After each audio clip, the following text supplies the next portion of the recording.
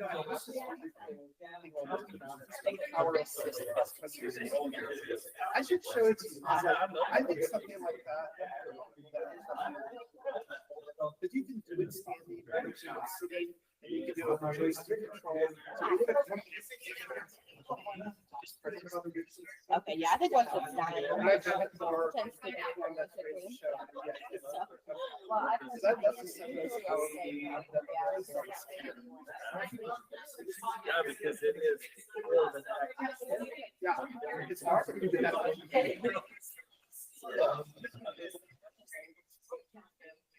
You're getting a lot of your side, obviously, yes. Citizens.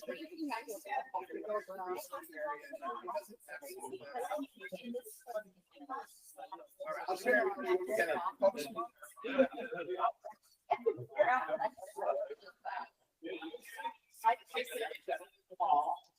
Yeah.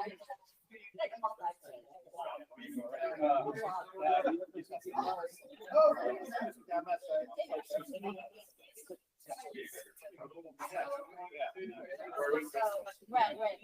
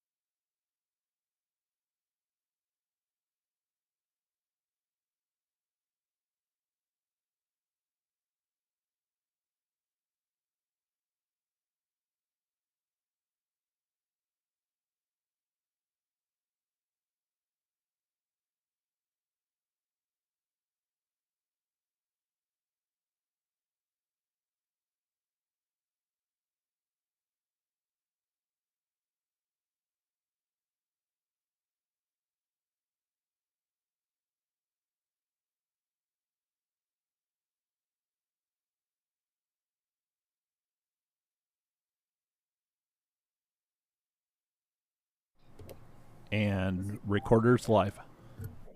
All right, man. Unplug it and replug it in that main sound plug there on the other one. This one? Yeah. Unplug the power. Wait it through. Oh, it's there we go. Now you can plug it back in. We should be broadcasting sound.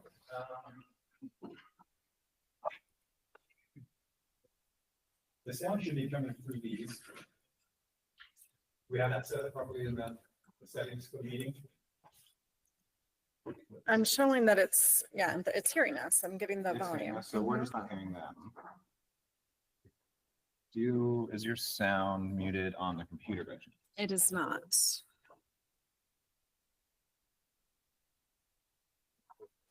Go to the meeting.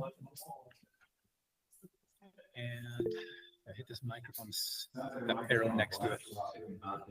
So let's see, speakers, reselect, yeah, click there. And this is that last one. And let's do a sound check. Looks like we are able to get sound out, but we're not hearing anything. Can anybody out there online give us? Testing 1 2 check check. Audio check. Testing 1 2 check check. Testing 1 2 check check. I can hear you guys. I feel like I know All right, that we'll was get on sound something. and I don't know where. camera. Put it on.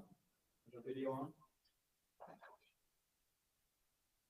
Paul, are you able to see us in the room? Is your camera on? Negative. Unable to see room. Well, you're just the owl, so it's not going to be blasting your face. We hope. I wish it were. Right, that's great. Video appears to be muted, or camera appears to be muted on Maureen's computer. Oh, we can now see the owls. Thank you. Excellent. Jay, we got the tech. Yeah, it's got, I don't think it's a couple minutes. Thank you, Maureen and Patrick. And so again, welcome to call the meeting to order, and got an agenda before us. If you haven't had a chance to get into the breakfast, feel free to get up and down and get some coffee or soda or water, and as well as the kolaches. Always good to have those. We do have a forum, and has the recording started? Recorded has started. We are having difficulty hearing you, Director Curry. If you could speak up. Okay. If we could check if the puck is that close to you, the Google Meet audio setting is off. It's probably on the laptop. So, and I just threw all of this on Marine. It's go next to the microphone I take again. And then instead of microphone array, select another one, which is that, This one? the second one down, This one? that one. Is that better, Paul? Please repeat that. I received an echo for a second. It was really weird. Jason, if you could test one more time. Okay, yeah, I think we've got things changed over to the puck for our sound and our mic. How is that? Intelligibility is returned. Thank you. I think we're good to go. I'll adjust on my side. Eligibility has returned. That's always good news. All right, so. Now we really will get started. And so first thing we will call for, anybody would like to bring forth a motion to approve the minutes from our March 31st, 2025 fee scoring meeting. I so move. Okay, motion by Aaron O'Brien. Thank you. I was scared. So second that. Okay, second by Scott Strong. All in favor, say aye. Aye. And any opposed? All right, excellent. And now the next one is our RTP scoring approval. We have this single sheet that's kind of on top here. These are the RTP projects that were approved and are prepared for this group to, if they weren't approved, they were recommended for this group to approve. Patrick, any context and additional comments on this? We have Evan here. Evan is our programs administrator. So yesterday we go to the ultimate approving body. So I mean, Evan, if you want to just give a quick like 30-second spiel on the award here. Yeah, well, hi, everybody. My name is Evan Beich. I'm the administrator of the Recreational Trails Program. We had our scoring meeting yesterday for our non-motorized grants. And so we had 42 non-motorized applications, and then we had 5 motorized applications. And so for a total, as far as total awarded projects, was $2,531,620. And so as you can see on your printout provided, I'm catching myself up here as well. It was a very competitive year. We had $5 million available in total for the recreational trails program. And so allocating that amongst the 42 motorized applications was a task. And we were able to accomplish that. But in order to accomplish that, some of our projects were awarded at a reduced amount. And you'll notice that on some of these UARD combo requests on that sheet. And so just something to be aware of as you're awarding some of these UARD projects is that some of these recreational trails program projects were asking for a larger dollar amount. And so we highlighted that on this sheet so you see what that actual award number was. But yeah, really that's so we're seeking your approval on these projects. They're really, we're pretty happy with how diverse the RTP projects are this year. I think there's a really good group in here. And yeah, let me know if you have any questions. Thank you. Yeah, I got to sit in on a little bit of the deliberation that was taking place with that committee, and very, very detailed questions and a lot of really good analysis. So thanks, Evan, for leading that process, and Patrick as well. So be open to a motion to approve those. Jason, just a quick point of clarification before we make a motion. You bet. Is there a list of what didn't get approved? I was kind of curious. I can certainly share that with you by the end of the hour here. That's fine. Yeah, just, I just more curiosity. I'm not going to hold it. I'm just curious. So I'll make that motion to approve these projects. Okay. Motion is to approve the RTP projects as recommended by the committee. Is there a second? I'll second that. Okay, second by Scott Strong. Thank you. And all in favor, say aye. Aye. All right. And any opposed? Okay. Rule that passes unanimously. RTP recommended projects are approved by this body. And so there are a few updates, and we'll start, I think, with our new faces in the room. We do have a new member of our committee, Jordan Washburn from RE Bikes, is filling the role of our outdoor industry partners, and we'll give you an opportunity, Jordan, to introduce yourself to the rest of the group, and we'll move on. Yeah, my name is Jordan. I've been working in the outdoor biking industry since I was young, a young teen building bikes, and so over 20 years now, and also just love all things outdoor recreation. I'm a falconer, and horses, mountain biking, backpacking, all that kind of stuff. So honored to be here and do what I can. We're very excited to have you, and you'll fit right in. Looking forward to your input and your expertise in all things outdoor industry. I just want to know if you ever meshes like this falconry and the cycling at the same time. That'd be awesome. Bring a video, because that would be a little crazy. I've seen videos of people that do it in a car. Yeah. Really cool. All right, well, thanks, Jordan, and we appreciate you being willing to serve on the committee. We also have a new face on our staff, Noemi Molina, and she's the newest main contact administrator for the UARD grant overall. It seems like we have a lot of people that want to try this out. So Noemi's the latest one. Noemi, do you want to introduce yourself just really briefly? Yeah, hello, my name is Noemi. So I'm actually from far west Utah. I'm just up north. And yeah, I enjoy camping, biking. And so, yeah, I come from the nonprofit world, so I'm super excited to be here. You have to say your favorite outdoor activity, though. My favorite, I would say camping. Camping. Yeah, everybody loves that. And many of you probably remember Shane Stroud, our Attorney General that represented the division. He's not here, but we have Nicole. Yeah. Nicole, introduce yourself real quick as well. My name is Nicole Hannah. I'm Assistant Attorney General and my Division Director, and we represent the Department of the Division of Outdoor Recreation. And thank you very much for having me. I very much appreciate it. And favorite outdoor activity, probably horseback riding. Although the falconry thing's really cool. We have a couple falcons in South Carolina. Nicole has been excellent. Shane that's very Shane got a promotion, and we have Nicole, and she's been very good. Well, back at you guys. It's lovely to work for you guys. It's very cool. A few other, let's see, I think that takes, yeah, that's everybody in the room that's new. Just a few updates. Last week we had our statewide trail conference.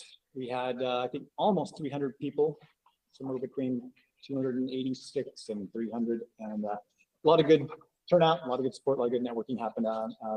Really cool event, and it's grown to be something that's nationally recognized, and a lot of different states are trying to replicate in their states. We have the Intermountain West Trail Conference that we do every other year as well. It's just a really, really fun and productive group that gets together.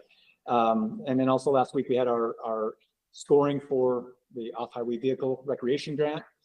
We also have a couple of new grants that we're standing up or continuing to stand up.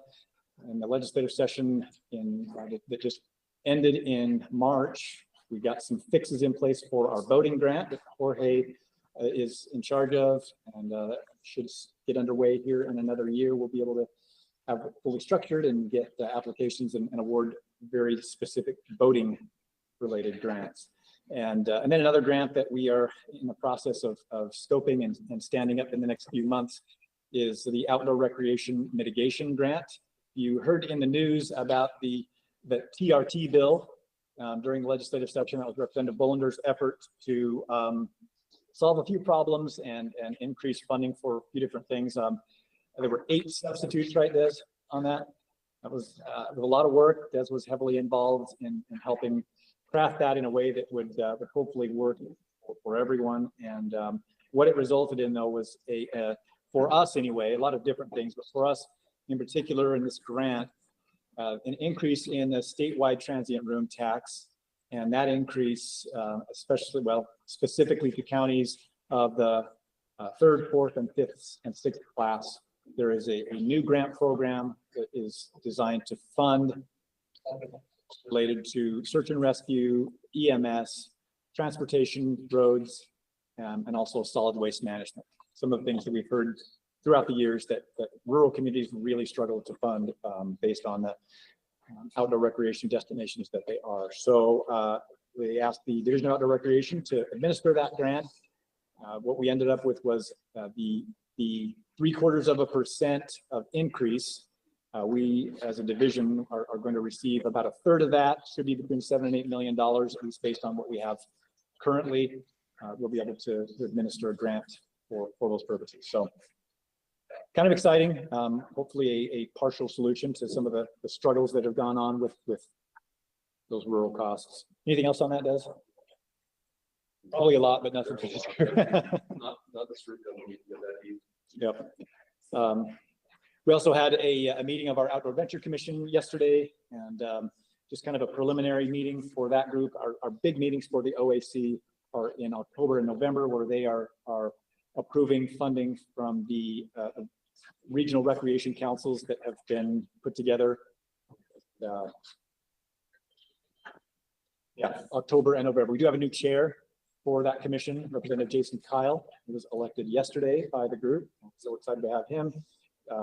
There was a bill that would have removed legislative representatives from that Outdoor Adventure Commission, but not only did we get our individuals removed from that bill, the bill didn't pass. So we're grateful to still have them, and they're going to be key in approving what the Outdoor Recreation Initiative comes up with in terms of allocating the funding from our sales tax carve out. So with that, I think that's it for any updates that I have. Patrick, Tara, anything I missed? Okay. All righty. Well then, next on the agenda, we'll just we'll get deeper into what we have planned for the day, some of the procedural things, and I'll hand it over to Noemi to go through all that. Yeah, so I kind of just wanted to explain kind of what you guys have in front of you and the packets. There are some new spreadsheets that was put together this time around. But one of the first things you'll notice, like on some of the scores, it has like a green highlight. So that green highlight just means it has 2 scores. So it's missing the score. So we'll just go through that when we get to the project. But that's what that green highlight is. And there's only like maybe 2, but there's a blue highlight, which is someone just forgot to put high, medium, or low. So those are kind of the color codes for all those sheets there. And then some of the new ones, so you'll also see this 2-page, this sheet is just like all the applicants that applied twice, like some multiple funding sources. And some of those funding sources are actually for the same site. So that is listed there. So yeah, so that's what that sheet is. Multiple applicants going for multiple funding sources. And then we did get a request this year. There's, as you guys probably saw for CPR, there's a lot of pickleball projects going on. So I did put a sheet, kind of just all those, it's front and back, a lot of these are front and back to make sure. Should pickleball be its own grant program? Felt like it. So there's that new one as well. I think that might, yeah, RTP was also printed out. That might be all the new sheets that will be in. Everything else is kind of standard for next year's. But I didn't have any extras. If you see that you're missing anything, let me know when I can get that for you. And I'll just add, yeah, thanks everybody. Looks like, we're nice. Squeeze in here. Hopefully it's a much better location than last year. I mean, the view is incredible once that kind of clears up. And as many of you know, like this, I sure did. This was a newer project. I climbed the wall that you walked by when you walked, that was a newer project. So it's going to be here. I brought the second screen here. I think the probably will be pretty small for a lot of you. I'm happy to announce, but this is everything that we have in the project for these next 2 days. So we have 43.43 million that we are going to be awarding. We have 18 million. So you don't have to see kind of down here where the mouse is. Again, I will just kind of like say these aloud, so you probably make it hard to see. But these are kind of just the different buckets of what we're looking for and how much we have requested. And then as usual, we have it by category. So we'll have Noemi in charge of kind of the master screen to show site plans, budgets, anything you want to see. Just speak aloud. We'll try to kind of anticipate all of that, like functional months for it. I'll kind of keep going. I'll like this as soon as we get started, and then we'll go from there. I think we do have a second table. Maybe we'll bring it in. Can I just add a little moment of celebration? This is the first year that all 29 counties apply. Yeah. And then I think with the power, it looks like everyone's got to figure out. I live with a block away from it. Just run home. Power. Something, and they've been really helpful getting us towards some things. So I think with that, y'all know what you're doing. Looking forward to really 18 million over the next 2 days. So I'm going to go ahead and turn it back over to our chair. All right. Thank you, Patrick and Noemi. And yeah, really happy to see 29 counties represented. Now, like Patrick said, we kind of have this down for the most part. We've been doing this for a while, and feel like some really good thinkers in the room. As far as today, though, we've got from now until lunch. We got lunch at 11:30, and we'll do a little public comment period after that. And then starting at 2 o'clock, we'll have our regional asset tier presentations, and there are 1, 2, 3, 4, 5, 6 of them. So we have from now until then basically to conduct the business of the main UORD grant. And so Patrick, do you want to maybe, does everybody have a copy of this? Oh yeah, so I guess as usual, we have 210 applications this year, which is all we ever had. So I have to help expedite, we have our function block sheets. So there's a number of different examples, right? We're looking at, yes, this one is like green and yellow, a lot of different opportunities, popular, average, just different combinations, each graph kind of broke out now, so.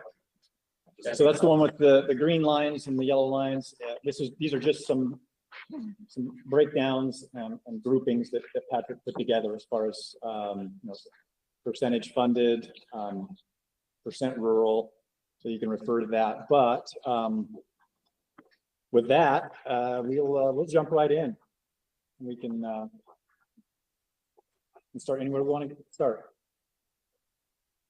I said let's go to the mini grants. All right, let's start with mini grants. Let's do it.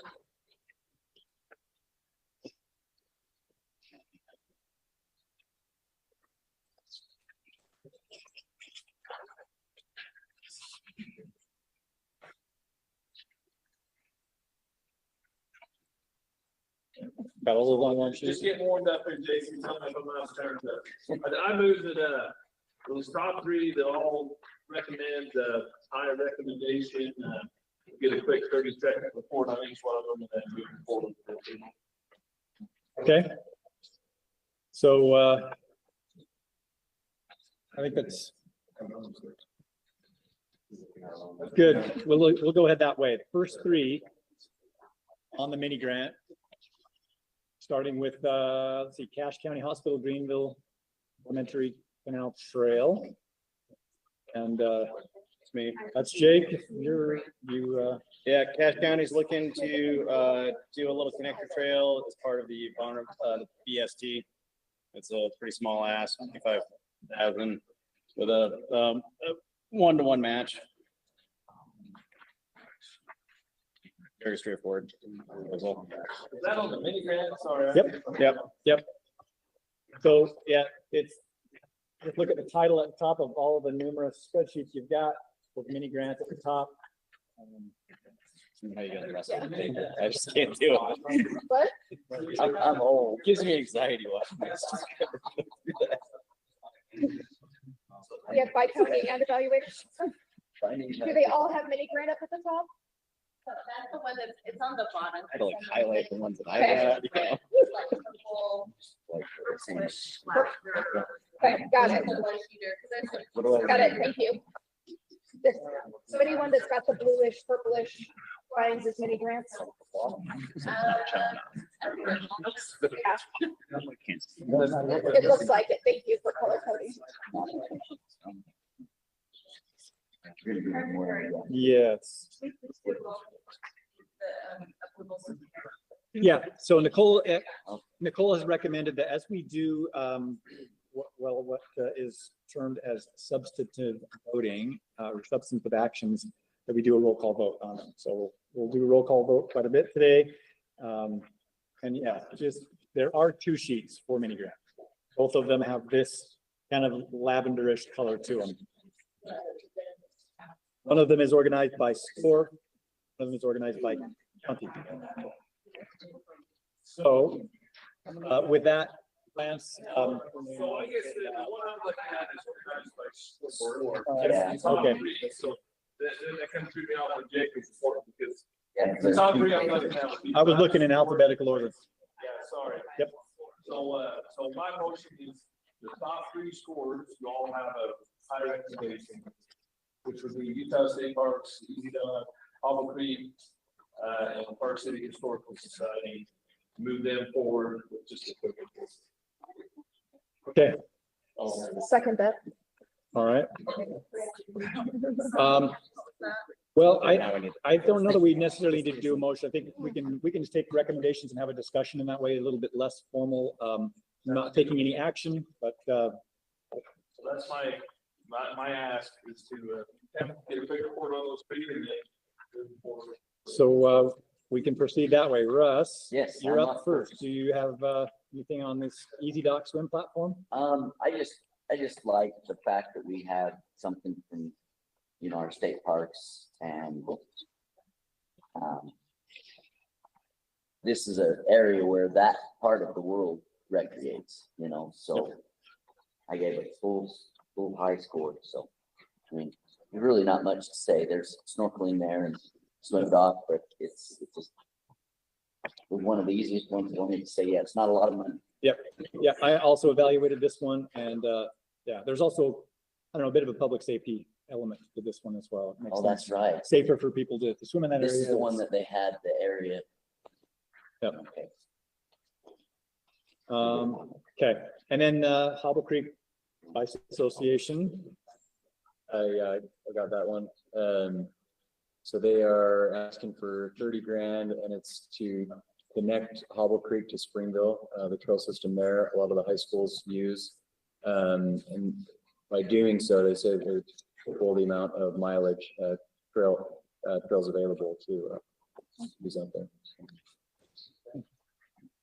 High return on the investment. And then Park City Historical Society, Friends of Ski Mountain Mining. That's me. Tracy.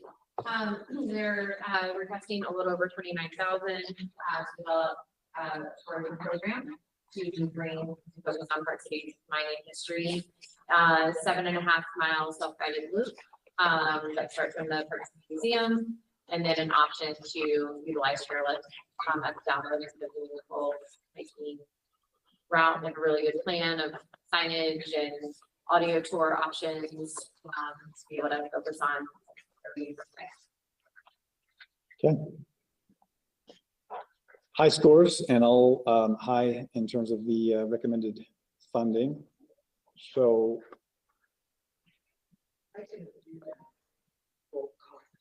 oh, thank you, Tara. Appreciate that. So Lance, if you want to put that in the form of a motion of next actions on those 3 projects. Yeah, let's move those forward to the next round for consideration. Okay. Motion is to move the Utah State Parks, Hobble Creek Bicycle, and Park City Historical Society projects onto our list of those to approve. Is there a second to that? Second. Second by Aaron O'Brien. And so we'll do a roll call vote. Okay. Jason Kirby, Aye. Scott Strong, Aye. Evan Glenn. No voting. Okay, that's right. And you, Betsy. Okay, Cameron Dill. Aye. Lincoln Schurz. Aye. Jordan Washburn. Aye. Tom Adams. Aye. Des Barker. Yep. Lance Cyrus. Good. Jeffrey Rosenwood. Aye. Tracy Meyer. Aaron O'Brien. Aye. Jake Desloria. Gloria, yeah, aye. Mike McCandless isn't here. Is Tammy Pearson online? Okay. Russell said. Aye. Okay. Okay, rule that passes unanimously. We'll add those 3 onto our list, those to approve. Sticking with mini grants, are there any others that anybody wants to bring up or any block that we want to move forward with?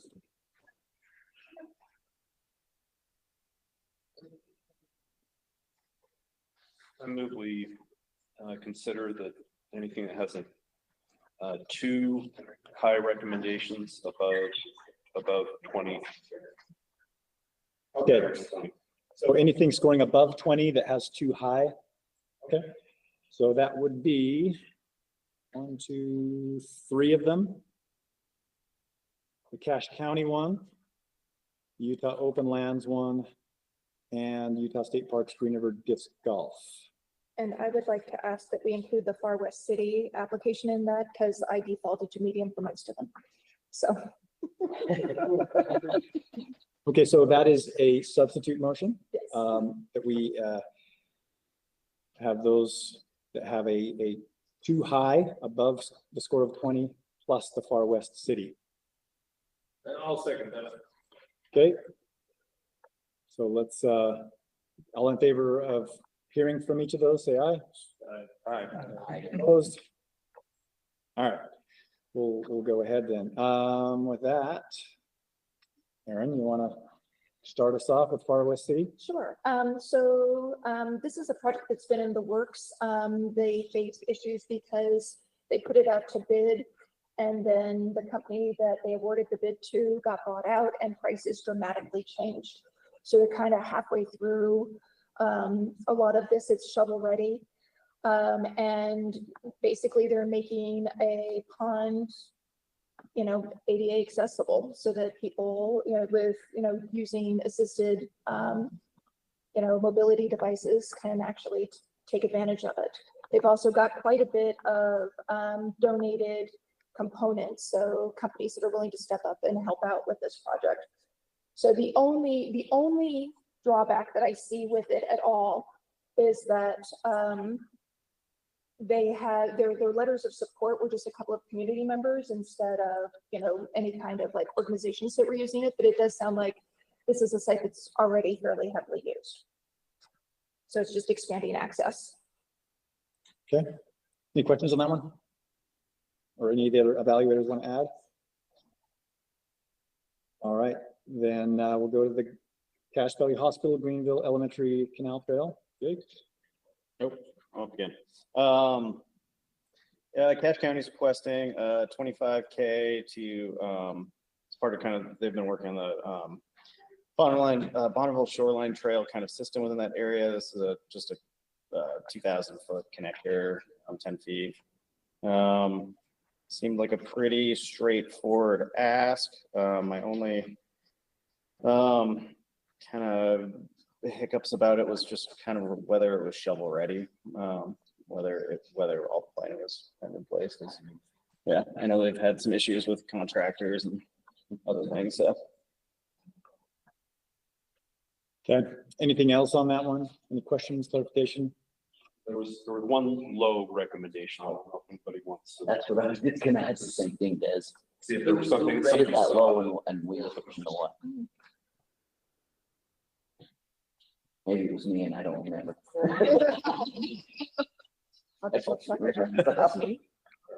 Obviously, nobody has any strong feelings. There you go, yeah. I mean, the score is what it is. Yeah, is what it is. If nobody has any, I don't want to call out people that scored something low, unless they really have some strong feelings on it. You can't judge. It's not fun, it's just a little. Right. Yep.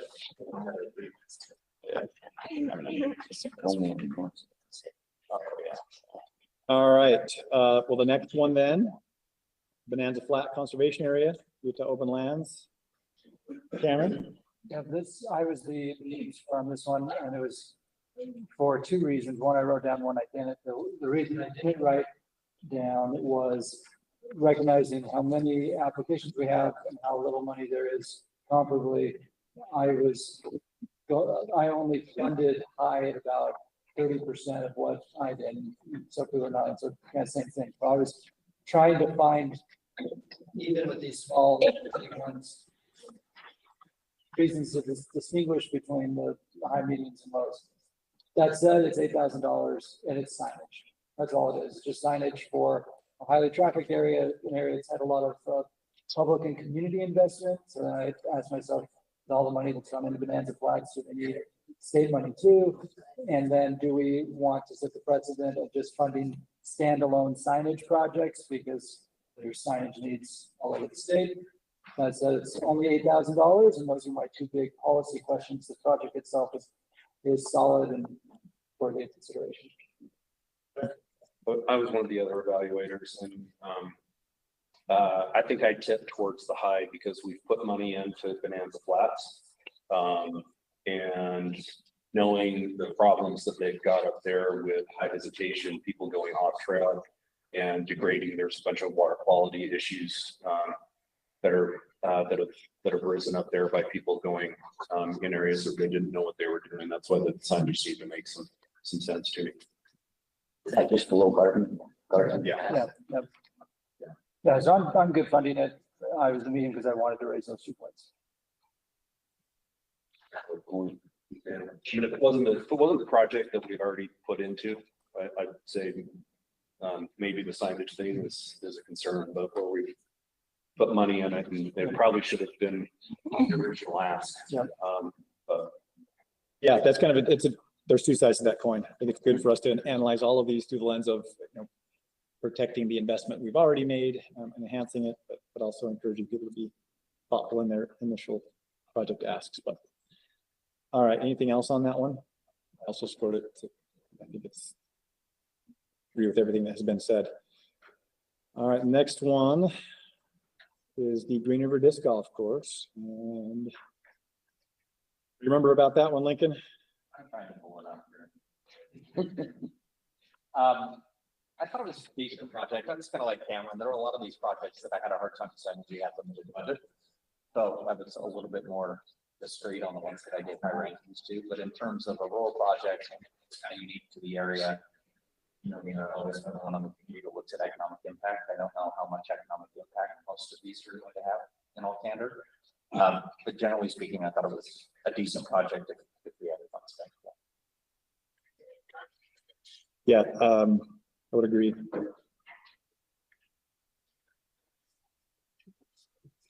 I don't want to speak too much out of context, but I will say the economic impact of the golf tournaments the disc golf tournaments that they have at Green River State Park are impactful for the community. It's amazing how many people they bring in for a golf tournament. And they talked about in one weekend, the economic value to the hotels and the restaurants in the area was like $10,000. Maybe that doesn't seem like a lot in some areas, but for Green River, that's very impactful. And it's generally what age group? It's usually younger. I'm not sure what the generations. demographics are. I think it's actually pretty broad. But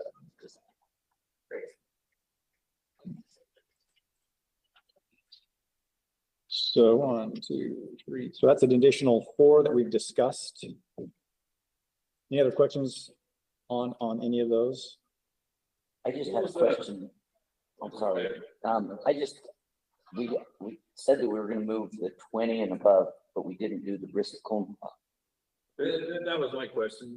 Dennis, did you mean that 20 above included the Brian Head Town versus home farm? I think I did say 20 and above. Yeah, we didn't put that in the group, so we brought probably out of. Which motion we moved that one with this group.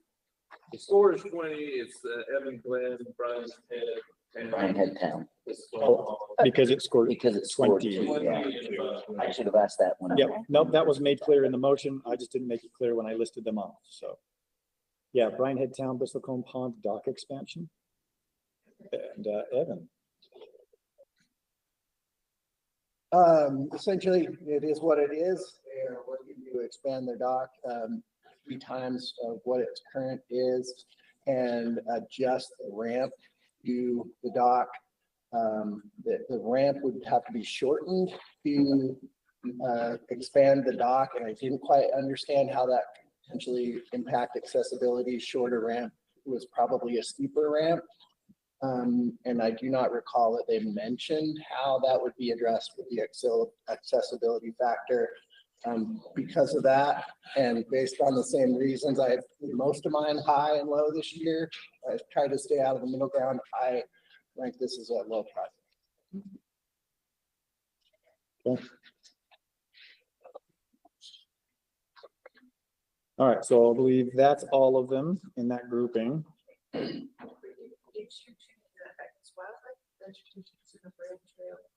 No, because it didn't have 2 in the grant. Didn't have 2. That was, there was a complex. I can't make a motion, but I'm wondering if we include that one. So, yeah, that was part of my question. Something for those of you that scored medium, because I mean, I did that on a number where like, it's not a clearly high for me, it's sort of a bubble. So if any of those that are in that breakdown that they got 2 mediums that feel like we need to be discussing them. Yeah. It seems like that's gonna be a theme. Yeah. Well, and I feel like that's a little bit qualitative, high, medium, and low. So I think going by the scores is probably a better indicator of the quality of the project. So I like to include the rest of those in the discussion, and then possibly move forward to say. All right, so then we'll hear 3 more of them, starting with 27th Street Trailhead User Accessories. So this is Trails Foundation of Northern Utah, existing trail, and things like the repair stations and benches, things like that for cyclists to use that trailhead, and it's enhancing the trailhead. I don't remember if I scored it high or medium, but wasn't any reason to not fund it. I think it was a well put together application, and certainly would make things better there. If anybody else has anything on that one. There's a map showing with the layout. Parking with this too, I can't remember.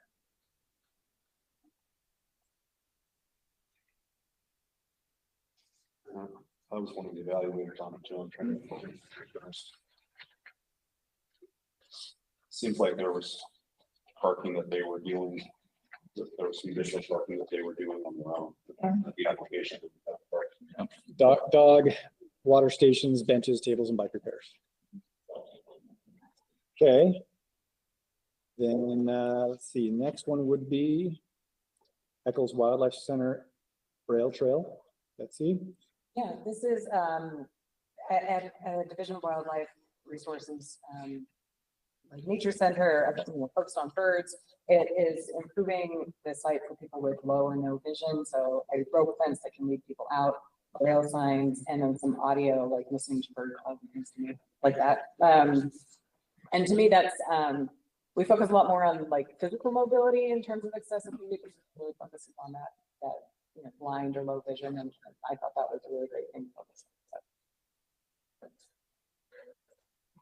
on. To my knowledge, it's the first one. It would be the first one. Yeah, if you look around the country at big wildlife centered destinations like this, there's quite a bit in terms of auditory enhancements for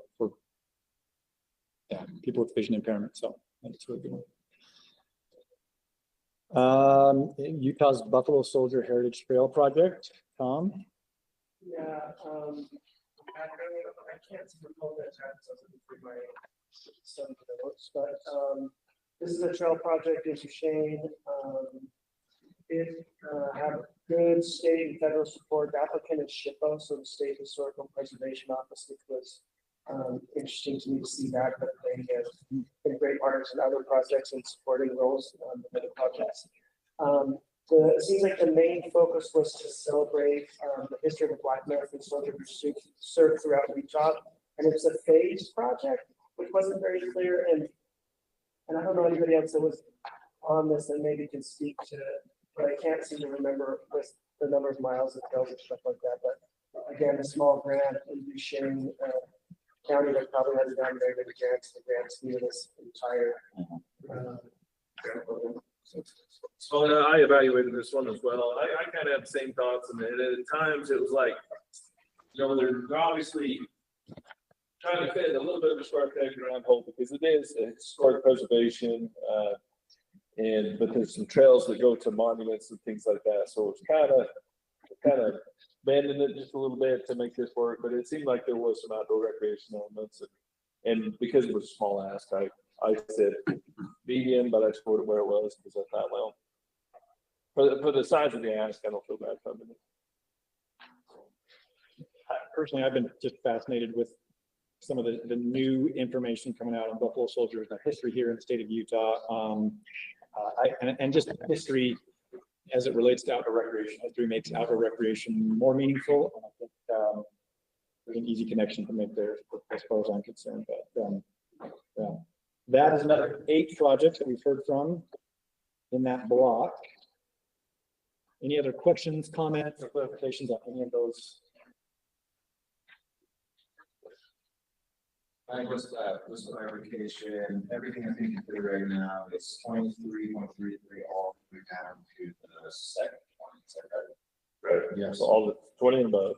Anything 20 and above. Yep. So that I'm a loudmouth. Let's advance those 8 to the next round for consideration, and then maybe leave the other ones on the bottom alone and move on to a different section. Second. Okay.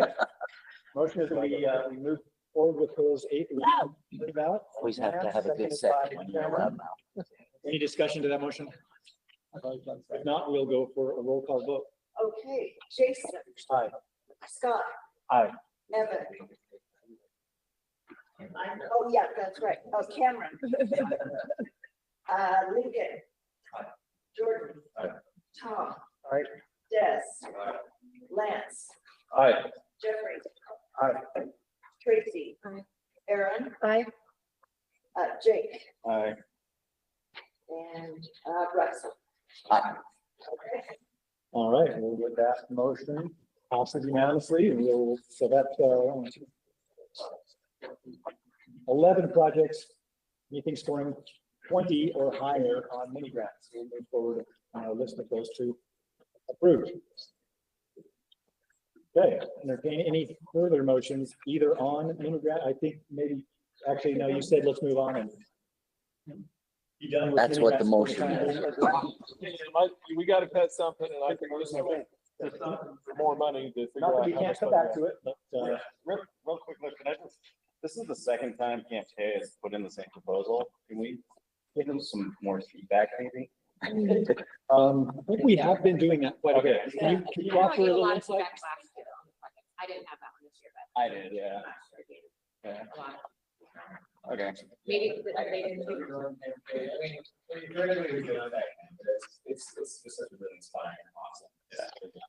Usually, yeah, we've done business with them. It's more pretty much like, please talk to us before you submit, please talk to us before you submit. And we never talk to them. You know, these the blanket rejected a number that's worth, not even worth these ones. So yeah, you're desperately trying. Yes, we have put in efforts there. I scored this one last year and this year, did not honestly see a lot of change in the quality of the application.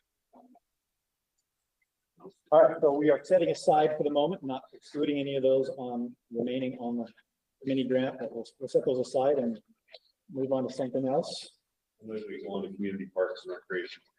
Okay, jump right into CPR, pickleball time. All right, we can do that. So there's a lot of me.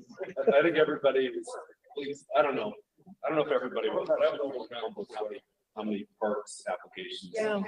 There's a lot. Yeah. And it feels to me like we've got it set, to be honest with you, I think we got to set a dollar amount that we're reserving for this, or we've got to cut it off and then be able to come back and see how things score after we do after we hear the big regional asset leaders and somebody here long. Well, if I can, you all approved stream here, over options and, when you million for it. And then please ask, I would love to prioritize today, let's talk about some questions the first year we get it. I have a lot of ideas of how we can make this application, this program that the first iteration, but I definitely would love to hear some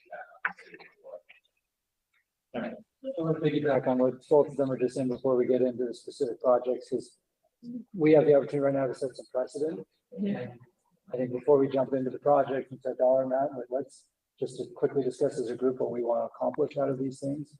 A couple of quick thoughts just to get started there is as I was reviewing these, was trying to distinguish between these are my terms, these aren't technical terms, but the difference between like a community asset that is focused on, say, a neighborhood versus something that's more of a regional draw.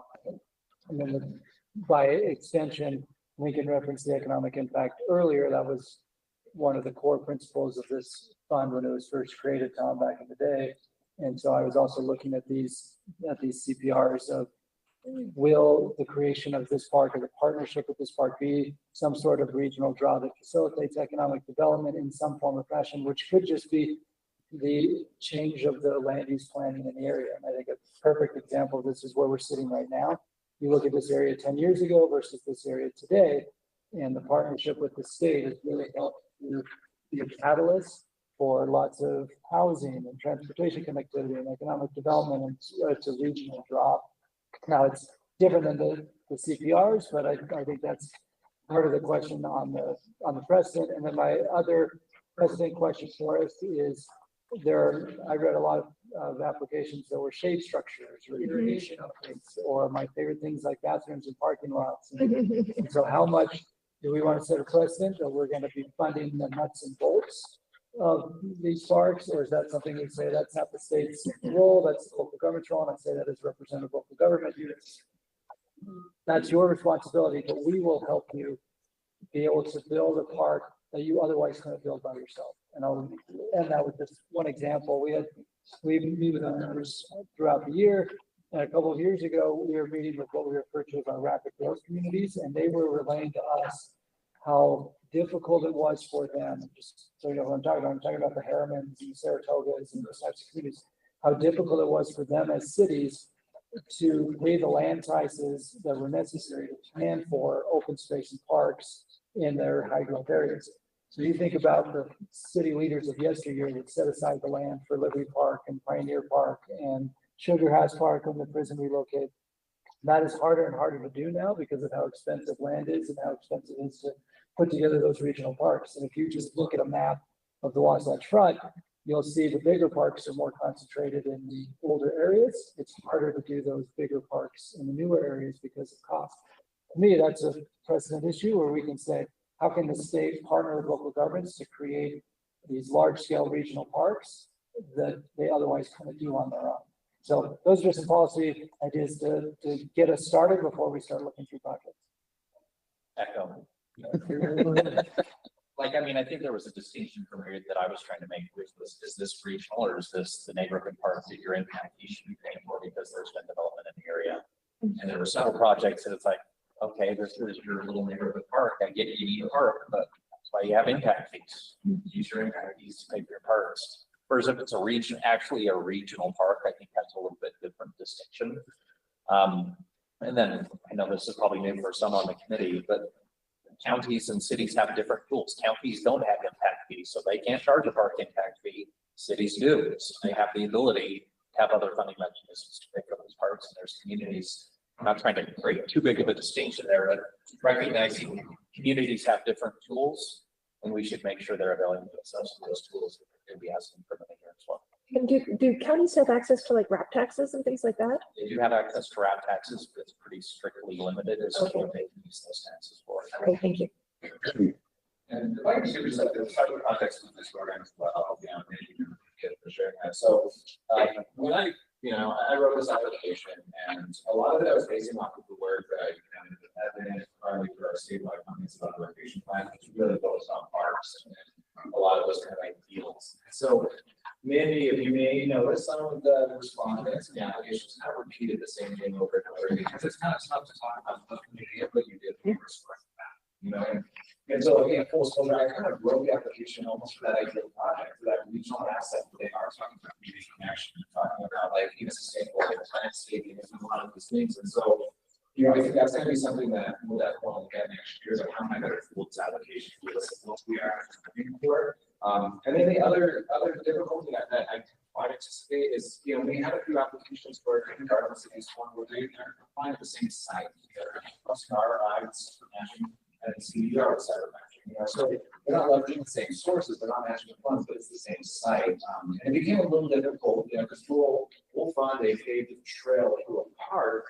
But now with CPR, how did I interpret that? And I don't know if I gave it quite enough thought. We're very anticipate what we're seeing here, but I think in the future, we really do want to restrict applications to one site and one application, and really define if there's a paved trail through a park, like should we put that through CPR, or is that something that we could offer through our so a lot of considerations, but I'm really excited to get your input on that.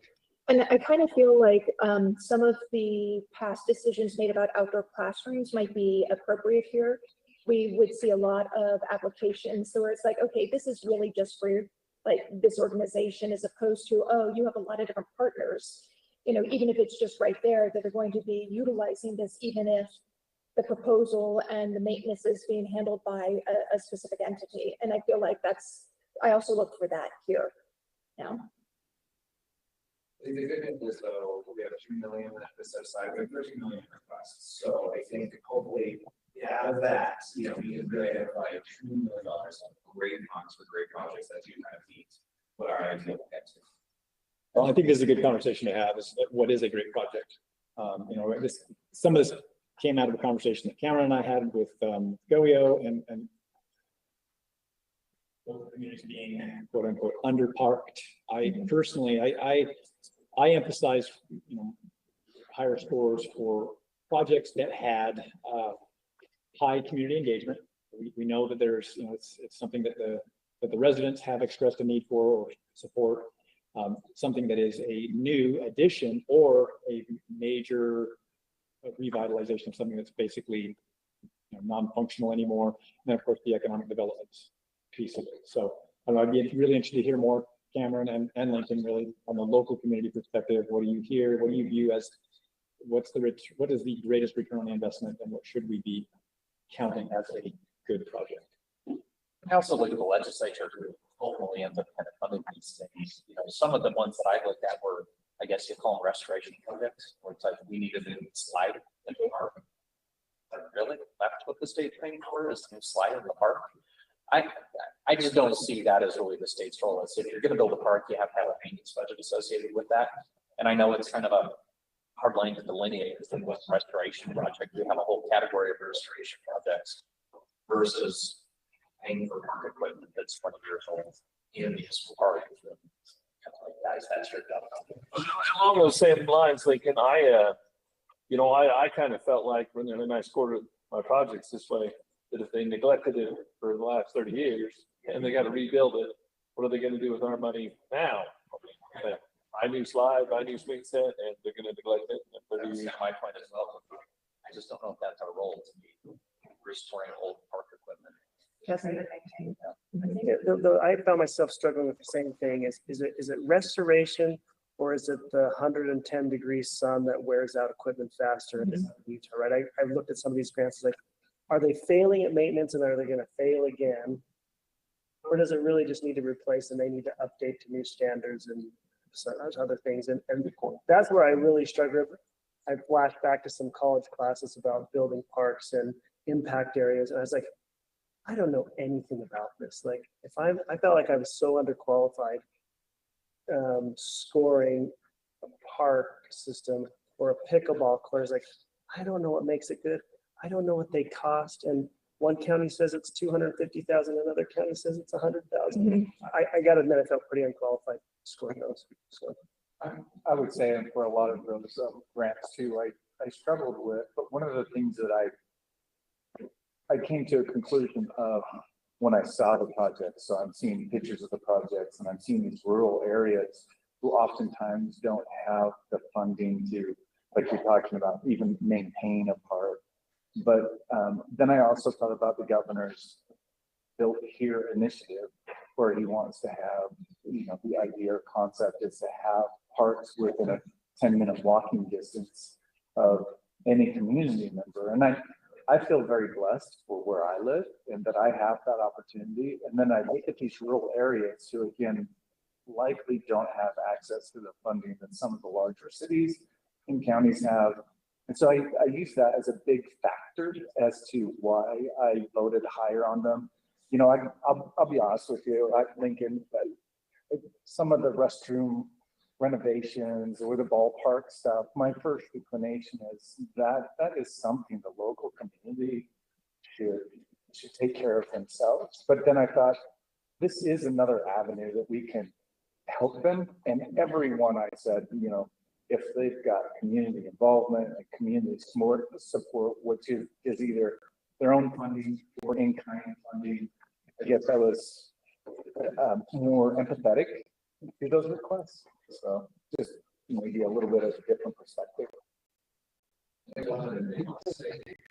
Much like the potential of recreation grant, we do have a wonderful network.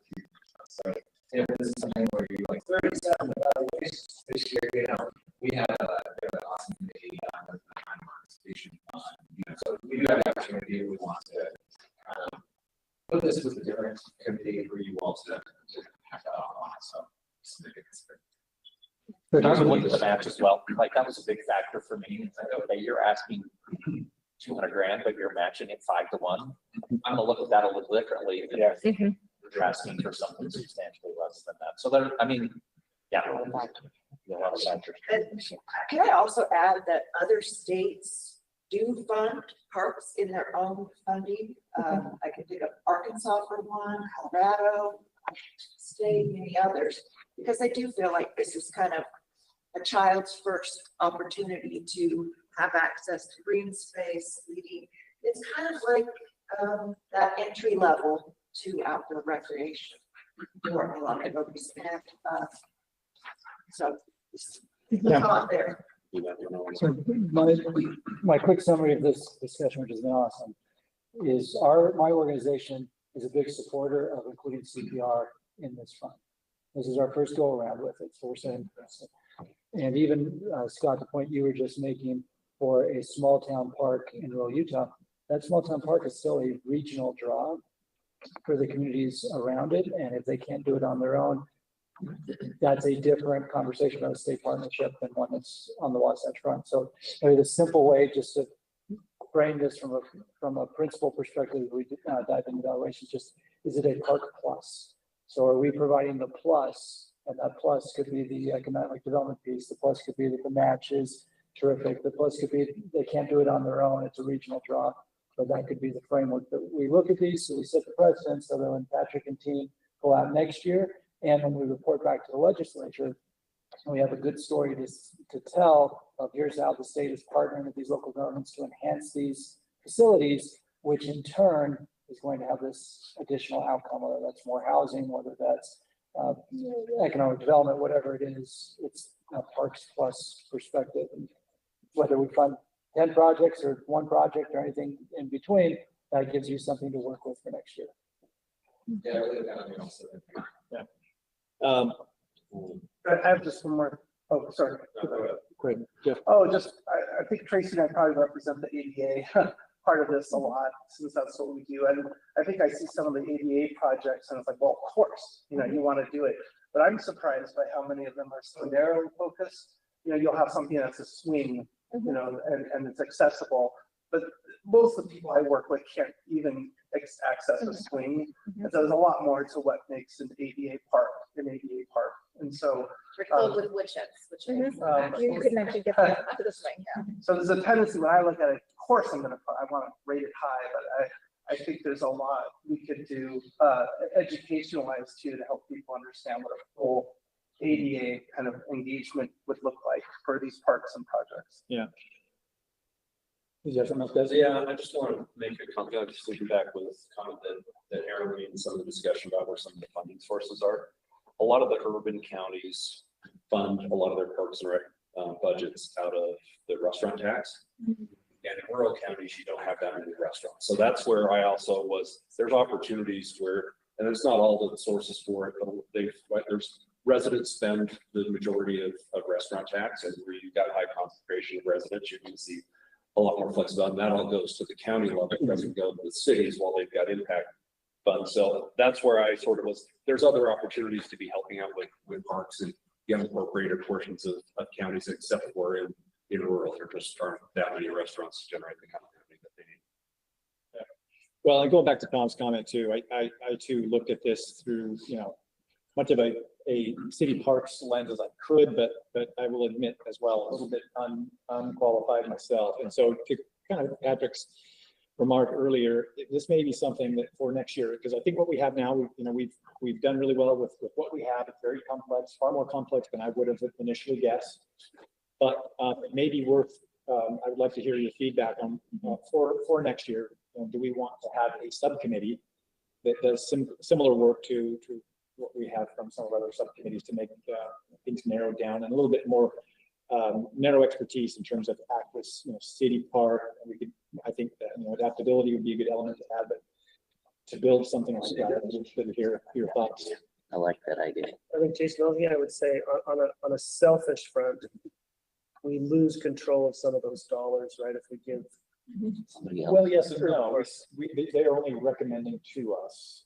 So It comes to, okay. Yeah, so we would, it's similar to what we just did with ROI. We could even just rubber stamp it, or we could ask this other body to recommend to us the highest priorities, and then we could take an analysis and they kind of knock the bottom off. That's a great idea. I love that idea. I think something like that would be worth looking at anyway. Just wanted to hear your thoughts on it. There are 28 pickleball. So I think, again, Patrick did a great job of building what we currently have based on what we knew and what we had to work with. We'll learn a ton. Just getting the applications themselves has taught us a whole lot. So we'll have a whole lot of additional insights and a process that will probably make it a little easier next year. But here we are today. Where should we start? What I guess we can take this one by one. If there is a project that really fits, I know Cam might be interested in, and Lincoln too, especially from you guys' perspective, or any that really stood out to you in the grouping that you had for that meet what we feel our intent should be exploring. or anybody else for that matter. Like to maybe start at the top, go down through and advocate until we run out of $2 million. And That's a stop. good idea. You know what I'm saying? I mean, it's just, you know, there's no, we've allocated that kind of money. Obviously, the ask is a lot more, and I don't know. That's my, that's my thought. Okay. Fair So enough. why don't we start at number one then with Sharon Town? That's me. So one of the things that I was looking at when we were having this discussion is some of these smaller towns just don't have the funding. And this one, the school took the old school playground and donated it to the city because the city doesn't have a park. So this was a no-brainer to me. Small town, Pusharm's tiny, but they're reusing, to some of the people's point before, they're reusing some equipment that they took care of. So I loved it. That's a low dollar ask. I think that's another criteria. How well have they maintained what they do? Okay. Anything else on that one? Is somebody keeping track of the totals, Patrick or Dwayne? Somebody is way above our pay grade. You'll ring a bell when it gets to $2 million. Bring it back. But maybe when we hit, I don't know, when we get close. Tell us we're getting close. No, I think maybe once we get down to maybe 2/3 of the way down this front page, we'll evaluate and see where we're at. It's helpful, on block funding, we can have programs, you can actually see what was what's the top, how much is that going to be? And then just That's right, you did that work for us, huh? Right. Very good. Easily accessible, the one with the green, I don't know where it is, but yeah. We all need a table this time. Hold on here, I've got mine up. So why don't can we do that? Though? Can we just, where is, if we were to just say right now, for example, but if the request amount, we met $2 million, where would we be? How far down would that go? And how many rural counties get hit? Who haven't been plentiful for? Yeah. That's when we have all the counties represented, frankly, as the extension. Okay.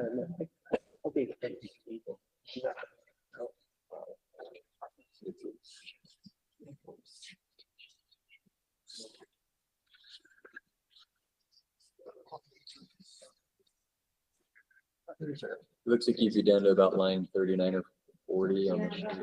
0.8, but And the Gunnison Community Sports, that puts it just over 2 mil. Yeah. 139 is 40, but that's very close. What? Oh, 39 or 40 down. And So what is that score level? Maybe I'm doing the math. I run out of money on Sigurd Town. on Sigurd. Well, maybe it's Minden. It's the next line. Minden City. Okay, So so that requested amount column. that's, yeah, we don't get very far. I think If you just see the top ones, you don't debate them or anything like that. Yeah, You run out of money on Minden City lines. Okay, yeah, that's not a time. So, okay, that's good to know. Do we want to keep going then and just continue down the list? Scott? Springdale? You want me to cover that one really quick? Yeah, just tell us what you remember about George A. Barker River Park. So this is a little city park that I don't know if anybody has been designing recently, but it's off on the right side as you go up there. And really it's used as an overflow to help entertain people when they're at the hotels and the restaurants. So they get a lot of traffic in the area. It's one of those things where I thought it was a very nice amenity, not only for the visitors in the area, but also for the community, especially in the off season. So it was one that I rated highly. Okay. Anything else on that one? Oh, and just one other important note, I think the total project was 1.5 million and their ask is 200,000. I evaluated this one as well, Scott, and you know, I like the fact that they're even though they're eligible to ask for more money, they limited themselves. They're getting some money from the county, from the community, and this is one of those where, you know, if you look at hotel tax funds, a major portion of these grants, and I think Springdale, you know, the kind of TRT they generate, I think they deserve this asset. Can I just ask a question? So just looking at the chart, this is town of Springdale, right? There's two high scores, but there's not a third score. So is it only being judged on the two scores? And This might have been one of the ones that I messed up on. I will admit that there was a few scores that I did not record, and this might have been one of them. So, but I scored it, you know, about as high as I could because I thought it was a great project. So I think that's me. Yeah, it is me. As long as you're confirming it's a high score, right? It's yeah. I think looking it was one of my better. I think looking at that that funding priority score is going to only be limited usefulness for us today, especially when we had a couple of people that either didn't do it or mistakenly left it off. Plus, it's also, as we've discussed before, very subjective. So if you have actual concerns of why you voted it low, you can remember those, bring those up. Other than that, I think that funding priority, those columns there have some use for us, but not a ton. So my point is that it impacts the score, not necessarily the red, yellow, green, but if only two people rated 40 and Lance came through and said, really, it was a 10, right? So I think maybe he scored it, he just didn't put that bullet point. No, I did not. Oh, you didn't even, oh, gotcha. That's because you're always seeing. It's very embarrassing that I didn't put some of them in the system, but it is exactly where I scored it. So I think to Jason's point, as long as people are speaking up, I think that makes sense. Yeah. So we'll take our time as we don't want to move too fast through them, but Springdale overall sounds like it hits the mark as far as what we discussed. Especially in like economic impact, because I mean, everything is economic impact in Springdale, let's be honest. Yeah, the demand is high. Mhm. Borderville, Lincoln. Yeah, so again, these are where it's difficult. Kind of my evaluator comments was I thought it was a decent match, rural project, it was multi-sport, so it's kind of allowed for different opportunities. So if there is a contemplated plan in terms of the project weakness, I just say I couldn't really clearly understand if this was just phase one of the project and there are going to be multi-phases to the project. It's the outline they provided a pretty robust outline, but then it seemed like they were focusing on one element of it, at least at the time being. And so my only caution was maybe a little bit better understanding of what their expectations for your participation in future phases, so that we can kind of know what we're buying going into this. There's an anticipation you're going to be coming back for the future company. I did rank it as high. Again, I think to the point that Scott brought up earlier, rural project, they had great partnerships, pretty substantial match for the town of Borderville. So from that standpoint, it looks pretty appealing to me. Yeah, and it's all predicated on how much money we have to spend. Is this a high priority? I also reviewed this as similarly, yeah, and it is a phased project. What I was really responding to was that multiple community partners had fundraising for it, and I see that this has a lot of community support. Small rural town without other opportunities, so. Yeah, I think there's a line clearly in here somewhere that is heavily engaged community partners, lots of partnerships, and then someone that's trying to do this on their own, leveraging grant money like the best they know how. I was the third scorer, and this was the highest one I scored in this category. The other thing I'll add to these two is they also talked about investing in this will allow them to attract tournaments that they couldn't do otherwise, and the tournaments can bring an opportunity. So again, it fit the Parks Plus. Right. Tournaments of numerous different types. I mean, I think a lot of these pickleball ones talked about we could have tournaments, but it's just pickleball. So this has multiple different sports / activities, high match value, high engagement on the community level. It's all about. And also this is going to hit in that East Zion area that's getting further developed now by Zion and Zion Forever, and in partnership with one of the partners on this project. And so I think that in terms of future impact, we're talking about, you know, tourists and a broader impact than just the local community. You know, maybe not today, but 10 years from now, definitely. Yeah. All right, Morgan City's Riverside Ball Field restoration. Lincoln again. And if there's anybody else that scored this one too, that remembers anything right off the bat, feel free to speak up on it. I put this as a immediate impact. To me, kind of some where I guess there would be some visual impact to the ball fields. It seemed pretty localized in terms of the total impact of the application that they said they anticipate about 200 people in just the area of Little League teams. Limited economic impact. I didn't see a lot of tournament activity associated with that restoration.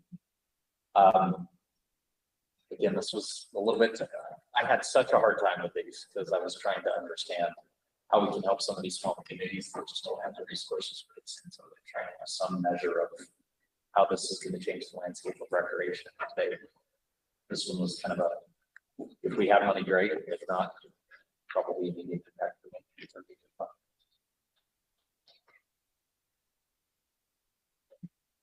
Morgan, I know they're a unique county with their lower public lands, some great state parks there.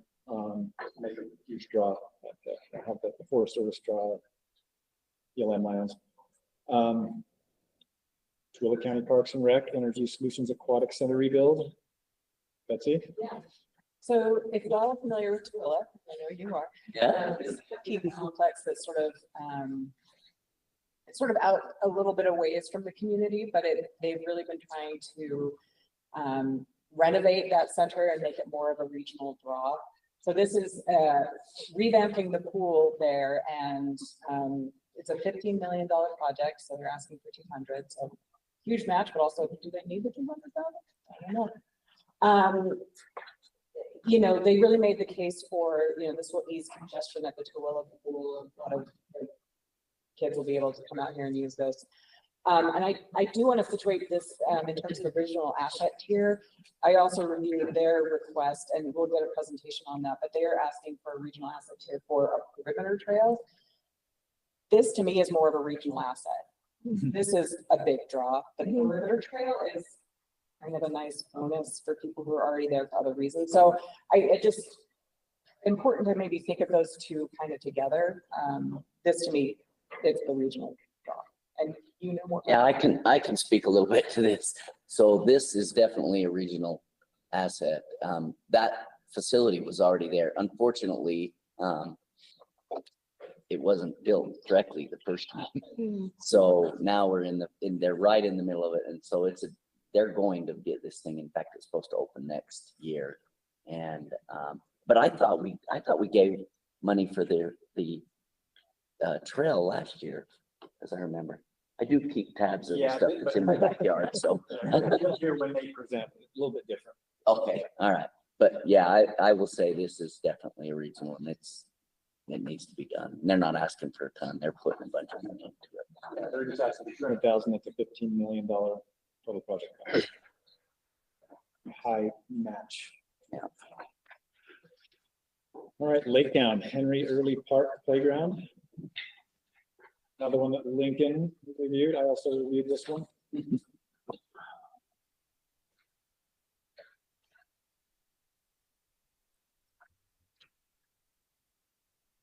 Lincoln's got a lot of those top ones. He's pretty generous.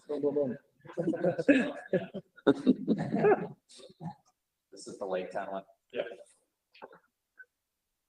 This is where I also have a hard time with scoring criteria, because when it says, what are your points on the supporting materials? It's kind of like, well, yeah, check the box, I'll give you my points, but it doesn't necessarily mean I love the project.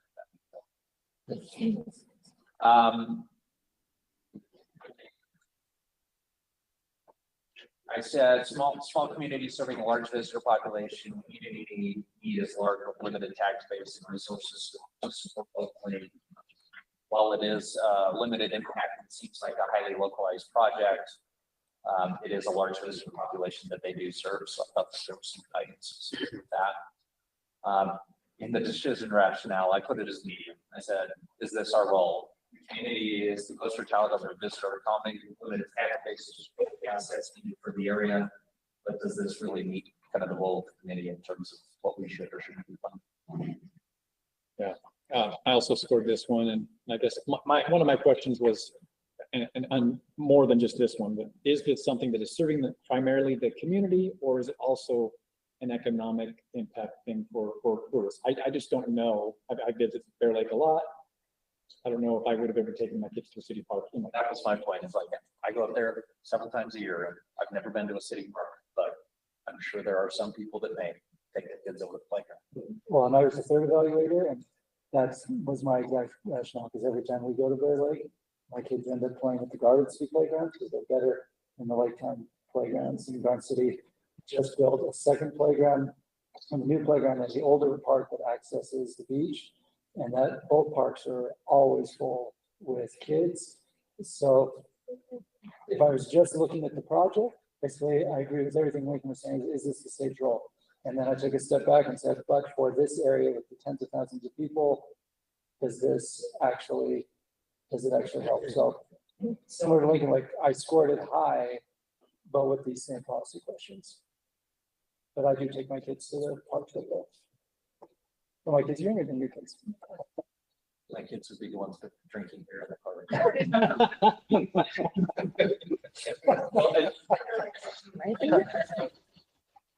Location as well on this. I mean, this is not next to the beach, it's not in town. Too soon. Yeah, me too. All right. Stansbury Service Agency Woodland Park Eligibility Playground. So this one's similar. This one's a smaller community park. They're building all ADA compliant. I struggled kind of grading this one as well, just because they say that they're repurposing materials that they have. So 87 grand is what they're asking for, and I thought, well, that's not too much compared to other park asks. But if they have all the equipment, I don't know enough about assembly and stuff, like why it costs that much if they've got the stuff to do it. But they are within a square mile of 3 schools, and they say about 2,500 children use that park per year, and so that's kind of the gist. I could speak to this one. I used to live in this community and walk by that park, and I was really ticked off that they took all of the playground equipment from it, because it is centrally located. And to your point, a lot of kids living in that area, but they should have just kept it. Different people come through and have different mindsets. I did this one too, and I thought that they had some really detailed accessibility needs, which was helpful. With the exception in the budget, it says wood chips under the swings, and just I would like to see with the focus on ADA, some letters of support from families or individuals with disabilities. But other than that, I didn't rank it high. I thought that they had some good design elements compared to some of the other listed ADA playgrounds. They do talk about a concrete path for ADA access. Yeah, but the wood chips was only in the budget that I saw around this means, but a lot of the design elements were one of the better design elements, at least from the playground. Okay. Town of Goshen playground project, Scott. Yes. So to begin with, I think it's important to note that the request is for just over $22,000, and the total project is about $48,000. This is to essentially renovate a city park, and it's in the town or city of Goshen, not a big population. It's not something super exciting, but I think it will be a nice asset for the community. The other thing that I did like it, because I rated it high, was that their city works department is going to be highly involved with it. And it's something that they have a phased approach to complete by the end of the year. So they had a very good timeline instructor as to what they were gonna do and how they were going to do it. And most of it revolved around fixing up a restroom, which if you're gonna have recreation, you need to have a restroom. That's true, Cameron? It's true, which should the state fund it, or is that part of the local responsibility? Thank you for sending me up. Good answer. All right, anything else on that one? I also evaluated it and, you know, like Scott said, nothing sexy about it. It's a small town, playground, all that, what Scott said, but, you know, I think looking at it through my outdoor recreation lens of the last few years, I'm like, well, what is this? But I mean, they met the requirements for this, you know, this new program. It is rural town and appreciate those parts. Then we'll go to the next one, Cedar City Rotary Club Canyon Park Project. Scott, you also have that one? Yep, let me pull it up really quickly. And as I'm doing that, what I remember from this one is it's a bike track or a pump track, I believe is what it's called.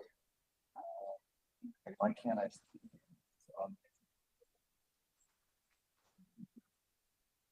Just had it, sorry. It's sponsored by the Rotary Club. I've got it. Which I thought was a nice partnership for them to enter into. The total project cost is just over $800,000. They're requesting $200,000. So again, they have a good commitment of funding from other sources. And Cedar City is growing, and it is a community where they do have restaurants and other, you know, recreation arts, parks tax, so they could get funding from elsewhere.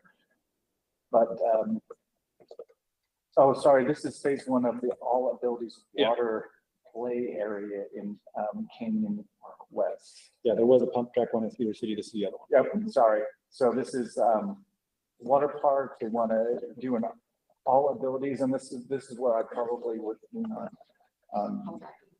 Oh, perfect. Jeff, it talks about how I'm not sure how this is going to work, but it's open year round.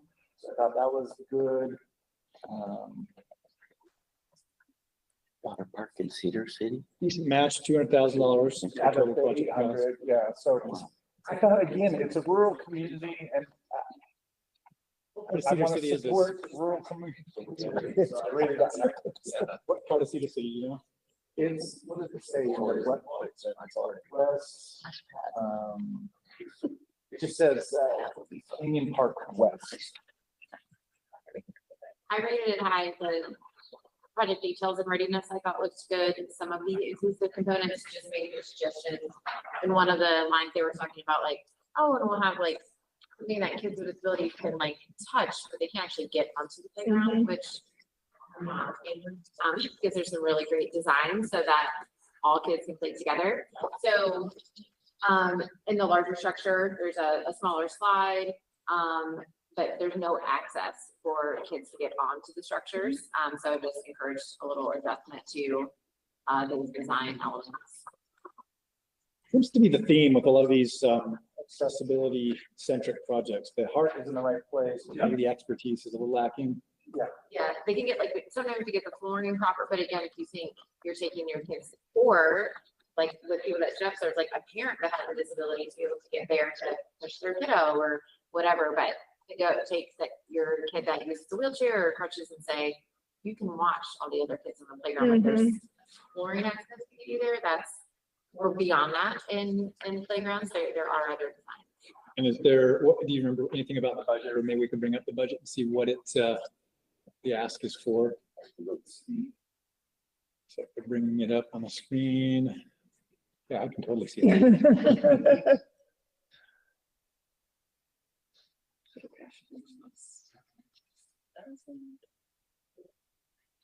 Yeah, I do.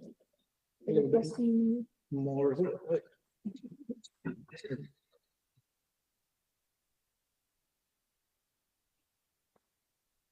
Put down a little bit more there, scroll down and. Okay, so the 200,000 right there, what is that line So it looks like that's the actual place that they're asking for funding. Okay. And we're doing the place. Anything else on that one? All right, Levan. Russ? That's me. I'm looking at my notes here and I just, because it's in Juab County, I just gave it high scores and I wrote in here, every small town needs a good ballpark. Is this the first one from Juab County? Or did I miss that somewhere? Okay, and again, I'll have to default, but it does say it's ADA compliant ballpark. So, but that's basically all I said, is it's good project in Juab. Yeah. Is it? That's what I thought.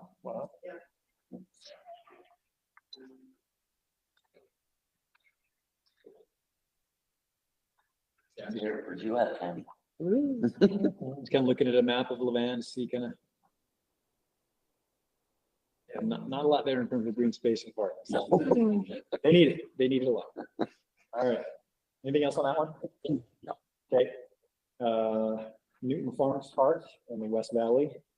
Lincoln. The outlier here. I think I scored it pretty low. So maybe that's why I'm being called to talk about it. Tell us why you think it's fun. It is the quintessential neighborhood pocket park. Even in the description, they said, in meeting with the community, it's a close-knit community where the neighbors will love to come and essentially chat and socialize. And it's kind of like, a lot of those. really? Like, that's what we're doing with the money. It's a big ask. It's $200,000 ask. I didn't see really any economic impact. They even acknowledge in there we're using the impact fees to pay for a portion of the park. And so even in their own mind, they kind of describe this as something that should pay for by impact fees. This was, again, this goes to my kind of underlying thing. I didn't see a huge recreational benefit. They did use some keywords at the outset, which I think are compelling, and if there was a reason to fund it. They talked a lot about the UDA accessibility, and they certainly talked about how it serves in underserved communities. Those were additive for me, but again, for the amount that they're asked for, it's that extends past the.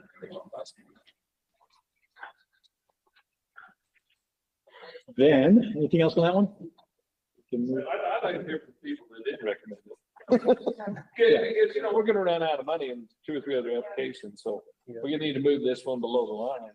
Good point. I think I looked at this one too, and maybe I'm the optimistic person and Lincoln will be the pessimistic person. I thought, again, if bringing communities together, and while it's not a rural area, it's probably an area that could help or use a little extra. So that's the first thing.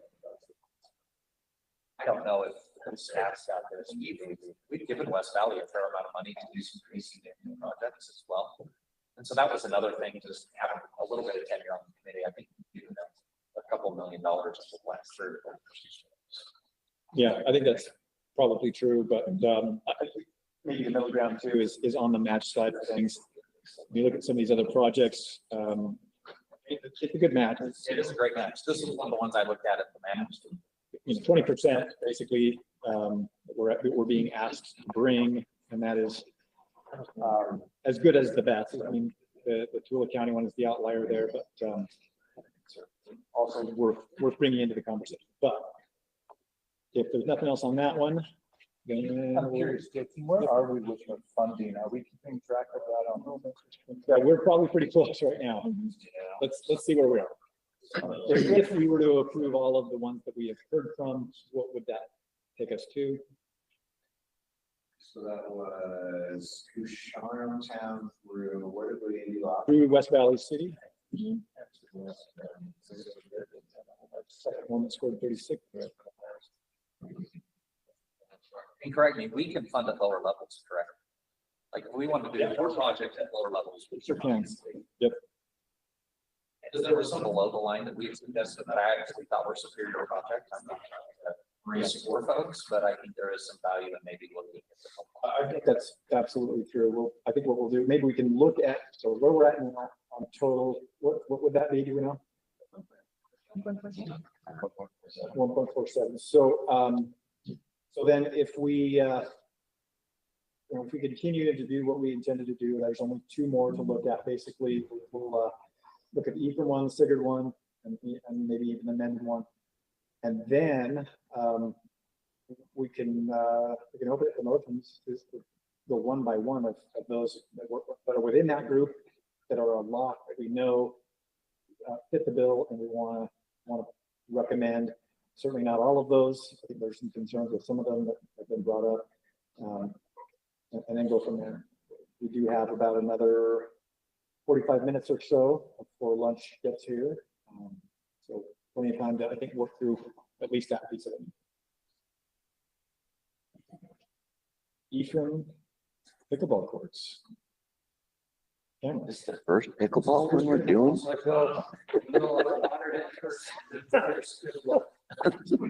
Before I explain this one, Jason, I agree with what you were just saying about, let's finish this quick evaluation and then let's, that's why I reserved the right to make a motion to do what you just said. Okay. So with this one, great application. To fund or not to fund pickleball courts. This is first of many. So in my scoring of the different pickleball courts, I didn't score any of them as high. And basically was just asking that first policy question, and the second policy question is not all pickleball court applications are created equal. So in the case of Ephraim, this would be the first one in the county. And so it checked the regional box for me. And pickleball is, there is an economic development component to some pickleball facilities. This one could check that box, and they said that would be a target, is they would like to make it a hub. That's different than some of the other pickleball ones that I scored. So it has a higher score, but I was not going to put a high on it until we decided the policy direction we wanted to go. Yeah, I agree. That's a pretty good assessment of the pickleball applications overall. Yeah, not all are created equal. Some of them are high value in terms of the economic development piece and the community piece. Others are nice to live with. Anything else on that one? If not, then we can go to the one in Sigurd. Sigurd is $182,000 project, or ask out of the 232 along Highway 24, described as the gateway to Fish Lake and Capitol Reef. They want to improve the park with an accessible exercise path. I was drawn to this because the only place to exercise is along the road, apparently. So biking, any kind of walking, hiking is all on the road. So this would be the first opportunity to get off the road and do that. So I like the project. They also are doing a build out on their extending their pavilion to serve the community, and that's it. Interesting. Sorry, Aaron, share that with sorry. everybody. So for all of the pickleball proposals that are saying that they can host tournaments, if you go to the PPA Tour website. Professional pickleball. They require a minimum of 16 courts. Now, I don't know if there are smaller tournaments, but we should probably be aware of what is necessary for them to host things and if they have enough.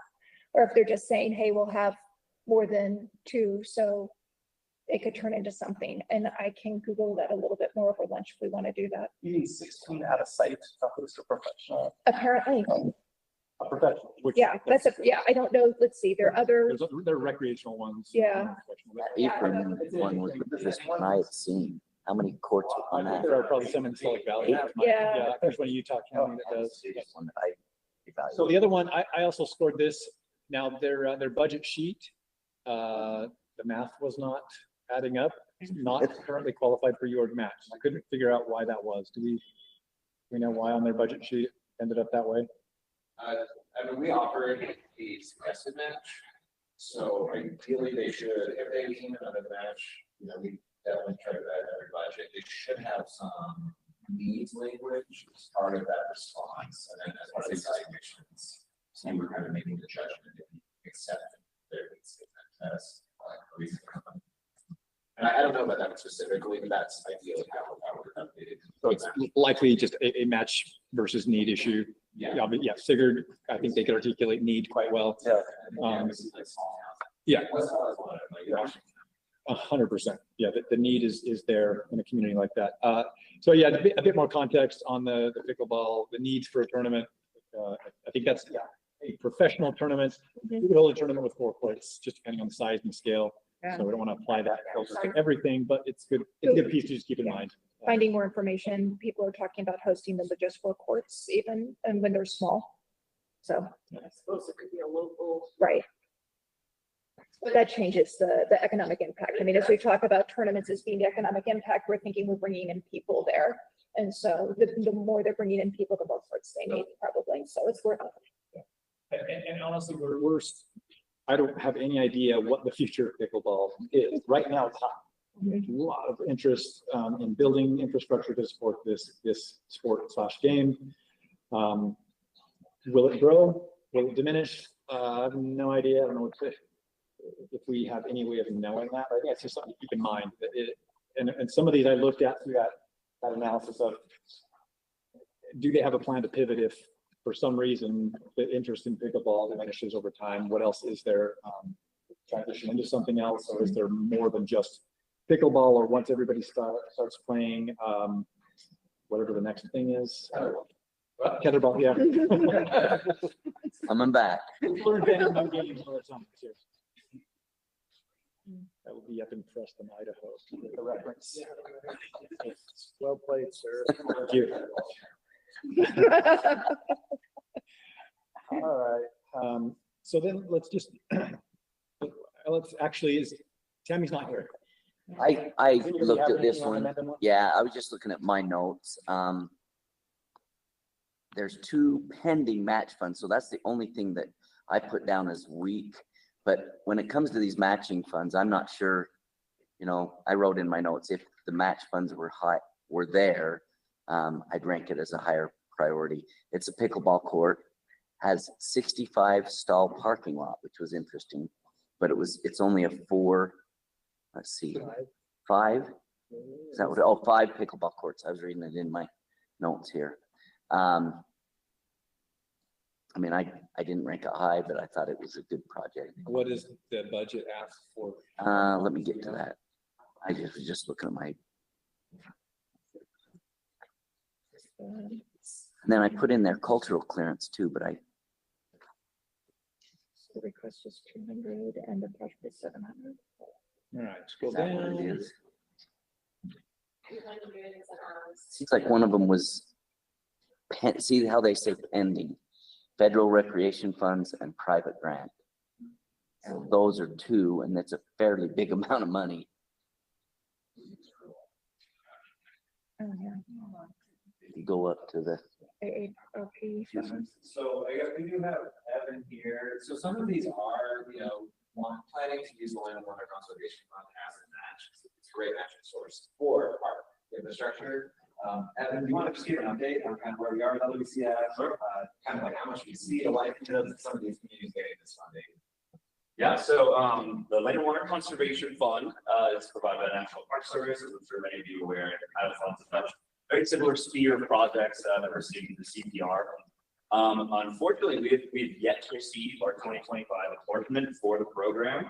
We do not know when that will be received, so you're seeing a lot of these applications have included LWCF funding within their budget. I would just take that a slight grain of salt. But we do hope to have an update with the LWCF sometime early summer. So that's what happened. That's a significant chunk. So it looks like the other one's 2026 funding too. So that was my only negative comments on that. So we're about there where we've heard a presentation up to about roughly $2 million worth. So at this point, we may have a motion to approve any of these or any combination of them. Yeah. I'll make a motion that we advance the first three projects. So that would be Charm, Springdale, Orderville, and the Tooele County project. So I make a motion to advance those four for future consideration, and then as part of that motion. Dan, is that'd be five, right? No, I'm not he doesn't including- include. He's not including he's not Oh, including. okay, I apologize. Bouncing over it. Charm, Springdale, Orderville, Tooele, advance those. And then open it up. If anybody wants to make a motion for what we've already considered to advance, then we just do those individually. And then open it up for below the 35.33 for anybody to advocate for consideration on those projects. So you're really just saying, let's do the four and then let's take that. And then do Yeah, that. before, and then. Okay. I'll second four. All right.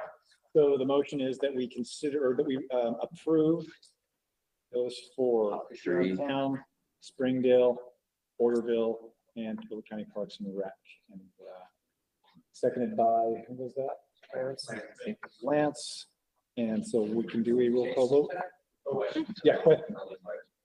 If we were to come down to the city of Logan, the 33.33.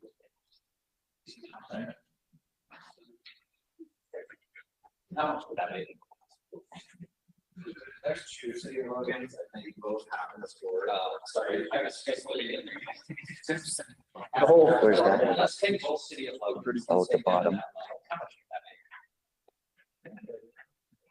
would that be? And then I'll kind of explain what I'm thinking. My idea is, I'm trying to figure out where there may be kind of a logic, right? It's pretty clear there's a lot to break in terms of a lot of low funding priorities once you get to like 30. Does this relate to the motion on the table? It does. So here's the question I was gonna ask is if we could. You don't have to raise for that, but that's just a couple in that lower. 4.167 million. My question is, can we take kind of a block that we all say these at least have some legitimate value and there wasn't a bunch of no's or low funding priorities? Once you get it out of the 30s, it's like there's a fair amount of low priority funding requests.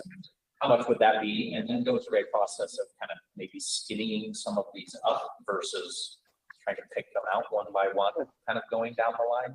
That was at least my thought, is a different way to approach it where we say, here's a logical breakpoint. Let's now go through and skinny up some others past the logical breakpoint versus having to pull projects out kind of one up because. Clarify skinny up.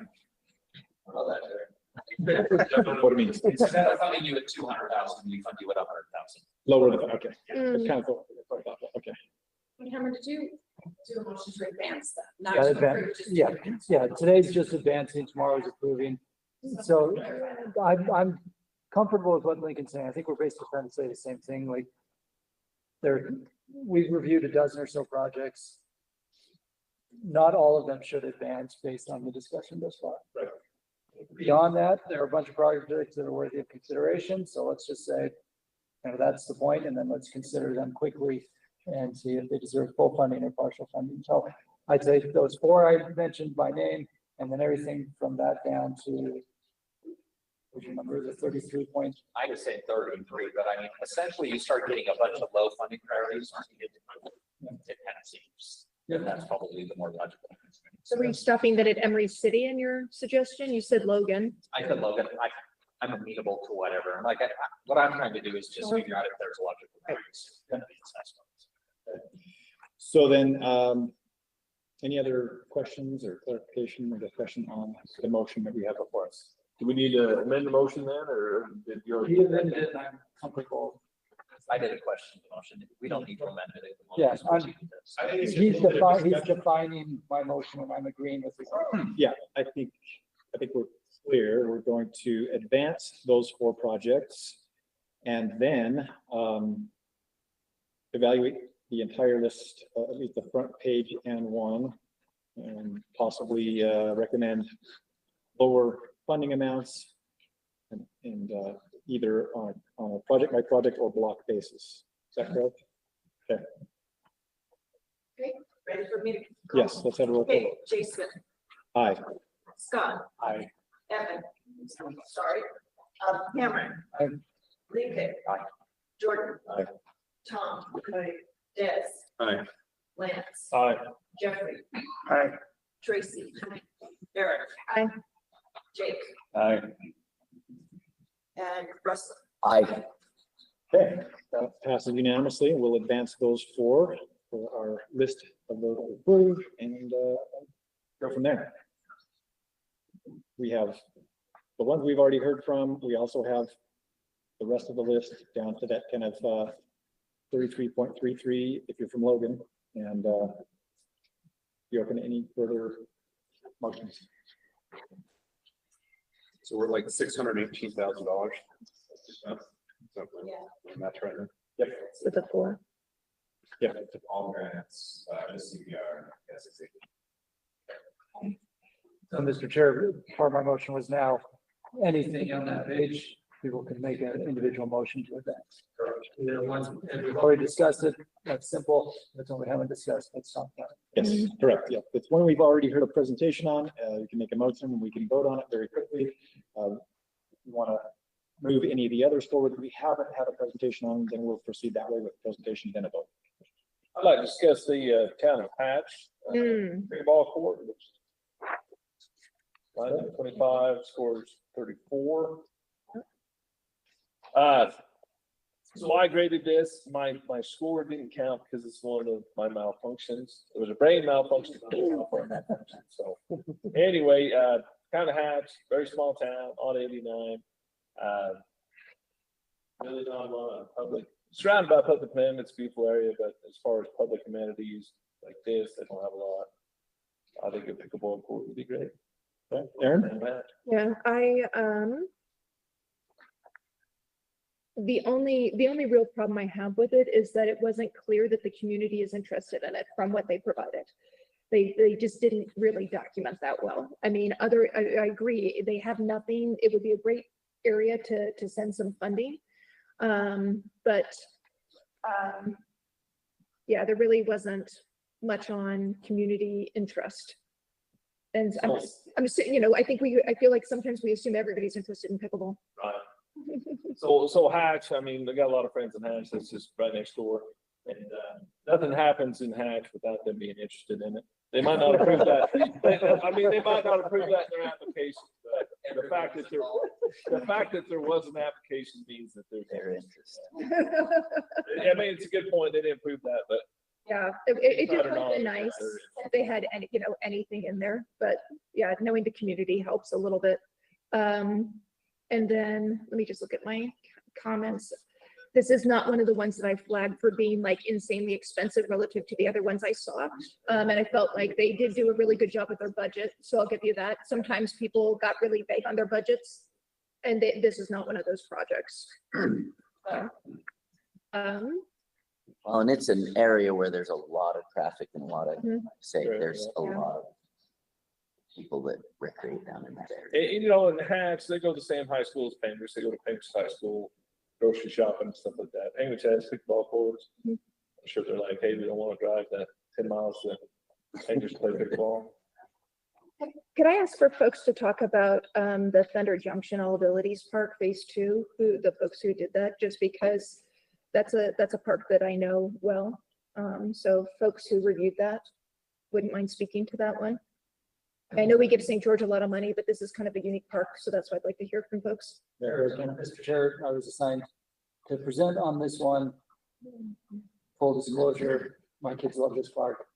Anytime we're in St. George, they play at the park. And when I'm talking to parents as I'm just hanging out at the park, most of the parents I talk to are not from St. George. Yeah. So it's not that people recreate in St. George because of Thunder Junction. They certainly go to Thunder Junction while they're there. Right. So the current park is phenomenal. What Phase 2 would do, for those who are familiar with it, is basically goes across the parking lot, area that's currently undeveloped, and would create an Ice Age focused playground. I actually showed the pictures to my kids, so very excited. So all that being said, I scored it high, but I also was maybe vote And I was the maybe vote because I was asking the question, is this going to happen anyway? And with our limited dollars, do we spend the state money somewhere else? That said, it checks all the other boxes. It's a plus. There's when people are in St. George, like people extend their stay so that the kids can play there.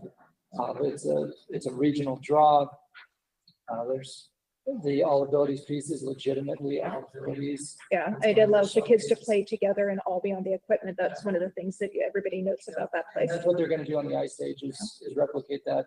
And as a league, my organization has actually showcased this park as a best practice for companies that are trying to do all abilities parks. So I think it would be great if when they have their, who funded this space in the new park, if outdoor rec is part of it. It was just a question of. Write that as well. Yeah, no, I get that. It is just one of those that, what's remarkable about it is that not only does it do best practices for ADA, but kids who have no mobility issues also adore it. And interestingly enough, so I'm in Elk in St. George, and we have a big thing with our veterans home, and the veterans like to go to it and ride the train.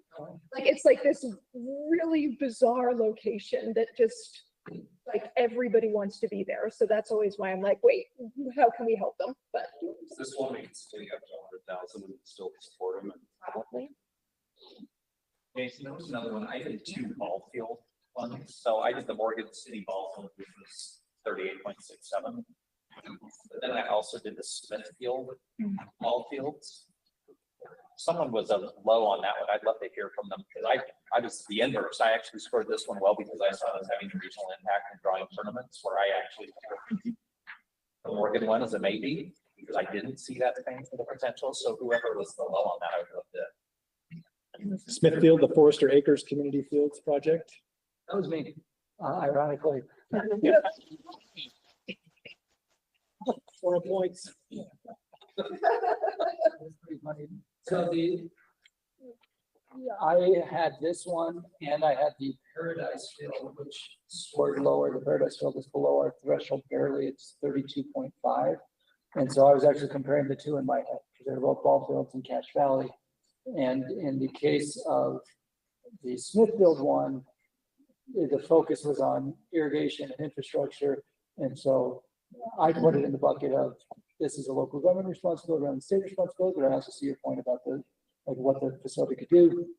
I liked the Paradise project better because the Paradise project, they had a lot of community support. Smaller communities can't necessarily do it on their own right now, but it was going to significantly enhance the park right now. Their ball field is like most sandlot. This would turn it into a real ball park. So in my mind, I was comparing those two. I picked one over the other, but I see your point. So I also did Smithfield as well, and I was like a medium. I guess it seems like Smithfield, they were really focusing on the irrigation portion of it, redoing sprinklers, things like that, and it was just kind of like, I don't know, that stuff can get kind of expensive. And I saw it as almost a conservation project. So like, okay, you're doing ball fields, there's a conservation element, maybe that can add to this. Yeah. I definitely wouldn't fight against it. I just wasn't sexy to me. It's about pipes in the ground. That was what I was honestly thinking. If we were looking at ways to tweak money around, I would probably look at maybe taking some from, and it's because I just did it. The Morgan City, they're asking for 143. This one's asking for 2. Is the way that you can lower the amount, kind of make those co-equals, and then advance. I think they're both territorials, but just maybe a lower amount.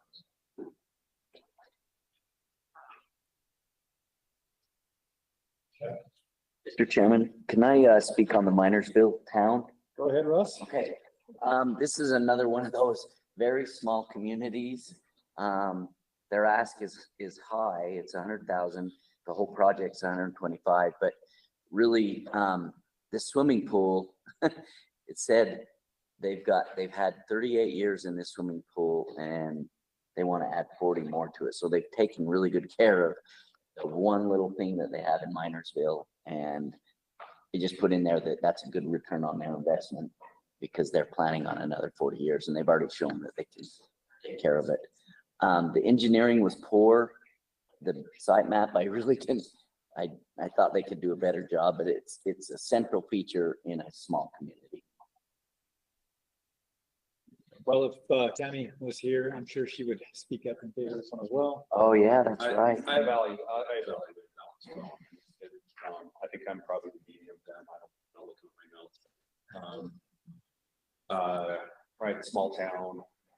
I do think that they need to have a plan for upping their fees and how they're going to take care of it. So this is redoing, right? They've you know, they haven't had revenue to really keep up and make it ADA accessible. And I think they're trying to catch up on a lot of deferred maintenance and kind of the resurfacing or the replastering with their pool project. And it feels to me like in these where they are charging revenues that I don't want to have them back in 20 years and say we need to stay to do this again or 10. They've got to have a plan for upping their fees. Right, sure. Yeah. Yeah. 100,000 out of 125,000. Yeah, that was the down that I had. Share that other too. When you're ready, I have another one I'd like to bring up. Okay, yeah, Tom. So, and I'll go ahead and admit I probably didn't eat my Wheaties before I scored all these. You'll see my name only appears on the second page, so I'm starting to feel like maybe I didn't score them high enough. But when I hear everybody talk about, and especially Lincoln's last point about driving revenue through tournaments and stuff like that at the park, I think the Syracuse Regional Park Phase 1 is a project that I would really look into investing into because it not only adds 5 pickleball courts, it has 5 soccer fields, it has a full quad for baseball, and in fact a 5th baseball field that shares a soccer field. Having reviewed these over the years, it was a really well done application. They do speak a lot to ADA accessibility to the whole facility. What that means in detail, I'll leave that to Tracy for sure. But that's one I think that brings revenue to the city of Syracuse, also as a local benefit. And having 3 kids in soccer, there are not enough soccer fields, just like there's not enough mountain bike trails. Like it's pretty crazy these days. It's crazy match, but you know, it might feels a little bit like some of these ones that are coming from well-funded things that, you know, pitching in and helping, but maybe slimming it down. Is that what we're saying? That's right. Yeah, the match is great. But yeah, fairly low score overall. And I gave that a medium. I would have usually put that in the high. Okay. And I don't live in Syracuse, just for the record. Yeah, isn't all that. All right. Problem is there's so many of these smaller towns and there's a lot of really good projects for these smaller towns, but that's why we need to have some sort of direction where we're going to go. I look at Gunnison City and Centerfield City. They're all good projects. They're small, smaller towns, but they didn't rank great. Well, I know we're not putting a lot of stock into the funding priority, but you know, to see the city of Logan with Tracy's name attached, it does have 3 eyes, right? I haven't reviewed that. Yeah. Yeah, if you added that if you incorporated that in as a bit of a multiplier, then I think the score would be higher than say the Ivans one or possibly. Yeah, it's true.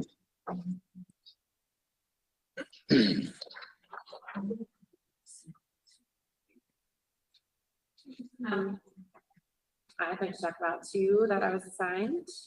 The town of Bluff, just in that small location. Maybe 1 high and 2 maybes on that one. They had started to design some inclusive aspects to this project. Maybe some of it. They are looking to put in a new playground and recreation area. That's an inclusive space. Updated modern equipment. Pretty good schedule of what they plan to put in, including materials, a lot of contribution from the community. So, you know, good support on that end of things. They are asking for 165 of 226,000. The comments that I made I would have liked to have seen some more details of the design to ensure accessibility. They talked a lot about it, but the design couldn't give me a lot of good information there. So I was a medium on it, but the concept and overall layout is good. So just a lot for a small town. And Tracy, thank you for bringing that one up because that's one that I would I really appreciate it as, I mean, San Juan County in a really remote area, they have a lot of like community gathering spots, and there's a lot of other things in that spot where they're gonna do like cooking together and programming. And so I mean, I felt like it was, if you look at the whole plan for the site, it was really robust. And I appreciated that. Maybe a little more guidance. Yeah, we could meet all the check marks.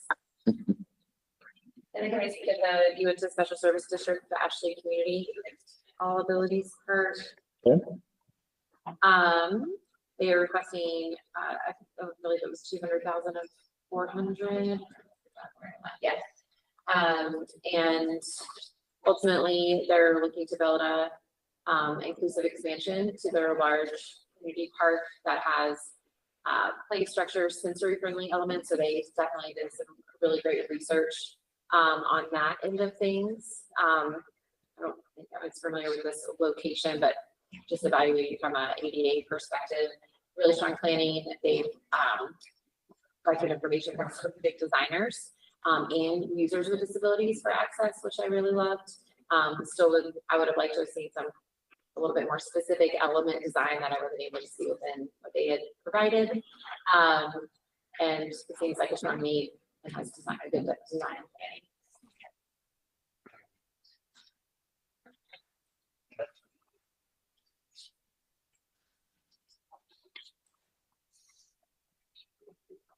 Stanley, I always like to bring this up. San Juan County, population of San Juan County, anybody know? Who's not looking at 15,000? Yeah, just under 15,000. Pretty wild. And one of the largest counties in Lower 48. Geographically large county. One of the forests. Good context. Mr. Chair, since I referenced the Paradise Project a second ago, there's the Smithville one, I'd like to just officially bring that one up for consideration. It is 32.5, so it's slightly out of before, but I do think it's like a small dollar amount and worthwhile. There was a tremendous amount of community support for this. This is basically currently a grass field that they're using for baseball.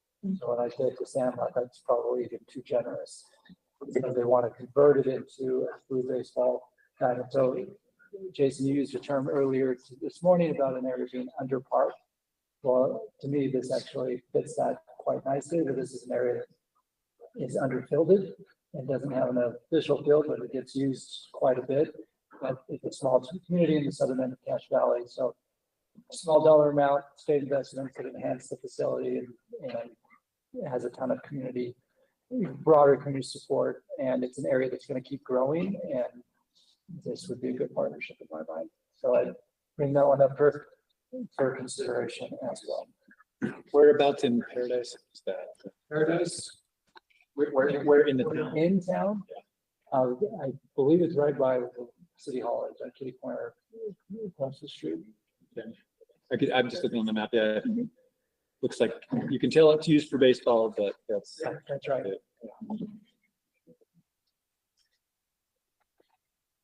Yeah. Okay. I think you said that very well, and I think that is something we should be looking for. Is where like Tara referenced as well, and build in Utah, built here. Yeah. Let me ask. I don't know if staff will know this, but some of these that are asking for the 200,000 that we've been discussing, pickleball courts, baseball fields, they go to the 200,000. If we gave them the 100,000, do you think that that would, or they need the 200? Yeah, it's probably not easy to answer. Right. I mean, some of them feel like they're going to happen anyway, but yet they're a good quality project. We'd probably have to look at the budget sheet to even still then guess at a question like that. So we could certainly do on some of these if we want to. I think, you know, in the future, at your discretion, I know previously, question with the application for couple years before, like secondary funding, you know, we could start requesting additional, you know, funding options.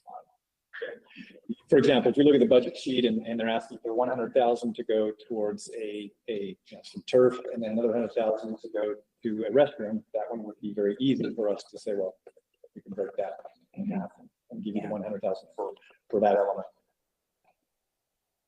But without digging into the details of the budget sheet, we'd be able to answer it really.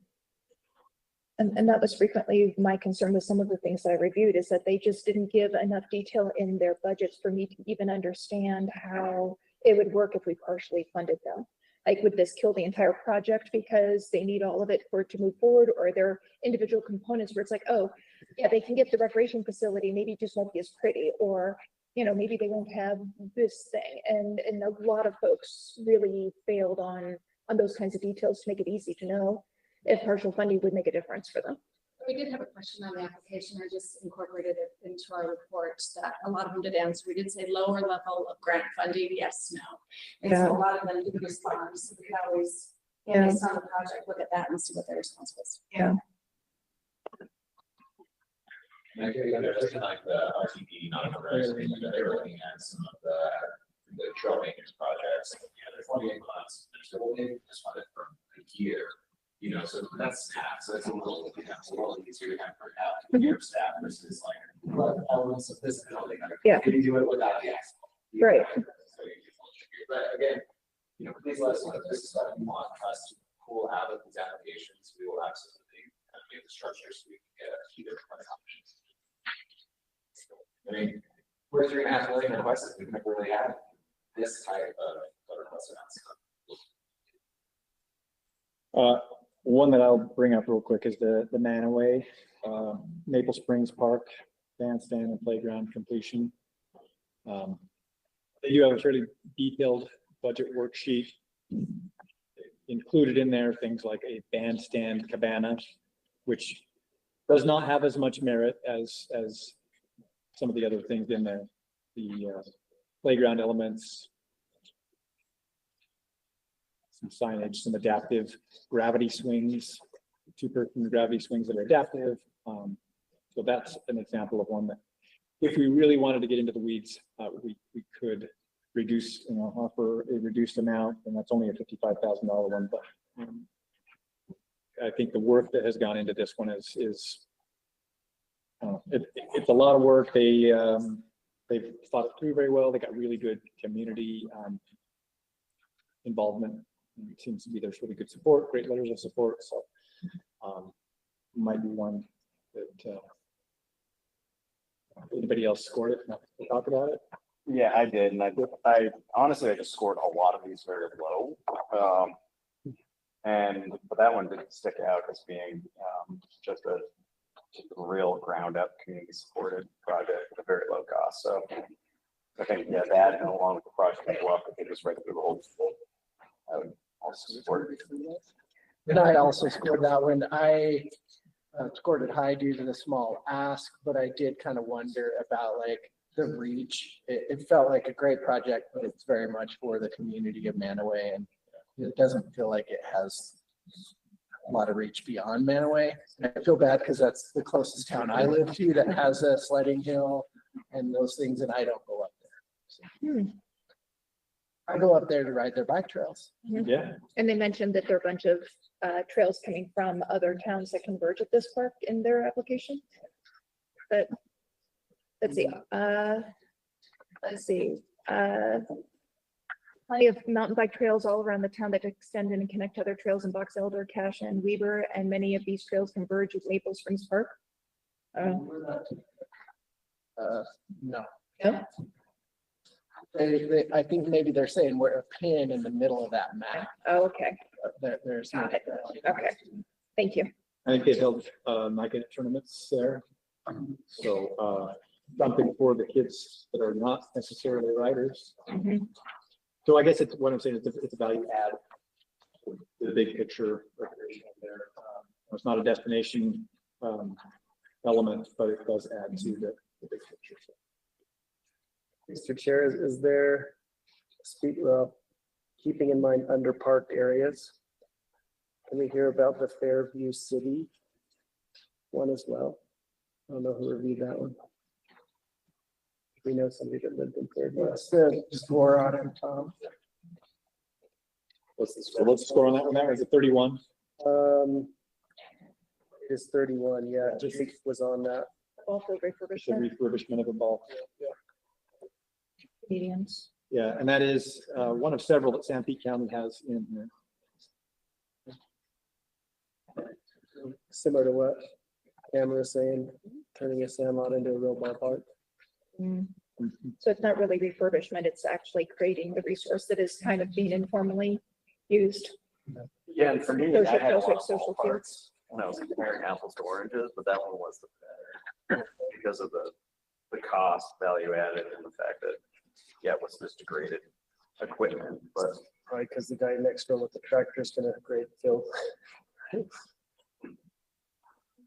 I mean, I did review this. I mean, they did talk specifically about wanting to bring tournaments into Fairview.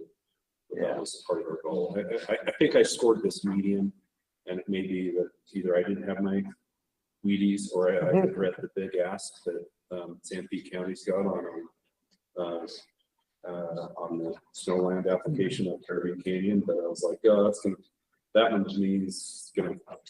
It is a big priority for them, and it was a little bit of a whole bunch of mind Sanpete, but this one, I like the fact that they were. And maybe that's the answer. Sanpete's getting money elsewhere potentially, so. One's the city, right? One's in town, and one's for recreation up on the mountain. We can talk about that. But out of all the ballpark asks that I had, this one was like fencing, restroom, and not just a giant perfect project. Yeah.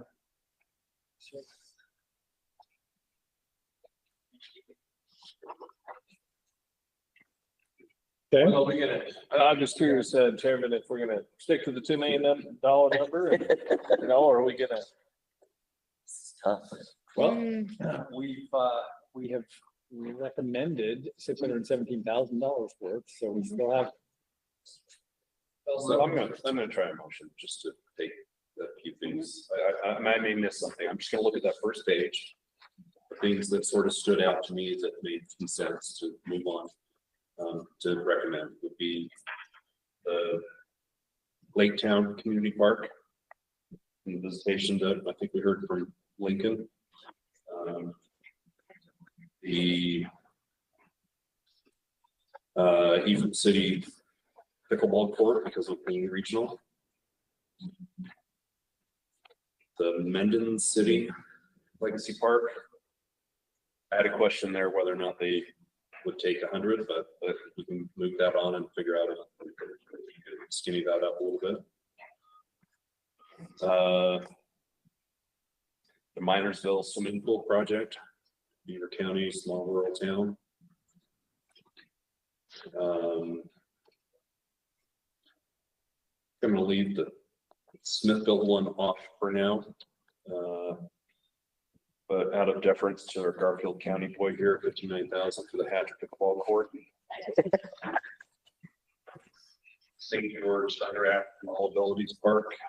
That one it feels like they'd be happy to take $100,000 if we can kind of look at it in the budget, see if we could cut that down. And that would be my motion, is that we advance those and then tally and see where we're at on the money. I'll second that motion. All right. My question is on that, so you made reference to altering the amounts. Right, on two of them. On a couple of them, but is that part of your motion? I just said I was doing stuff on the front page. So and I may have missed that. You mean you asked Al Manaway if you? I just wondered, but Chairman had a question. So my question is, you mentioned reducing the budget on a couple of them. Is that part of your motion? Well, I think we advance those over, and then tomorrow about we can investigate between today and tomorrow if they could take a lower amount before we approve this. All right, the motion is for the Lake Town, Ephraim, Mendon, Minersville, Hatch, St. George. Correct? Yeah. We advance those onto the list to consider at the requested amounts, subject to further analysis. Second by Cameron. Okay, call for a vote. Okay. Jason. Aye. Cameron. Lincoln. He had to take out a TWAC Okay. down there, so. Jordan. Aye. Tom. Aye. Des. Aye. Lance. Aye. Jeffrey. Aye. Tracy. Aye. Aaron. Aye. Jake. Aye. And Russell, sorry. Aye. Okay. Okay. Rule that passes about 8 unanimously. We'll move those onto the list to consider. What does that put us amount wise? 1.45.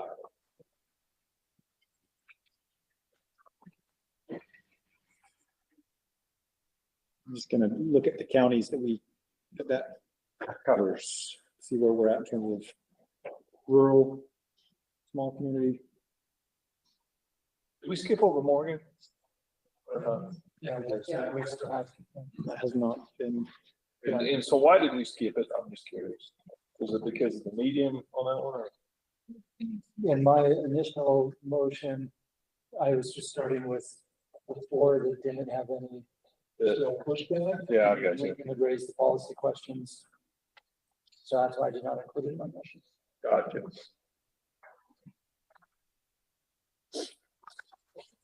And I was just throwing out the ones that kind of caught my eye on You're that right. page to kind of get that off the table. And then, but it wasn't to say nothing else on that first page should be considered. Anything else eye catching? I wouldn't mind pushing Sigurd forward and getting people off the street that are exercising to their new exercise path. Okay. Motion is that we move Sigurd Town exercise path and event pavilion expansion onto the list of those to approve. Is there a second? Second. Oh, go ahead. Second by Russ. We can do a roll call vote. Okay, Jason. Aye. Scott. Aye. Cameron. Aye. Lincoln. Jordan. Aye. Tom. Aye. Des.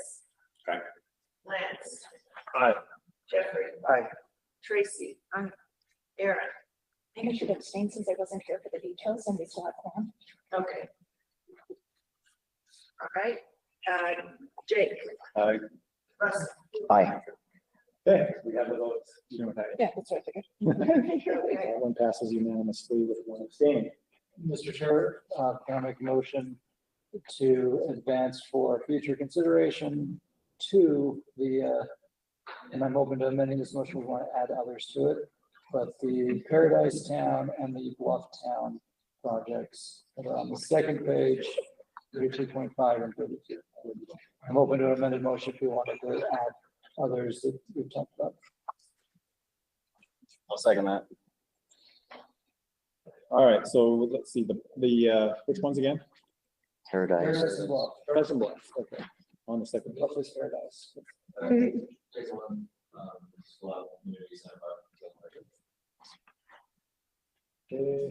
and the Paradise Town one. All right, so the motion is that we move the Paradise Town one scoring 32.5 and the Town of Bluff one scoring 32 on both of those. We want to recommend. Is there a second? Second. Second by Jeff Rosenbluth. All right, roll call vote. Jason. Aye. Scott. Aye. Cameron. Aye. Jordan. Aye. Tom. Aye. Des. Aye. Lance. Aye. Jeffrey. Aye. Tracy. Aye. Aaron. Aye. Jake. Aye. Russ. Aye. All right, passed unanimously. We will add those two onto the list. Do we have any indication on, or it is 11:30, that's the scheduled time for lunch. Are they on time? It is here. Patrick, what's the dollar amount we're at? Where are we at? 1.8? 6.2, 70.5 on rural counties, like. Washington.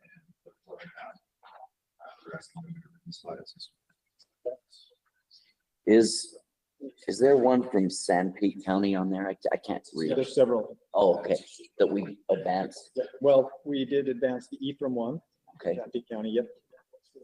But that was the only one. I'm gonna make another motion, put us over 2 million, whether or not we want to advance more than 2 million for tomorrow or not, but maybe it's because I like Scott's presentation on the Cedar City Rotary Club, 200,000. To advance that. Cedar City Rotary Club. I may amend it. That is in order. Can we add, in the name of Under Park, can we just add Monticello and Escalante to be reviewed tomorrow?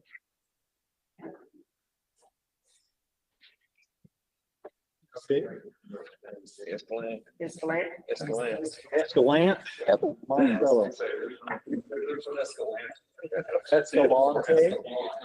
You can put me on it. I work for a French company.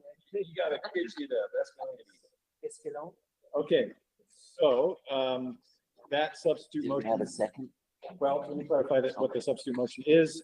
A Canyon Park project from Cedar City Rotary Club and the Escalante or Escalante or Escalante. Depends on which side of the county you live on.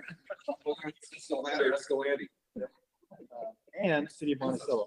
It's true. Monticello. Okay. Yeah. So those three. Yeah, we got Bluff in there before. I'll second that amendment if I need to. Okay, so that is the motion. Second by Lance Syrett. And so any discussion on that? Okay. Roll call, Jason. Aye. Scott. Aye. Cameron. Lincoln. Oh, sorry. Jordan. Aye. Tom. Aye. Des. Aye. Lance. Yes. Jeffrey. Tracy. Eric. Jake. Aye. Russell. Aye. Okay, that passes unanimously. It takes us to almost 2.4 million. And based on the discussion we've had about kneeing up, love that term. Thank you, Lincoln. I think we're at a good place. Lunch is here and we can break. Do you need a motion to break for lunch? I so moved. Non-debatable. We are breaking for lunch. People are hungry. Okay, Paul and tech side, we're going to be adjourned for lunch until 12:30. Please repeat, was that 12:30? Yep, 12:30. Sounds good. We're off the record.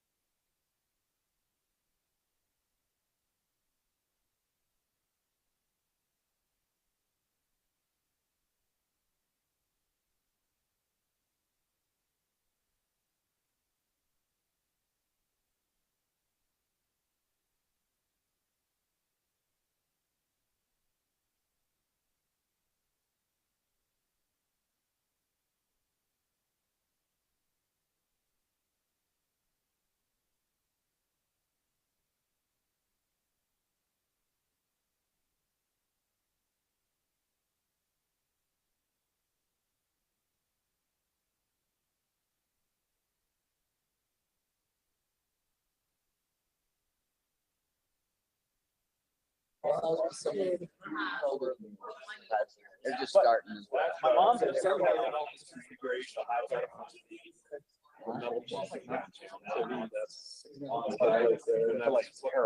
can't take care of myself. Wow, 68. Yeah. On that part. And so I'm like, and it's the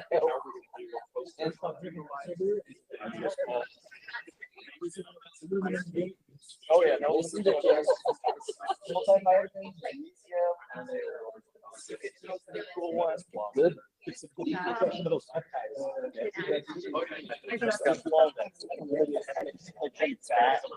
property tax?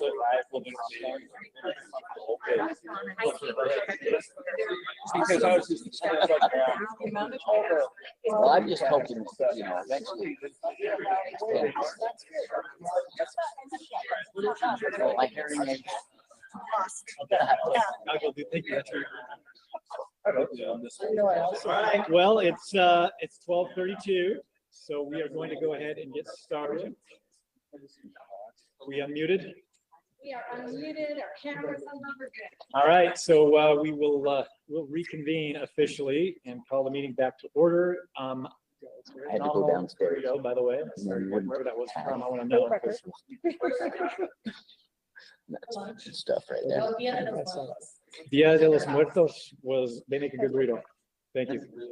Okay, and one other item that I wanted to just touch on as far as an update goes, because she was not here when we first started, but we got a new face in the room that I wanted to just briefly talk about and then allow her to just introduce herself real quick. We've got lots of grants going out every year, lots of sites, and lots of elements that we want applicants and grantees to be compliant with. And that comes, in terms of attribution and signage and the individual aspects of the project itself. And, the maintenance aspect, there are several things that we are just basically trusting all of these grantees to do on their own with really no compliance checks and no oversight. Not to mention, even bigger than that, the Land and Water Conservation Fund compliance that we're supposed to be doing and have been doing for many years in the past, and we're probably behind in that. So we have another staff member that we added, Akiza.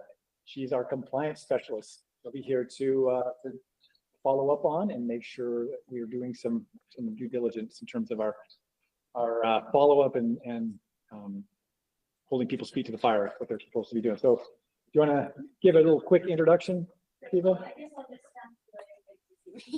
I'm Akiza Rage and the grant compliance analyst, and I just started my job last week. So hoping for a really good experience, job experience here, and also making sure that everything that you guys do is going to be taken care of. So I guess did I answer your question or like having on YouTube?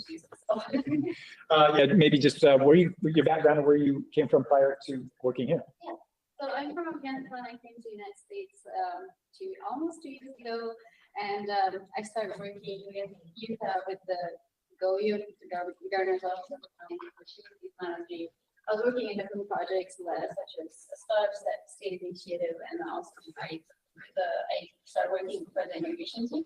I was really interested in this division because I come from a country with a lot of outdoor, beautiful nature, and I just thought that maybe having my personal experience with the mountains in Afghanistan and the way we use them, I can be a good use for this division. So that's how I'm here, and I'm really excited about this. Yeah. And you've got a master's degree? I had a master's degree in economics, and I did my master's and bachelor in media. So that gives me a lot of tools to kind of do my job better here. Yeah. Thanks, Akiza. We are operating on a trust but verify. Up to this point, we've been on a trust, and now we're going to do some verify.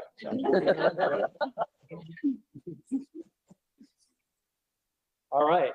Well, we left off kind of feeling, I think we felt fairly good on where we ended up with in the CPR, a little bit over 2 million, 2.4 million. And so we can do anything from this point. We can stick with CPR and try to whittle that down and do some of the spinning up of the ask and the funding that we require. Just for some fresh air, I'd like to move on to RRI. All right. The motion from Lance is that we'll move on to RRI. Is there a second? Second by Aaron, all in favor? Just want to, we have public comments. Oh, that's true. Sorry.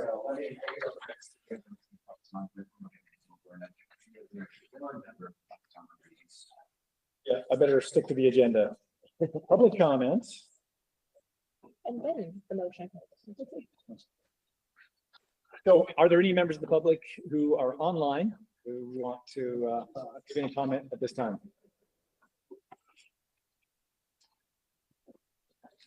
Okay, I'm not seeing anything, no hands raised, no voices made themselves known. So, but if there is, over the next few minutes, speak up, raise your hand, and we'll monitor and address those as they might come up. Thank you for the reminder, Patrick. Keep us on track. And so with that, there was a motion on the table to move on to the RRI grant applications. Is there a second to that motion? Erin said she seconded it, and all in favor say aye. Aye. Any opposed? Okay, we're in RRI. And we do have some handouts on this. Let's see, one of them is by evaluator score, and I'm not sure if we have one that is by county.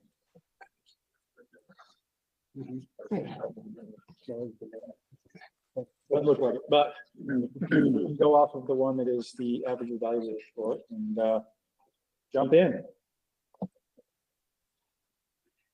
What's our total that we have in RRI requested amount?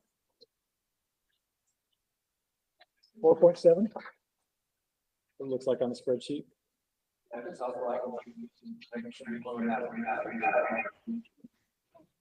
Little echo.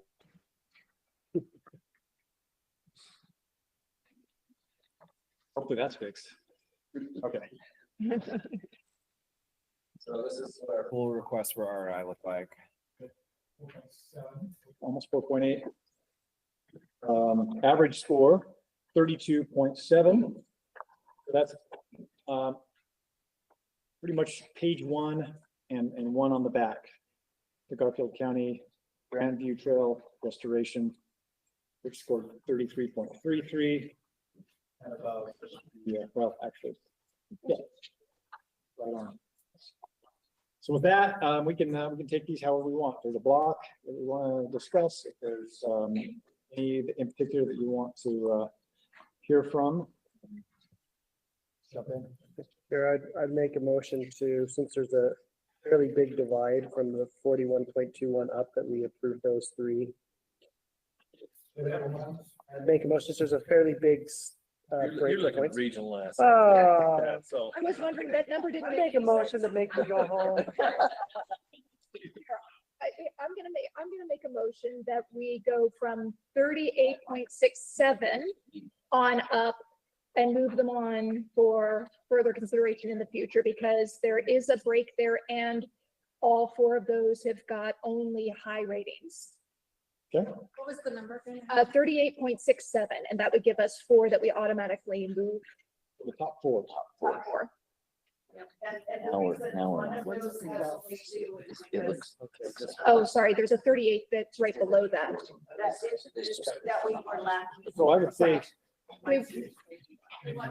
Yeah, we'll modify it to include Evaluate. the 38 that does not have any medium rankings okay, anything scoring 38 or higher without any medium. that does not have a medium in funding priority score. So that would include 1, 2, 3, 4, 5 from Goblin Valley State Park, number 1, all the way down to Solar Climbers Alliance, 5. Is there a second to that motion? I'll second.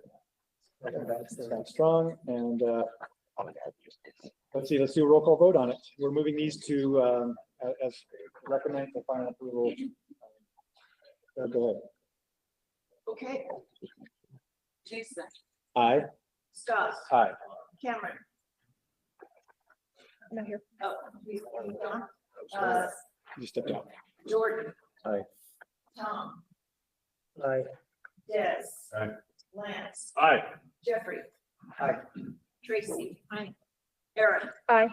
Jake. Aye. Russell. Aye. Okay. Rule of that passed unanimously. So we have those 5 that we are putting onto the list of those to recommend for final chunk. And that takes us, how much is that? 354,000. It's down to state.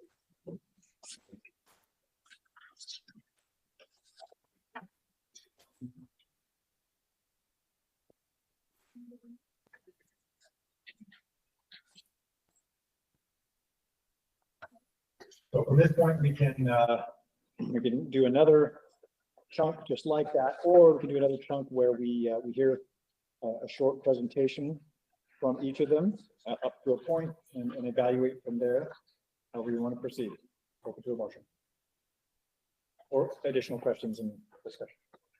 I'm going to suggest that we do brief presentations on anything with a score of 36 or higher that we haven't already pushed forward, because there's quite a bit of discrepancy in the rankings there.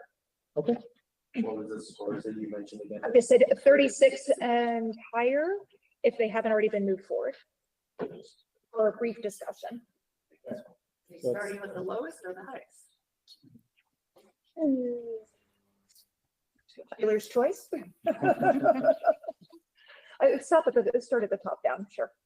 Okay, the motion is that we'll take the next 9, basically anything scoring 36 or higher, between 36 and 38. And your brief presentation on each of those. And go from there. Is there a second to that motion? Yeah, just a thought for y'all to consider. The one below that is has 3 highs. And so. Is that a substitute motion? Not for me. Is that a suggestion for a substitute motion? I would make the substitute motion. Okay, substitute motion by Tom that we go one more down, in light of the fact that it does have 3 high scores. The Solid Climbers Alliance, Climbing Trail Maintenance and Education Initiative. So everything that scores 34.67 and doesn't have any medians. No. 37. 34.67 if it doesn't have any medians, because we have the other one, and then 36 and higher. So that's That gives us 10. 10 of them. Okay. All right. So there's the motion before us. Is there a second to that motion? Substitute motion by Tom? I'll second it. Second by Aaron. Thank you. And not a substitute motion. We can just do a voice vote on this. All in favor, say aye. Aye. Any opposed? All right. So then we can. Mr. Chair, may I ask a question? Yes. How much money do we have to grant in this section? I don't think we have a specific amount for this section, do we? I mean, traditionally it's 1.5 million. Okay. But every year we've had this program, we've exceeded it. And I think that just kind of takes authorization from you, Jason, and then we'll clear it with Joel, with the executive director. Okay. Okay, thank you. Yeah, so 1.5 million is what we have, and but that's something we could easily get beyond if we need to. Yeah, there's a very easy process for getting approval to go by that. And maybe it would be helpful too to see where if we go down to that application 4360 Solid Climbers Alliance, what is the total of all of those?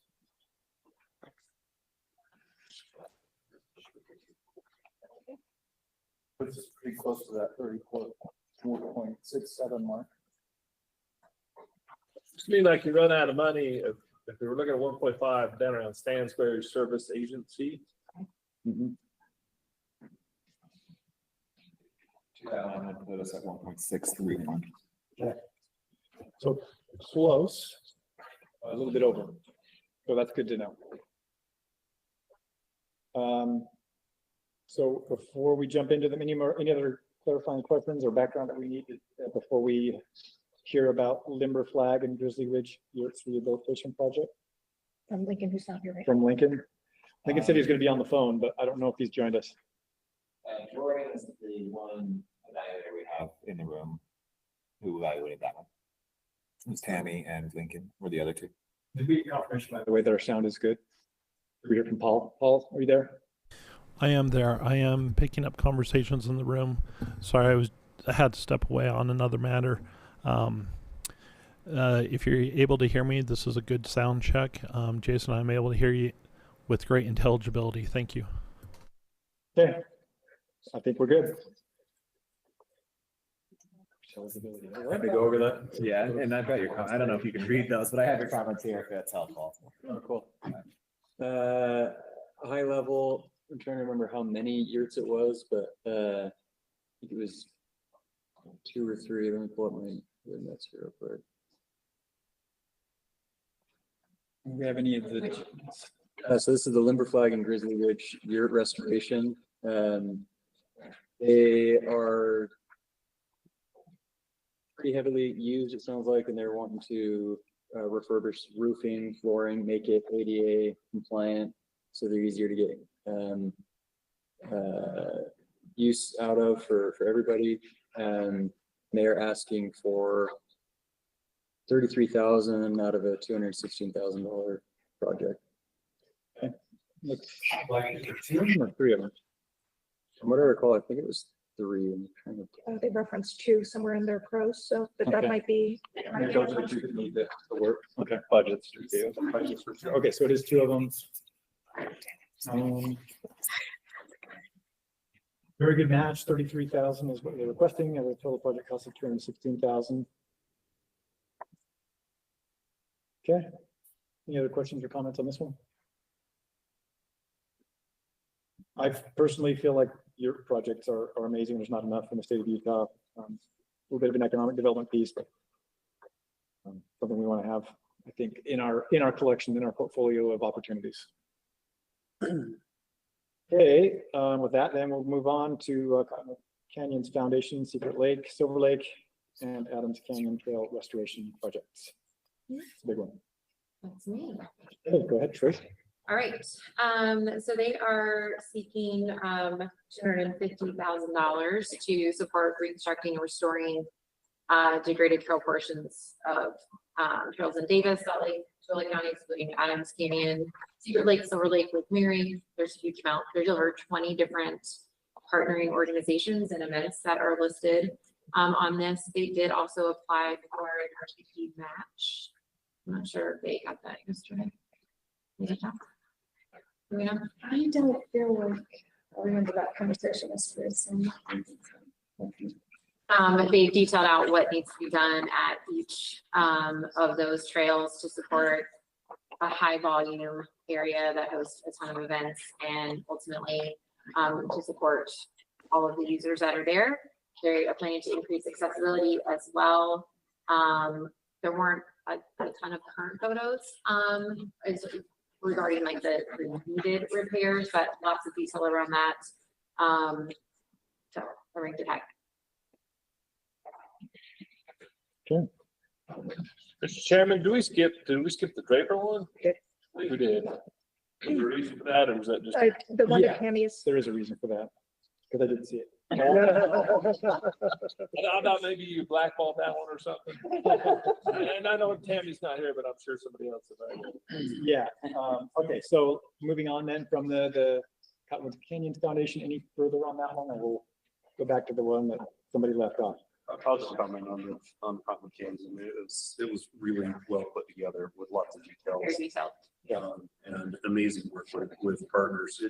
It felt like it was a much bigger it just felt like it was going to impact a lot of trail access that gets high volume. So Have we funded Cottonwoods Canyons Foundation in the past? Yeah. And they've been successful. Yeah. Just for full transparency, I sit on the board for Cottonwood Canyons Foundation. I've sat on it for, I don't know, a decade. I would almost group them, Salt Lake Climbers Alliance, a few other groups. They always come through with really great applications, and the CCF is basically the nonprofit arm for the Wasatch, basically for Big Little Millcreek, and now they're doing stuff in Adams Canyon. Yeah.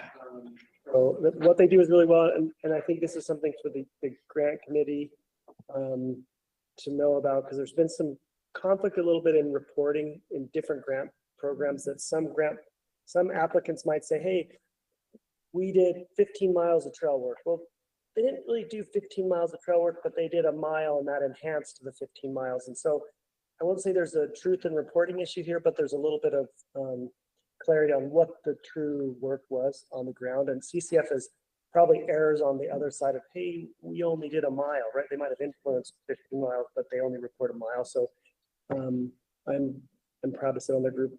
I'm not paid. I don't need a sustain or anything, but their name's Adams, and now they're just. and I own that canyon. I hike Adams Canyon all the time, and DCF.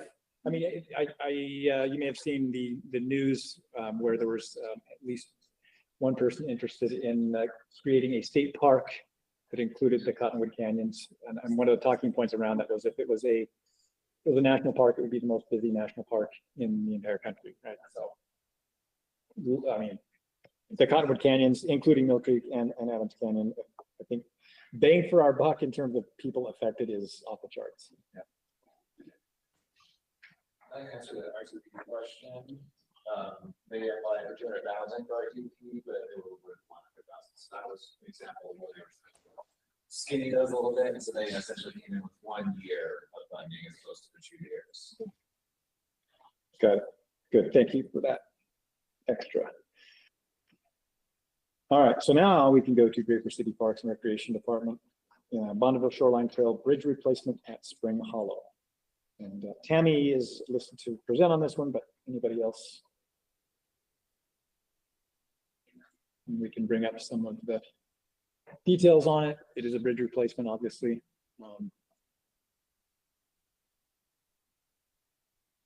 Jordan and Scott. To feel like that when I. If you want to present yourself, then we can. When you don't say my name, I'm good.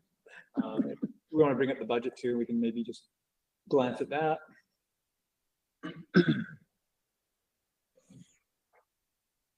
Can you give me the name again? It's the Draper City Parks and Recreation Department, Bonneville Shoreline. Spring Hollow. Spring Hollow, yeah. It would show up as Draper City Parks on yours. There, got it. So it's a 1-to-1, asking for 50,000. Let's go down one, let's scroll down just a bit more on the budget sheet. Is there anything, any more details? No. Okay. Okay, I have a high priority on this. It's a 12-foot bridge along the BST over Spring Hollow Creek. And it's been compromised due to stormwater. They want to, rather than replace the same bridge in the same location, they want to move it 40 feet down. I think they found a better place where it won't be impacted as much by the runoff. Let's see. And there's some like 500 feet of trail work that they also need to do on this bridge. So that's my basic summary that I have of it. I'm kind of curious when I go backwards to see the project summary if they have an impact statement as far as how many people use the area. I didn't people know Thousands.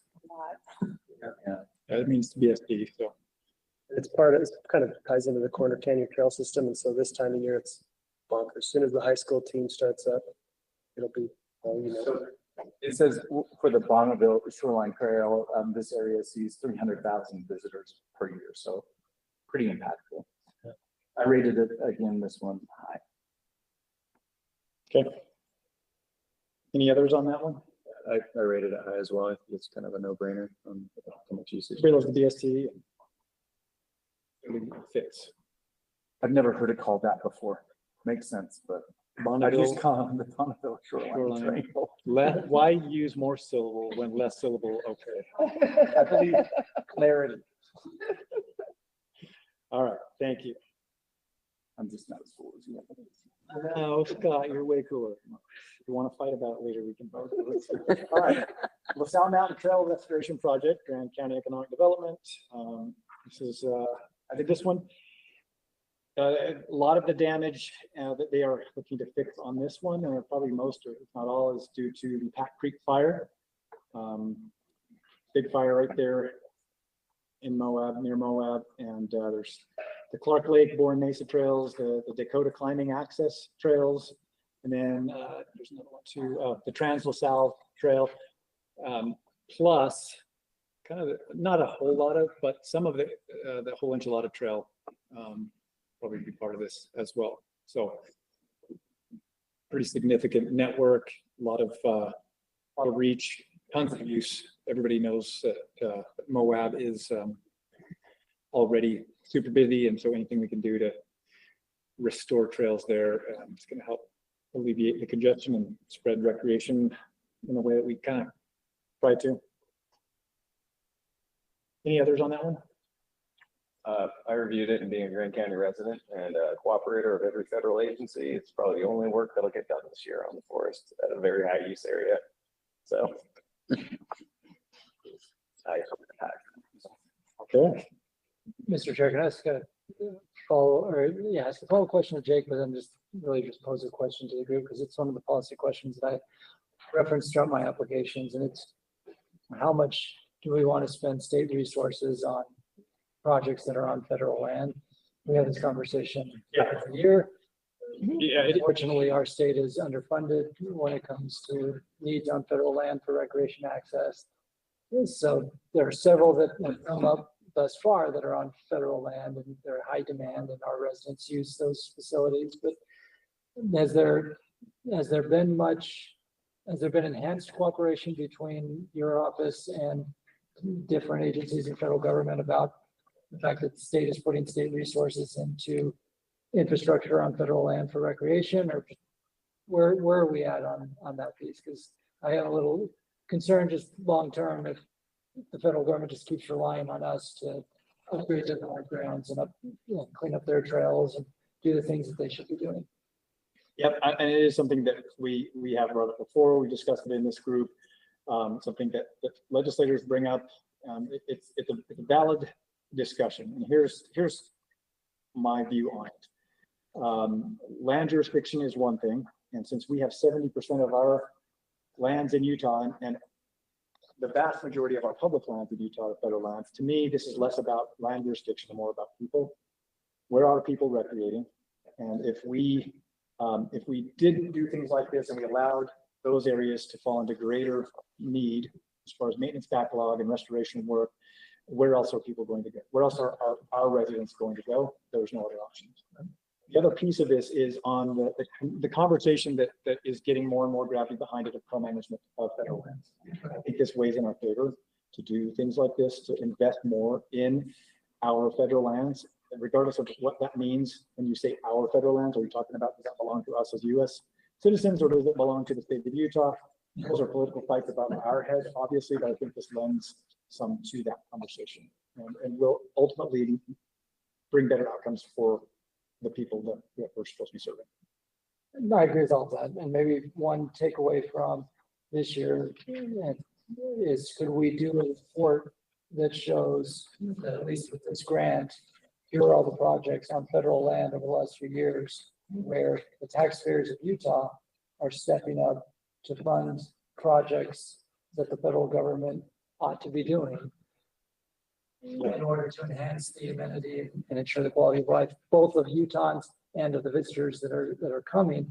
And maybe that helps both on the co-management conversation, but then even just coming back to legislators of, this is how we're trying to be good partners in this space. But I don't want it to be used as a reason for the federal government to say, oh, we're just not going to invest there because we know you're going to take care of it. Well, if we're going to take care of it anyway, then that's a bigger policy conversation. Right. Yeah, I think we have learned, especially lately, that there's a little chance of us creating greater reliance on state from federal. We're already, I think, in a mode of change and reduction. So it's a valid conversation to have.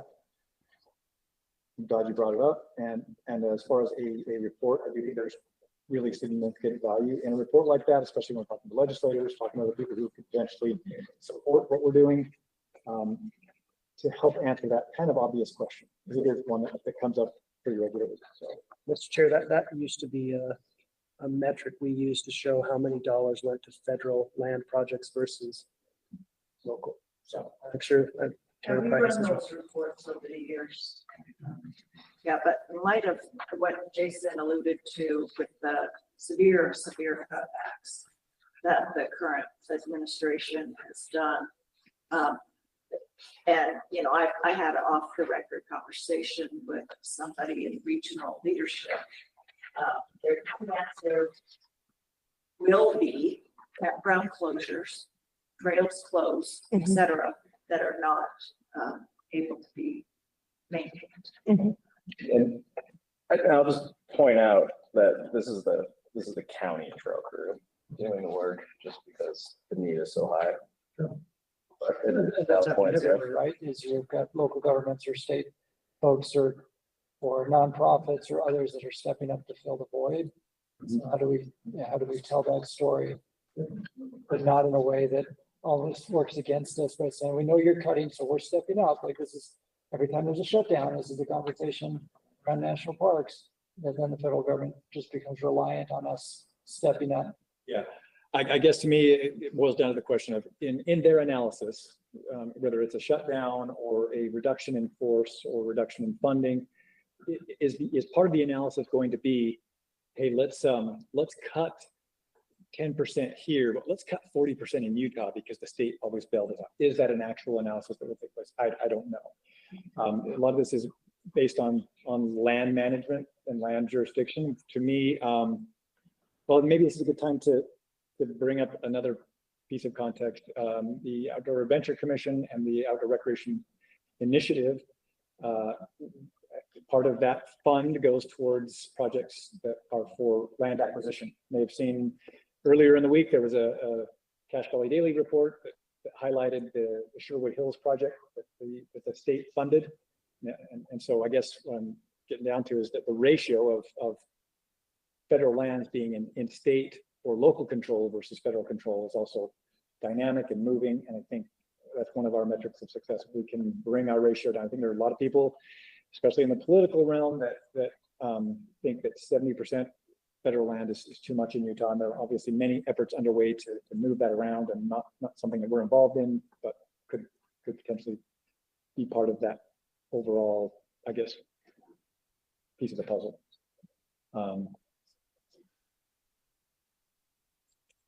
Yeah, good conversation. Very complex. But,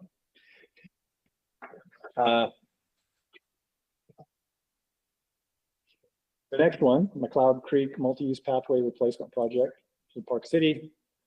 This is some signage and resurfacing. It's 1 mile. Bring up the map. And let's see. Yeah, 2 bridges and about 1 mile's worth of double track paved and some wayfinding signage. Right there in one of the neighborhoods of Park City. I scored this one fairly high because it's it's high connectivity and overall probably not significant in terms of any economic development, but a worthy restoration project. Trying to get from Park City out to Kimball Junction, unless you're on the road, this is really the path you gotta take. Right. Yep, a lot of traffic. A lot of use. Anything else on that one? Okay, Ashley National Forest developed recreation access and repair. Utah State University, Aaron. Okay, so this is basically Utah State through their Utah Conservation Corps program, asking for funding for a crew to address cross-site campsite issues in Ashley National Forest. So they are basically doing a lot of small things that are labor intensive to make campgrounds ADA accessible by dealing with lips into concrete pads for vault toilets, raising up the surfaces for campfire rings and things like that. It is federal land. I think I probably am the medium on this. I thought that's why I was assigned it to talk about it, but I still rated it pretty highly. In large part because of this, the funding is going towards basically building our pipeline of outdoor recreation professionals in addition to improving local facilities. So I feel like for me, that pushed it up a bit. And even though the Utah Conservation Corps, I mean, I don't think there's anything that forces them to only hire Utahns. By bringing them out here, these are still people who are more likely to be part of our workforce pipeline because they're making those connections and they'll probably be our colleagues. Okay, anything else on that one? It's also not a lot of money. Since it's my program, and I'm abstaining from everything, I'll just speak to, well, yeah, one of my staff wrote this. This isn't direct response because the Forest Service lacks the capacity to write a grant for any of this work. It's a pilot project through their Region 4 ADA compliance office. I will just a point of note is that the Forest Service supervisor that was helping pilot this was just retired in the first phase of RIFs, and the Ashley is lacking the capacity to make good on a 12-year accessibility study that we've been helping the region with. So we're trying to hit low hanging fruit of what it would, and then also figure out what it would cost if they did want to outsource it, given the current priorities of. Thanks for that extra info, Jake. Okay, Davis County Regional Trail Surface Restoration Project, Davis County Government. That's me. So for all you Davis County folks, so there's 3 trails up there. You've got the Golden Spoke Regional Trail System, Ogden Canyon, Public Canyon. Anyway, Legacy Parkway, West Davis, Jordan River Trails. So there's 28 miles of trails between those trails, that system. And this is to resurface the entirety of the 28 miles. So put a seal coat, asphalt seal coat on top of all 28 miles. So trying to preserve a well-used asset, a good asset.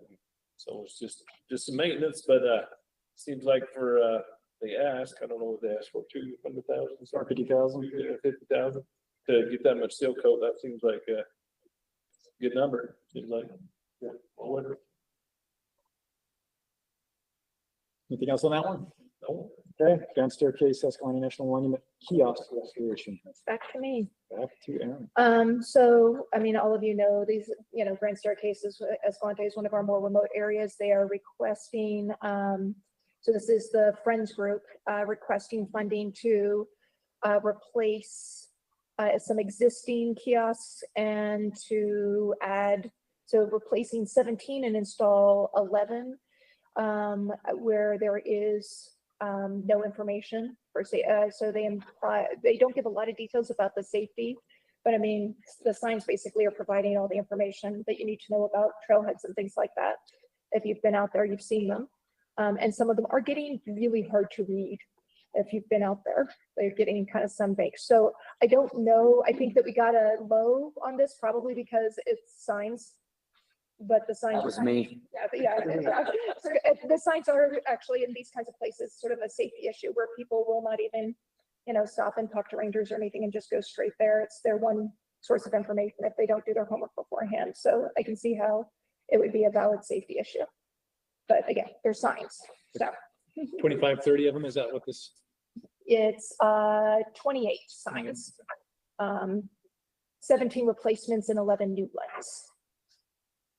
This one also did apply for funding. It received partial funding. So their initial request was for 190,000.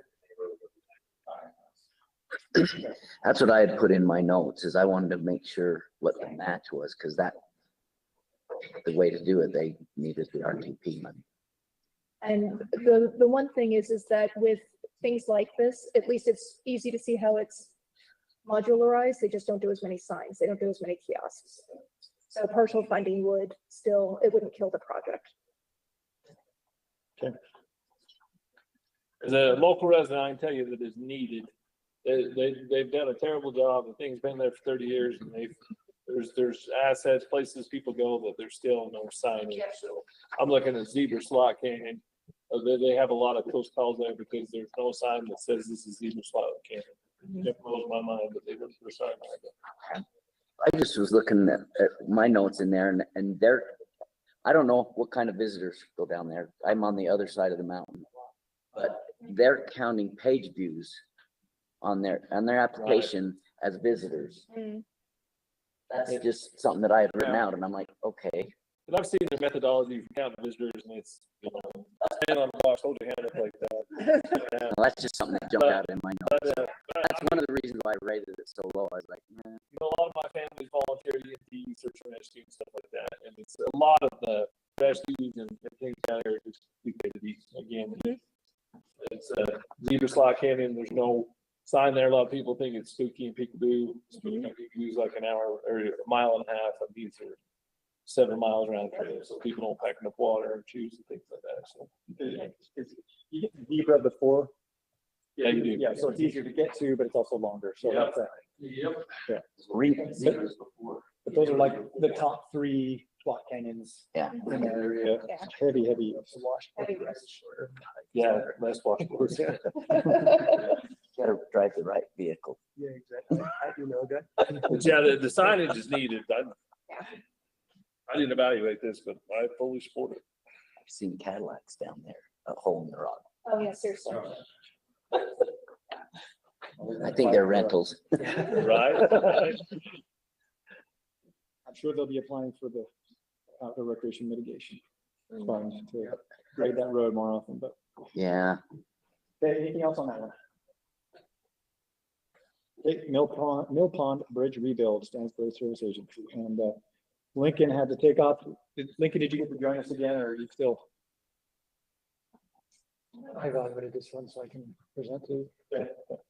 Cameron? I was a no vote on this one. What this would do is replace a small bridge. That can, yeah, you can see it up there on the screen. I had a lot of questions for it that are the bigger picture policy questions. I recognize this is RRI as opposed to the other things we talked about this morning. But I was asking myself, is this regional versus just the community asset? Is it really connecting destinations? There wasn't much data about how often it's used. The bridge was originally built, I think, in 1971, and then the last work was in 2002. So, are they going to maintain it if we fund the rebuild of it? That was unclear. So, to me, there were enough questions about this one, and for the high dollar amount, I ranked it low. But as you can see, the other 2 evaluators did not. I can speak to this because again, I lived in this community and I use that bridge every day. It's kind of a weird scenario where it's the only connection to one side of Stansbury Park. The lake is on this side. That looks like to me the application is poor. I mean, this picture, they could have done a better job. It is used a tremendous amount of time, and what happened is the county put it in and the county didn't maintain it. So they gave it to Stansbury Park to maintain it.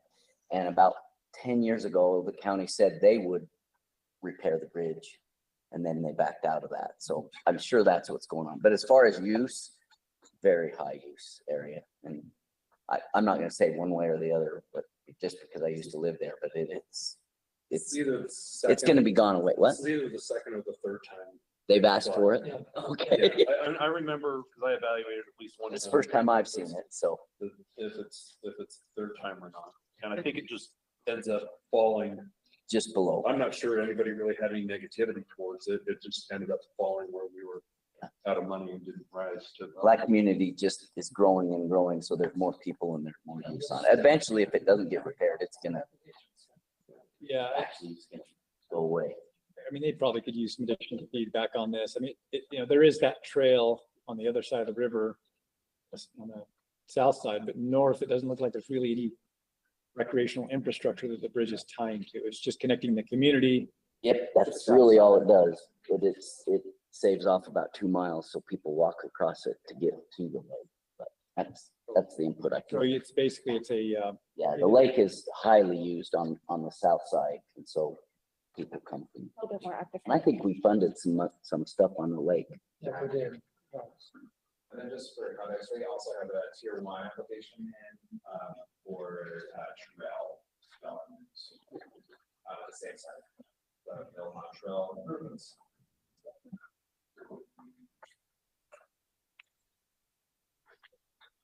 All right. If there's nothing else on that one, we'll go to this final one on our sub list. Solid Climbers Alliance, Climbing Trail Maintenance and Education Initiative. Tom? Yeah, so just as I think I mentioned this earlier, the Salt Lake Climbers Alliance has been a great partner for, how many years have we been doing this, Tara? 10 years? What are we at? Well, it's gone on, the pilot was in 2015, so this would be, yeah. We should throw a party for the record, but as, This is. yeah, this is the party.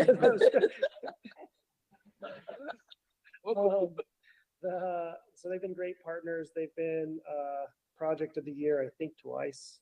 And this is kind of, I would say maybe an extension to the work they've done, especially in Little Cottonwood Canyon, but they do a lot of work on trail rehabilitation, enhancements, staging areas for climbing.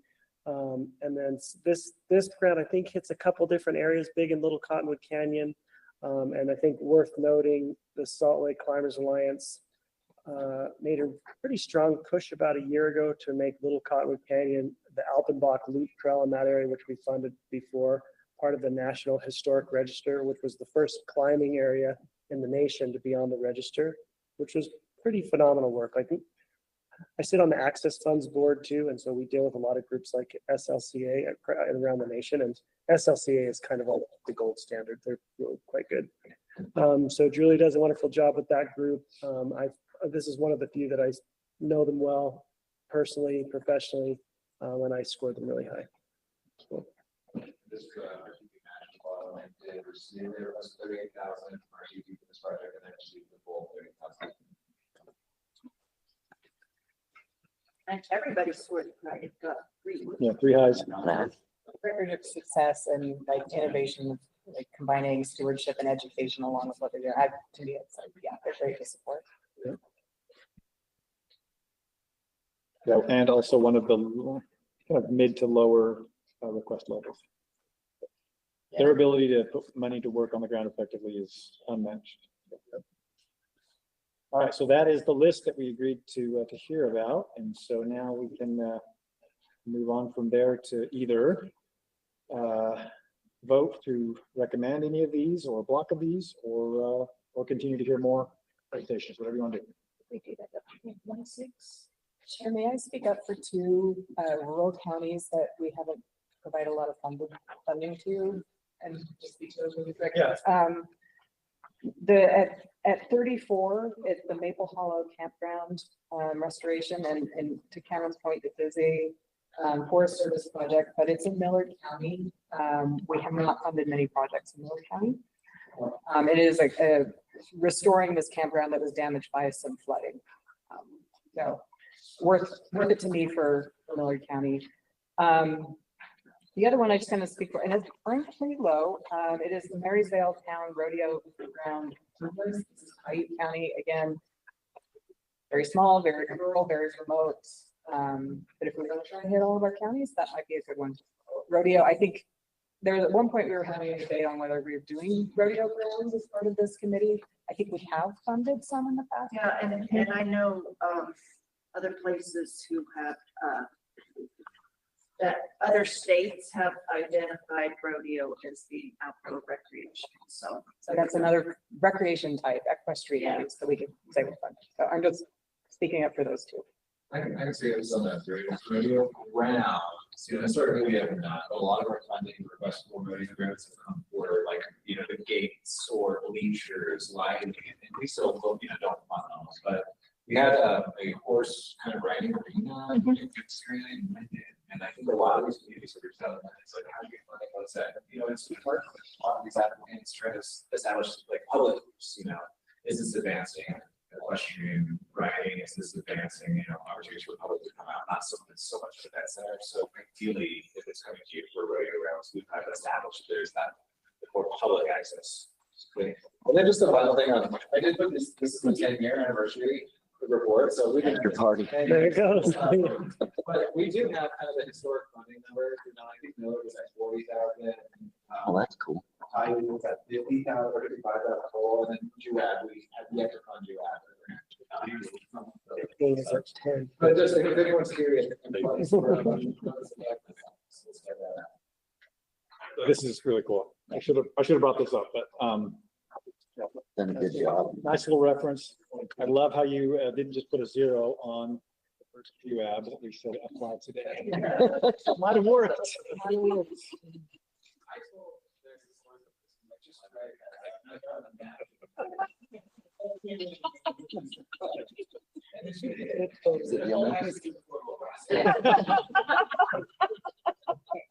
Love it.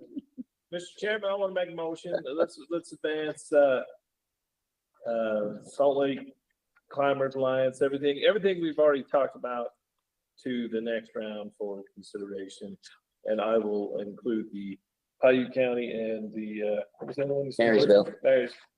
Marysville, that's in Paiute County. What was the other one? you mentioned? Miller.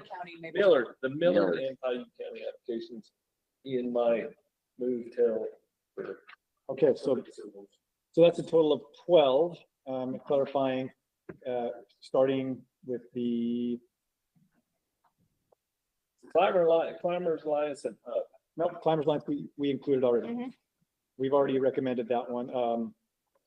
Right, well, the 2 of them, talking about the one that scored 38. So basically, starting at the Limber Flag, Grizzly Yurts, everything we've discussed, down to Climbing Trail Maintenance Education Initiative, Solid Climbers Alliance, plus Millard and Paiute. That's what you're meaning. That's my motion. Okay, that is in order. Is there a second to that motion? A second. Second by Aaron. Thank you. And any discussion? We've already discussed it, so we can go ahead with a roll call vote. Here we go. Jason, Aye. Scott, Aye. Cameron. Aye. And is Lincoln on? Okay, Jordan. Aye. Tom. Aye. Des. Aye. Lance. Aye. Jeffrey. Aye. Tracy. Aye. Aaron. Aye. Jake. I'm saying. Okay, and Russell? Aye. Okay. All right, that passes unanimously, one abstaining, and thanks, Betty, for bringing up those 2. I think that's a really good observation and good one to include both of those. Okay. What's next? Where does that put us? 1.7? So we have reached 1.7 million for RRI, which is above 1.5, obviously, and I can pull up like, for example, what we did last year with that's how. yeah, go ahead, Patrick. Yeah, it's a good idea. A little review.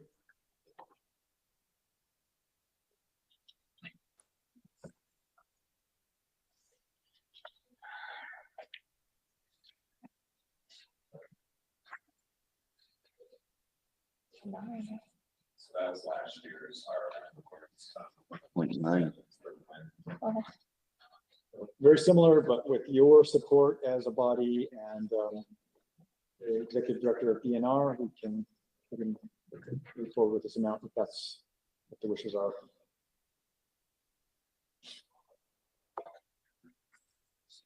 We can keep going on RRI and go even more, or we can move on to another list. What do you? I'm just curious why the Helper River or the Helper / Price River placed dead last. Hi, Tell us, Jake. I'm very familiar with that project. It's a big restoration project. They're applying for a watershed restoration initiative. It's like phase 6. The RI proposal they put in was stream bank restoration. And like, yeah. It didn't seem like it was preparation at all. I love the project. Yeah. But there's, No, I'm Yeah. all about stream restoration, There's- but there's- it doesn't seem like it's recreation. Recreation. There's no like boardwalk. Yeah. It's just, yeah. Not even a walkway or no. Was it restoration of work we already funded? No, it's Phases. just, that's the, In Helper? they took out the dam. This specific part of the the Price River restoration, project was for the stream bank, I'm pretty sure, like just downstream in town. Okay, It's been a very big project. It's been Yeah. funded through a lot of sources.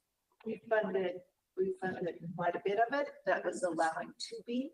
It looks like with those rock barriers to slow the water down, that we can't cheat in those sections, right?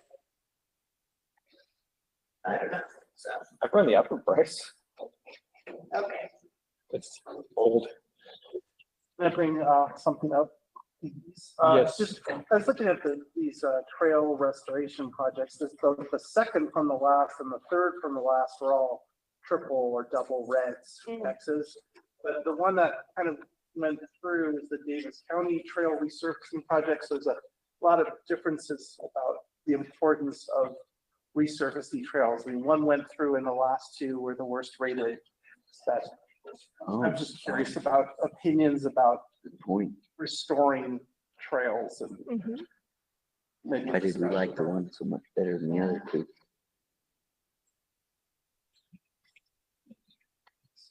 Anybody want to weigh in on that? I mean, it is RRI keyword. Yeah, Jeff, you're on the one. Did you not like it or? the last, the one that I'm on. Yeah. Only because it didn't feel, I felt like maybe some people in the room too, that if there was deferred maintenance over so many years, that wasn't the intent of this body to do that deferred maintenance work. Mr. Chair, I appreciate the question because it is similar to what Lincoln brought up earlier about the role of the local government for maintenance and where does the state come in? In my case, I evaluated Davis County trails and I had this back and forth of this would generally be the local government responsibility. The reason I voted yes on the Davis County system is that system was a regional system and is frankly facilitated by the state infrastructure, Legacy Parkway, and it's all part of an overall system. So you've got the road, you've got the trail, so the county's responsible for it, but that project exists because of a state-local partnership in the first place. Whereas other projects are more community focused. That was the distinction I had. And yeah, I didn't evaluate these last two, but just to answer your question, that's how I evaluated Davis County. And I was on the Jordan River one that's down at the bottom, and that one felt more like a river bank stabilization project than a recreation one. That would, I mean, my problem with that was it was a pretty poor application. You can make There's the that. case that doing some riverbank restoration could keep it from eroding the trail away. They said that was about it. But the application was like, oh boy, you could do it a lot better to make this. What did others think of the Taylorsville city?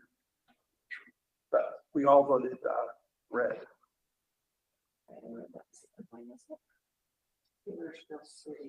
The second from the last. Let's see, I think it might be one I did.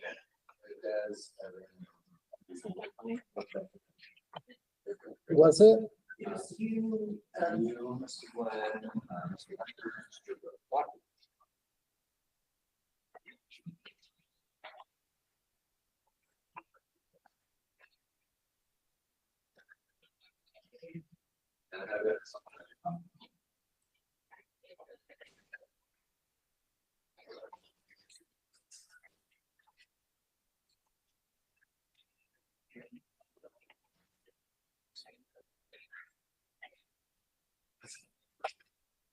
Yeah, I think for me on that one, it just didn't compare with the other projects that. It's a much shorter distance, 1 mile versus the other one was, the other one 15 miles of resurfacing and 28 or 28 miles. Yeah. Yeah, for Davis County, it was 28. Yeah. Okay. Chair, if we're done, I'd like to bring up one other project. Yeah. Anything else on those? And we'll hear a request from Tom. Which one? So I'd like to just make clear a little bit more about the Snake Hollow Bike Park Pump Track. I think I really really tough in my scoring. This was one of the projects I voted to approve in the green. For those of you that haven't been there, it is a dirt pump track now. When it was built 5 or 6 years ago, it was the nation's #1 bike park in the country. And the use is through the roof. It's right across the street from the high school who's getting a remodeling. It's a huge school. And they're looking to, I believe, make this paved hard surface because they want it to be a long-term system. It's not having to be rebuilt every season or twice a year, whatever it is to maintain the dirt. I think this is for paving, yeah. This is a phenomenal project that I think brings a wider range of kids and rider ability levels to the park, and there's less maintenance involved. It's a cool park too. It's unreal. It is, it's really unreal, and it's linked in by bike paths from, I think, 3 Yeah, different directions. we ended up from Hurricane on it. Yeah. There's all kinds of. Well, it's connected to a lot of the networks. Yeah. I've found my way there as well. Yeah. I would make a motion to add it to the list. Put it up. Yeah, I can second that. The motion is that we take the Snake Hollow Bike Park pump track in the city of St. George and add that to the list of those we want to recommend. Is there a second? I'll second it if it hasn't been. Motion? Motion from Aaron and roll call vote. Okay, I'm gonna start at the end. Russell. Oh, trick me up. Yeah, aye. Don't do that to me. Russell. I said aye. Okay, Jake. Eric. Aye. Tracy. Jeffrey. Aye. Lance. Aye. Des. Aye. Tom. Aye. Jordan. Aye. Cameron. Aye. Scott. Aye. You gotta do something to keep. Yes. Okay. That's That passes unanimously. We'll add Next time that if one. you do that, you have to say our names backwards. Oh. Thanks, Des. That here be said. There you go. Mine's easiest. Yeah. Mr. Chair, can I ask the group a question about a project? I'm curious about 3942 Ogden City Corporation's kayak park project. Oh. This is a follow-on to our 2022 project of the year that had blowouts in 2023. I think it's a very unique project in the state. Just kind of wanted to hear people's thoughts on one, big repairs to a project that we've already done, but you know, they're learning lessons. And you know, I ranked this project as high, but it is kind of an interesting dynamic with the way we use our money.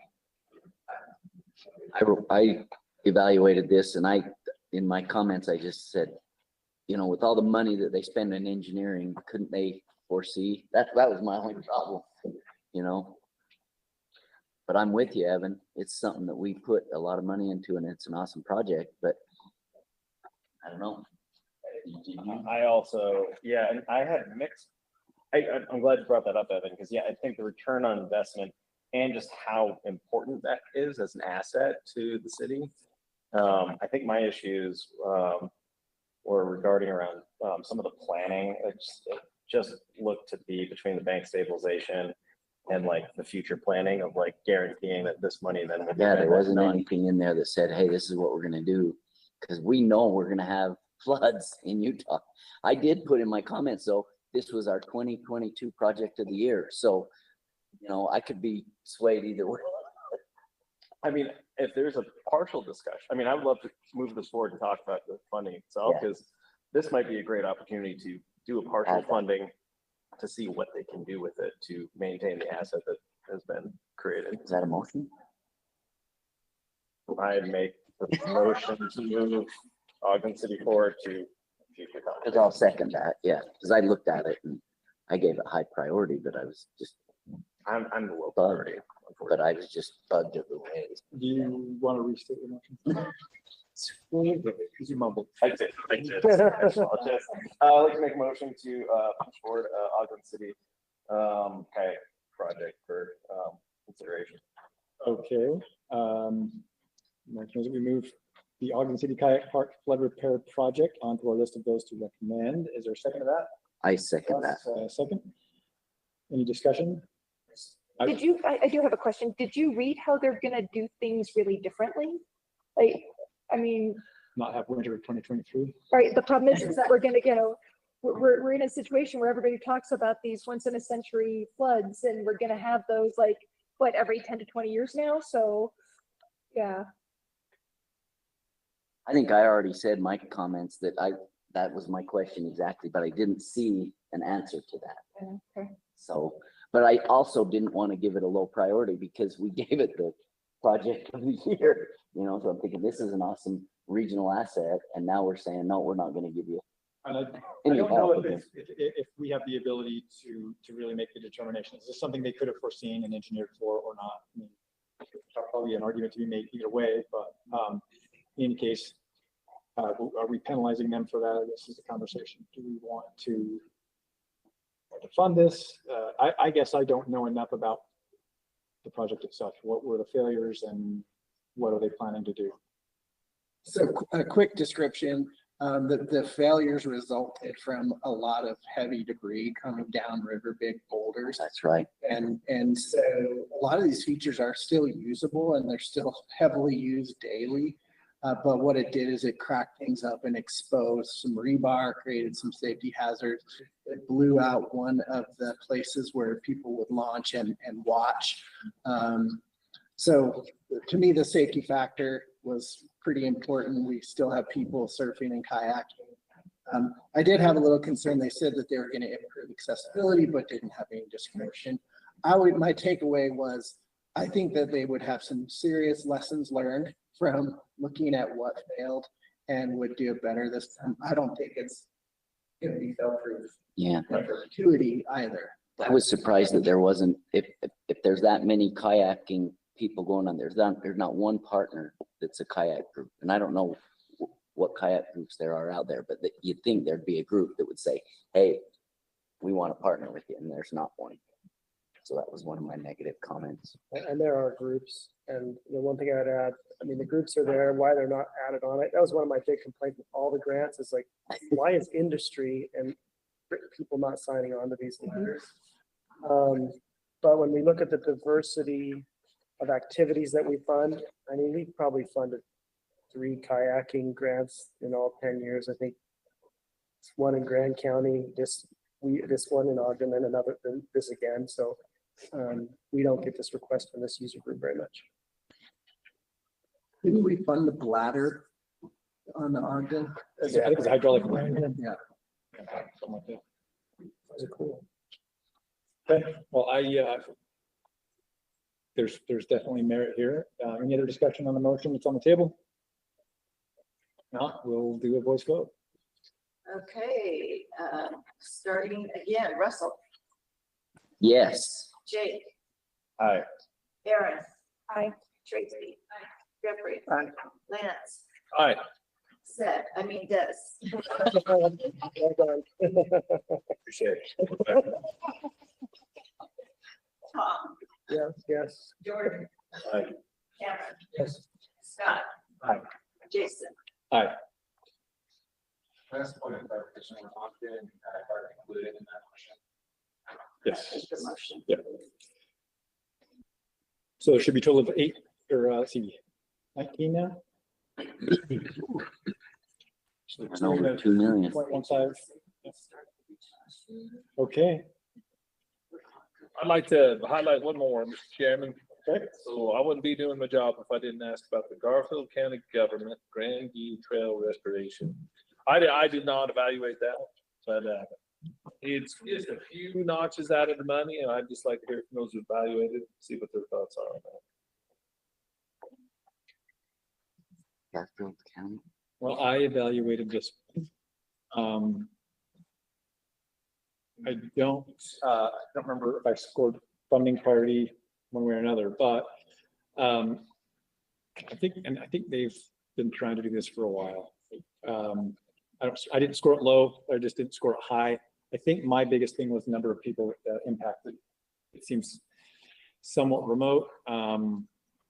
It's a slog getting around there. I mean, you're talking, what was it, 73 miles, something like that? Yeah, very remote, but heavy equestrian use. A lot of horsemen use this, and Does it, I don't know, does it access into Bryce Canyon? Is it where that- It does. It goes around the kind of the lower half of Bryce Canyon, kind of the parts that not a lot of tourists go to.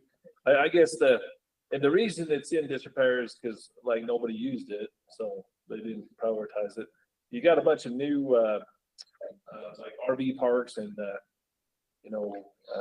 infrastructure that's centered around horse tourism now, and I think that's what's pushing this is that they're looking for more places to put those horses. They keep having a conflict inside Bryce Canyon National Park with the concessionaire because people want to ride in Bryce and the concessionaire doesn't want to ride in Bryce, so there's some scheduling issues. So this is the county's answer to, okay, well, here you get to ride in the Bryce Canyon country there, and we're going to restore this trail. So, but again, I've never done it in my life because I don't have 3 days to ride my horses around there. So, and I think the other thing was for me, it's a contractor and a hand crew. Contractor, trail restoration contractor, one individual, 38 miles, and then a 4-week hand crew contract, and then some heavy equipment. Well, but the heavy equipment is not part of the request for RRI. 176,000 for the trail restoration contractor, and then 40,000 for an ACE crew for 4 weeks. Does it connect to the pickleball court in Hatch though? Actually, on the left side of that map. Yeah, I know where it's at.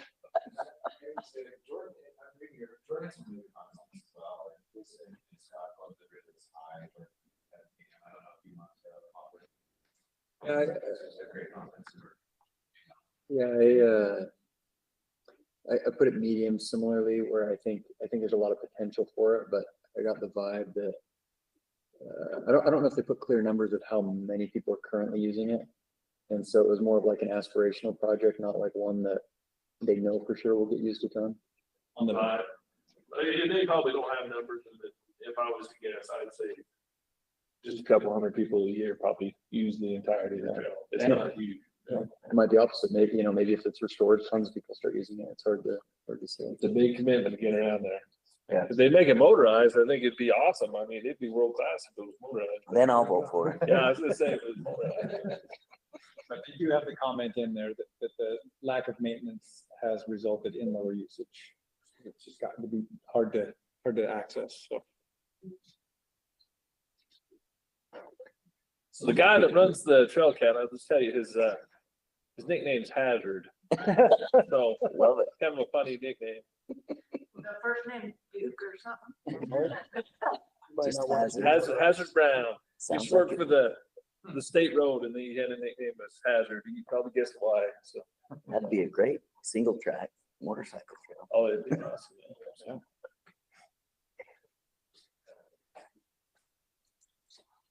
All right.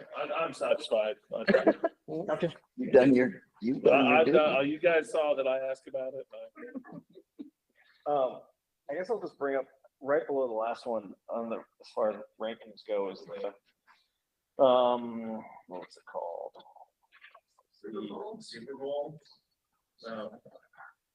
So, yeah, this is an ask from the BLM Park Service and Access Fund, which I'm now realizing I just scored things very low, so maybe I'm dragging this down. I think we all did actually this year.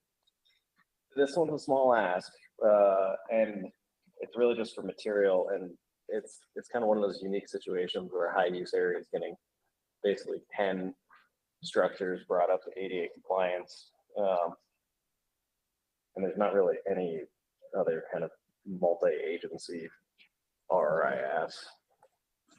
I'll just put that out there. I mean, I'd make a motion to, you said Access Fund was part of it? Yeah, it's Access Fund, Park Service, and BLM. If Access is being asked, they're being asked by a ton of user groups. Yeah. So. I was the maybe on it, and unsurprisingly, it was my policy concern of, are we gonna use state dollars to fund federal projects?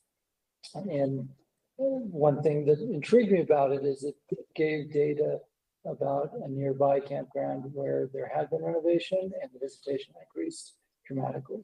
So that's why I gave them a medium instead of well, would then like driving home my policy point, but I did a medium because I thought it was worthy of additional discussion. And like you said, it's a lower dollar amount and it's in San Juan County. Yeah. Yeah.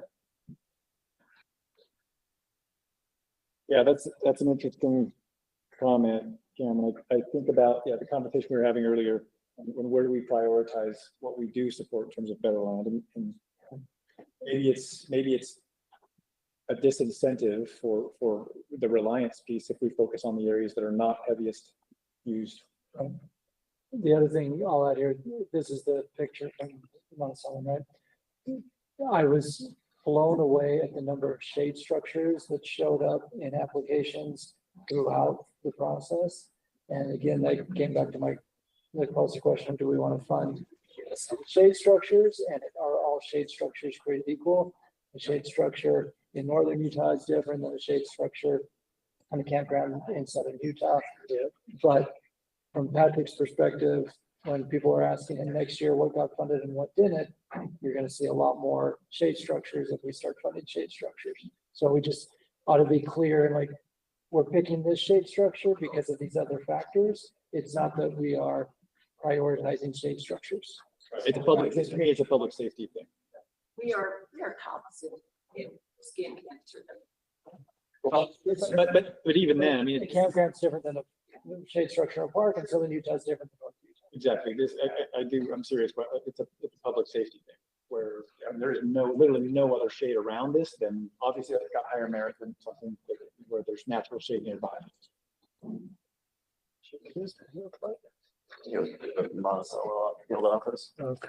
Question though, is part of a campground. I know exactly what it is. Yeah, It does. It does, okay. Make a motion. So if you're in a state park, yes. Not. If you're on BLM campground, no. Well, Forest Service does, ironically. Why is it clear Marks? Are you sure? Yeah, Forest Service does. Access fund goals. I'm on BLM. I didn't know.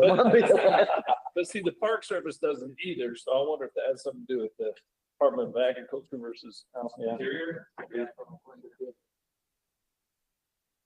All right, well, we do have about 12 minutes before we've got scheduled guests. I'll make a motion to move that one up. I'll second that. Sorry. Oh, sorry. I'll make a motion to move the Super Bowl. A motion from Tom to move the Super Bowl campground restoration project onto the list of those we want to recommend. Is there a second? And I second that. Any further conversation or discussion? Okay, roll call vote, please. Okay, Cameron. Aye. Scott, Aye. Jason, Aye. Jordan. Aye. Tom. Aye. Des. Aye. Lance. Aye. Jeffrey. Tracy. Aaron. You stepped out. Okay, Jake. Aye. Russell. Aye. Okay. Sounds like a unanimous. We'll add Maple Hall or Super Bowl campground restoration and Seller Field Office on the list of those we are going to recommend. We took a break before we started at 2. If everybody promises to get back in here right at 2 o'clock. Okay. Another Coke. Oh, where did you get that? Thank you. We are off the record. Thank you, Paul. Tried to cut down, so I said, I'll leave it in there and if I don't leave it there. Yeah, go to the other. Are you plugged in? Yeah. You go to the other.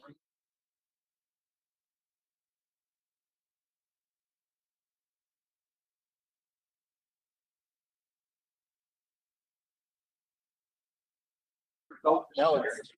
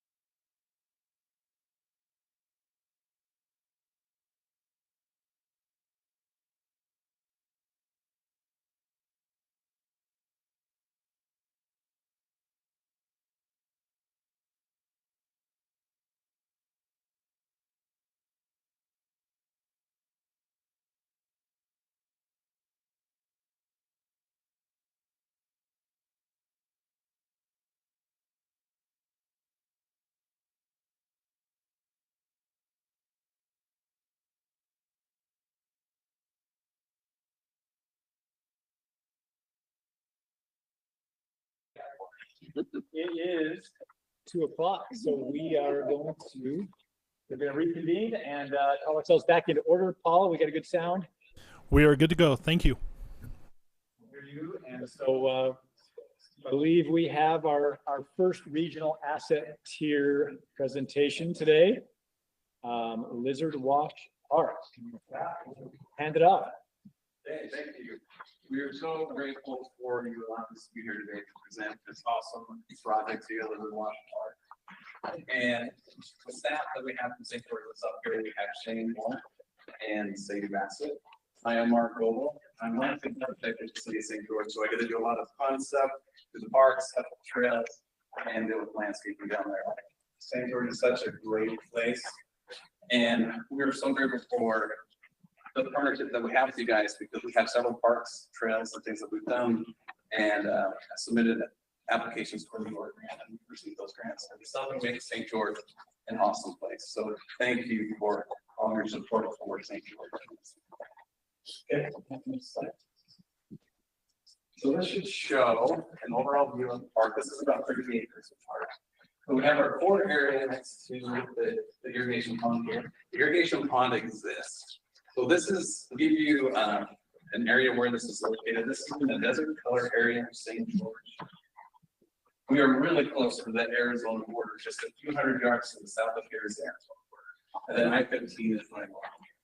Lizard Wash is to the pond. So again, we have the core area where we have the restroom, basketball, pickleball, the parking, pavilion, playground. And then we have our bike park area over on the other side of the wash. We also have a disc golf course that we're proposing to go along both sides of the washes as well.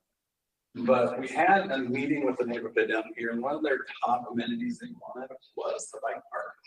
We do have an existing bike park in St. George, which is the St. Paul Bike Park, and it has been a very popular park, and the people love it. We need more because it gets busy, and the St. Paul Bike Park is on a different end of town. So we wanted to have something down here. And again, the neighborhood really wanted that bike park. So if we go to the next slide. So this is just looking at the bike park in more detail. So we have the jump zone area, with the jump lines up here at the top. You'll have to forgive us for this, where the orange is.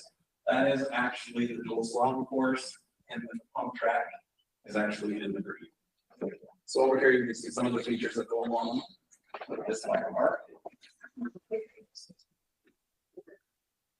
Here's one of the cool features that we're having on the jump lines. So we're calling this the lizard launch. So you go through the head of the lizard, and you either go down the expert course or the intermediate course. And there's kind of this shade structure looking thing to look like a lizard. So let's go. Stuck on the other one. Let's give you a little bit more detail on what that lizard launch will be. And it's 4 tons, so you go expert or intermediate. We also have some images of the bicycle playground area and the bicycle skills area where people use those to hone in their skills. It's kind of an area more for the younger kids, but we have one of these at St. Hollow. It's not just for young kids, it's for everybody. Okay, they're fun. So we'll go to the next slide. So that's going into more detail of that area. So we have our bicycle playground area down here. We have tunnels, you have ramps, and then you have your skill zone up here, the skills trail, just to hone in on some of those basic skills as you're going on trails. Keep your balance, keep your bearing straight, see if you're willing to go on some big turns or something like that. Okay, so the next slide. Now this is focusing on just the other elements of the park. So around the pond area, we've got pickleball, which is a huge, I'm pretty sure everybody knows pickleball is a huge activity that everybody wants. What is pickleball? What is pickleball? It's growing in popularity and going crazy. We got our playground. With the playground, we wanted to gear that towards kind of the all abilities, so special needs, so they can use the playground as well. We have our pavilion over here We've got a restroom, that we're looking at. And we have these little pods around the lanes that are just kind of like these picnic pods where you have a barbecue. But the main focus of this park was a bike park. That's what the neighborhood wanted. It's a huge amenity for St. George. We have so many things in St. George that are geared towards mountain biking. Another thing with this park is this is a great connectivity point for our trail system. Desert Color has been really good at integrating trails throughout the development. And they also have an existing trail right along the road here. So with us having this park here, we have connection to that trail. This trail will get us to the Southern Parkway. We're working on a project right now to have a 6-mile trail along the Southern Parkway, which will connect us to the Virgin River Trail System, Santa Clara River Trail System. So this is a huge connection to all the trails that we have throughout the city. Next slide. Are there any questions? What are the blue and pink arrow line? That was this golf course. Oh. So that was showing where the different holes would be on the basket. Gotcha. Can you speak towards accessibility a little bit? Some of the adaptive bikes out there are super wide, park looks awesome. Just Yeah. wondering if you considered some of those riders. Yes, thank you for bringing that up, because I went to the trail conference last year and I participated in that workshop. And it was awesome to see how people who are in wheelchairs, they can get out here and do this stuff. They are amazing at doing the mountain bike stuff. So we would definitely have that also geared towards them so they can use that. It's just amazing. And maybe you crank with your hands, you can either like just do it with your feet. They have the 3-wheel, they have the 4 wheels type of thing. And it was amazing. I was actually on one of those 3-wheel. And it's a little tricky to get to work, but it's just awesome to have all those people, everyone to be included in this bike park. Do you think you'd have some riders that are on an advisory group or reach out to other groups that do that type of work with accessibility? Yeah, I think that's a great idea. And I think that we should contact them just to make sure that what we're building will accommodate their guests. Thank you. Yeah, any other questions? I don't know if I have my 10-minute. A couple minutes left. More of a side question, but where you have like a lot of, like in this area, I think it's, lots of like scorpions and rattlesnakes and stuff like that, and you have kids, and so how do you, all the terrain around the trails, how do you kind of keep it so there's not critters getting on the pathways and? You don't, and that's living in St. George. I mean, I've been stung by scorpions because I got on my bed. It's hard to deal with that. I don't think there's any way to really control scorpions. That big one, that big They don't lizard. come out, like they're largely nocturnal, so the reality is that you're not walking down a trail going, oops, I just got stung. You know, that's just what the, yeah. Because one thing we could do is have black lights there. And freak everybody out. That's probably a good idea. That'd be kind of cool. Have a black light. Lean into the lizard concept. Well, the lizard launches the predator, like one of those owls on the building. Scorpions are gonna- That's a good point. Part of the emphasis around this particular funding stream is for regional assets. You referenced initially about Desert Color. Do you just mind giving people an update of what Desert Color is and how it fits in to St. George and just Washington County in general? So Desert Color is a large master plan community. There's about 33,000 people once it gets built out be able to live in that area. Desert Color is interesting to St. George in a way because there's a lot of people that visit St. George already. But Desert Color, there's a lot of tourism and people like to come and visit. They got a lagoon. There's a big lagoon, if you're not familiar with it, that's kind of in the center of the community. It's really a tourism draw. And there's a lot of commercial going on right now. It's building and expanding crazily right now. Lots of restaurants are coming in. Costco is going to be coming in right there. So there's a huge draw to that area. And there's going to be a lot of people coming there. People just not from the state, but from Nevada. So Desert Color is. This is the new road. So you guys happen to be the first time I get a chance to ask this question because you also in your proposal, like many others, have talked about it being a facility for low-income families. And one of my comments, having served on this committee for several years now, is that anything having to do with bikes is not low income. So what kinds of organizations and things like that are around that make something like this accessible to low-income families? Right, we have the bicycle collective, which helps the low income families be able to have bikes. I feel like. Do you know how they work? I can help you if you need it. I knew the answer to this question for you all, but it was a complaint about like this whole cycle and seeing this, oh, it's low income, but it's bikes. Yeah, we're lucky we have a bicycle collective down there where kids learn how to fix bikes and then they put in hours fixing bikes for this nonprofit and earn their bikes that way. So that this town has a ability to actually say that, but you didn't document it very well here. Yeah, the bicycle collective is incredibly important in St. George. In fact, we have two pumps with them, right? We own the city of St. George actually owns the building, so it's a partnership that we take really serious. I know our department in the past has volunteered there. It is something we should have brought up because it's really important. I know there's a lot of the youth that go there and get their first bike and to get a quality bike. So thanks for bringing that up. Yes, thank you. Right, any other questions? One other question. Yeah, I saw him in the image. I think I know the answer, but before you walked in, we were talking about Snake Hollow, and Snake Hollow is trying to pave the pump course now instead of dirt. Are you going to a hard surface on this one? Yes, this would be an asphalt surface for the pump track, and I think the Snowland course is going to be paved as well. Because there's a lot of maintenance that goes into it, as we got out with Snake Hollow with the dirt tracks. Good, good try. Do we have any paved pump tracks in the state? Oh, yes. At Canab. I actually, one of the things that I've seen with paved pump tracks is that is a gateway for affordable bikes. You don't have to have the, bike that can handle, the left side of this to enjoy it. I was just gonna say, I was at the PG pump track last weekend. There's a bunch of $700 Walmart bikes out there. Yeah. Not that we're in the business of selling stuff. You can say, whoa, wait a minute. To save a place here, Jordan. We won't fire you. It's a gateway, right? Gotta start somewhere.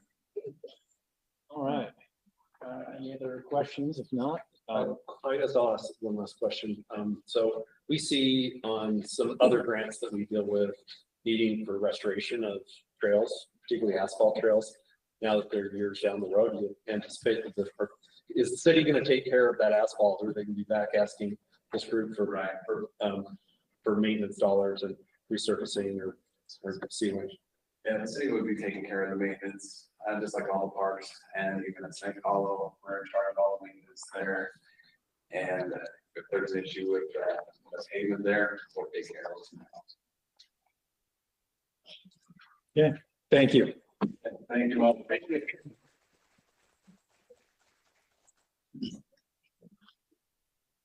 Can't take those 4 minutes off. But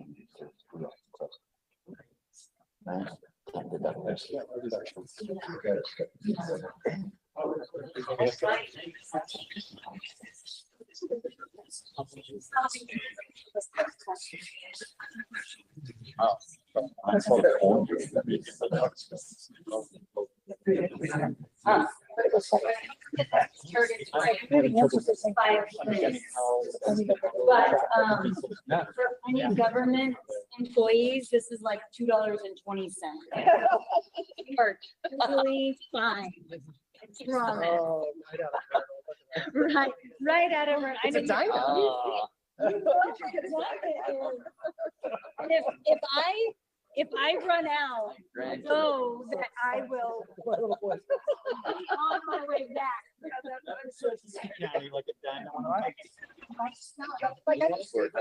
Oh, yes. I think my dad could actually. I will have some anything. That's not the one on the wall. Right?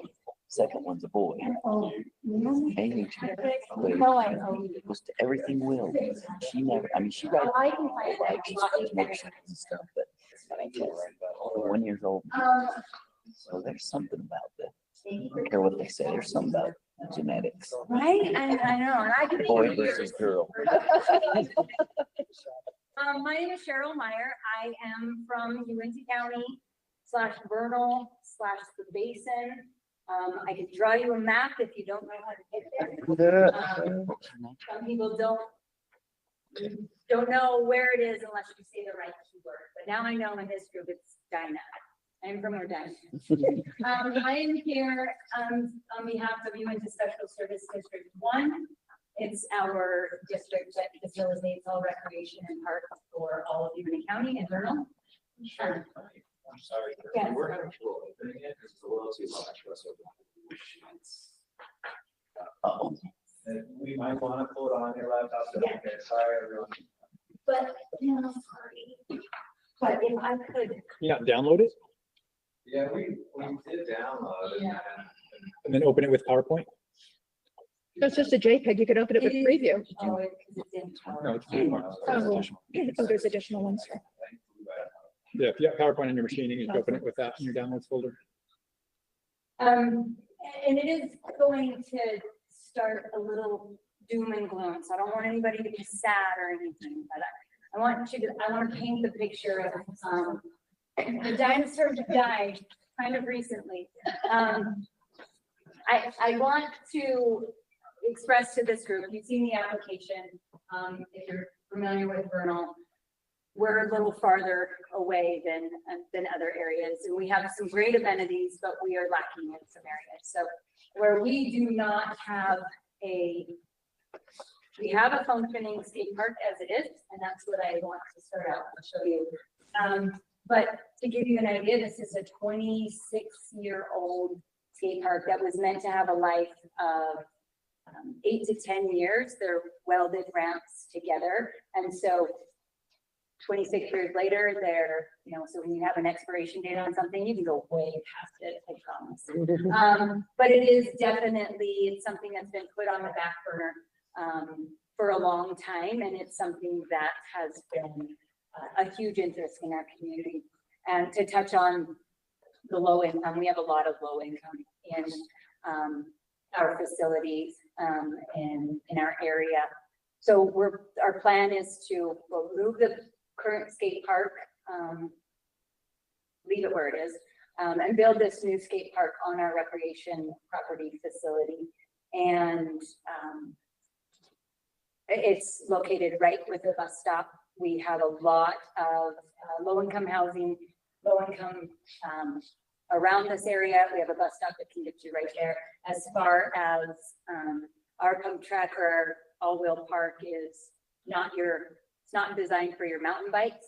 It's designed for more your BMX, your lower quality mountain bikes, your skateboards, your scooters, your anything with wheels. I have some adult friends that are pulling out their bowling pins. So this is currently what we have in Uintah County.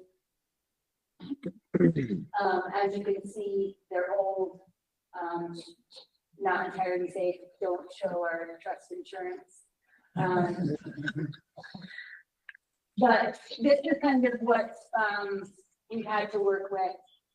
And somebody asked me, there's a gate right to the skate park, and somebody asked me, what is that?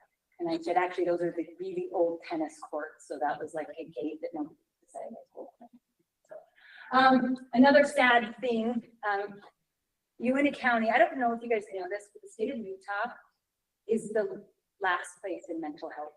And that's really sad because we are last to Alaska, who's dark 6 months out of the year.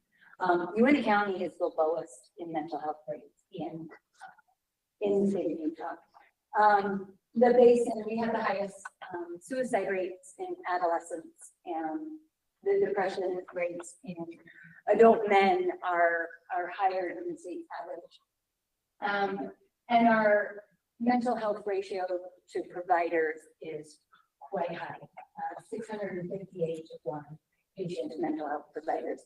So again, I don't want to paint this doom and gloom, but we don't have a lot to be able to get these people in our community to enjoy a lot of things. So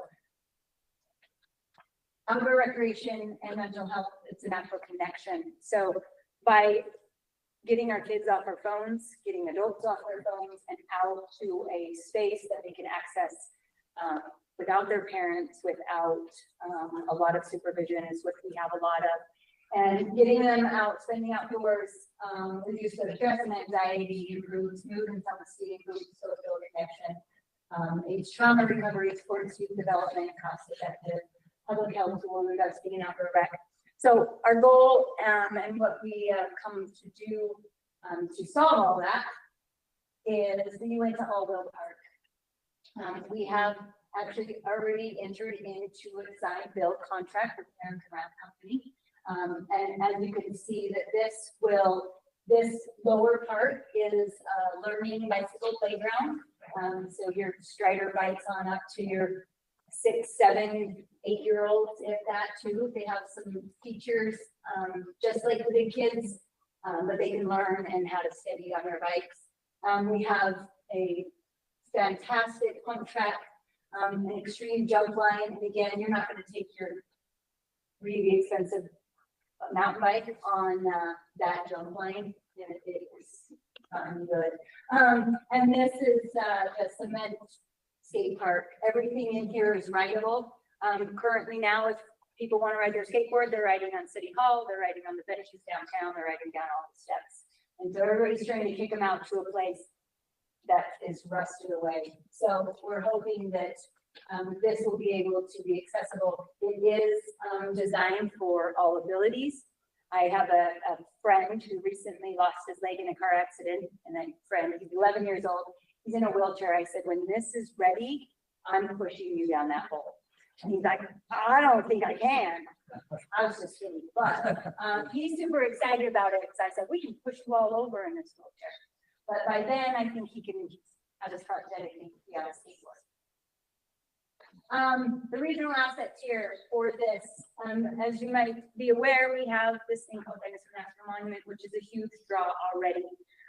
We would love to be able to connect with the tourists and the community around to stay another day in Vernal.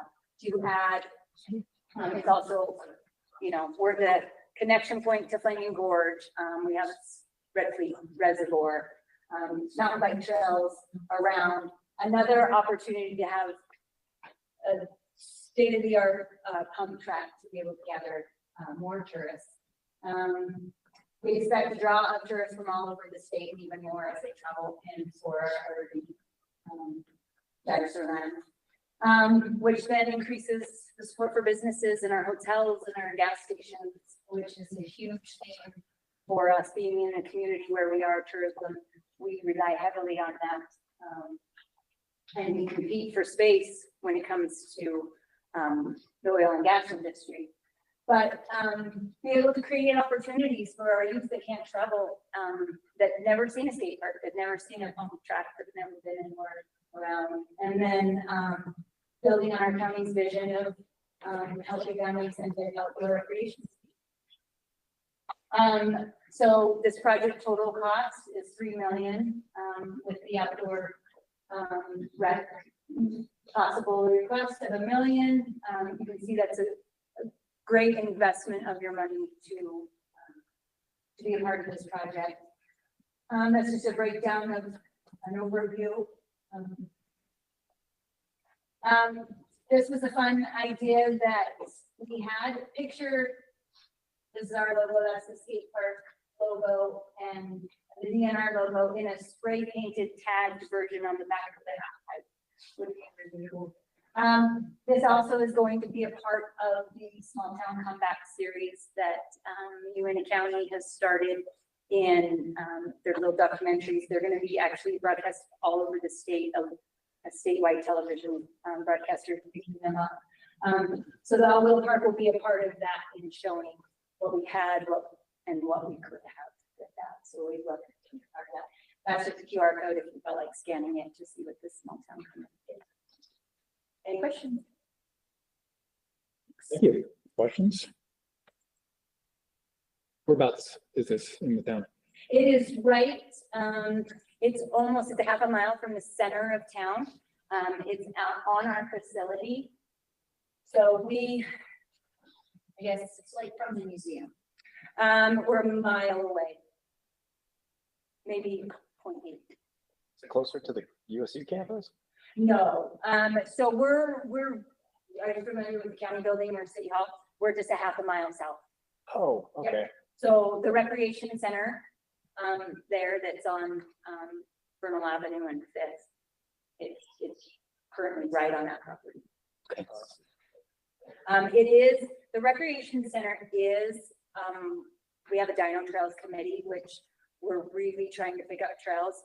The recreation center is a hub for urban trails that haven't been built yet, but that's where they kind of want to try to funnel a lot of their pass through. We have a lot of country, but the rec center is, they want a place to be able to connect to and move on into the outskirts.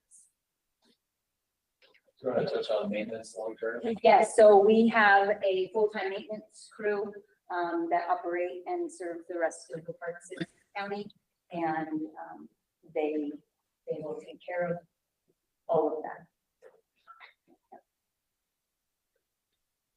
What's their role been in the existing skate park that you had? The video?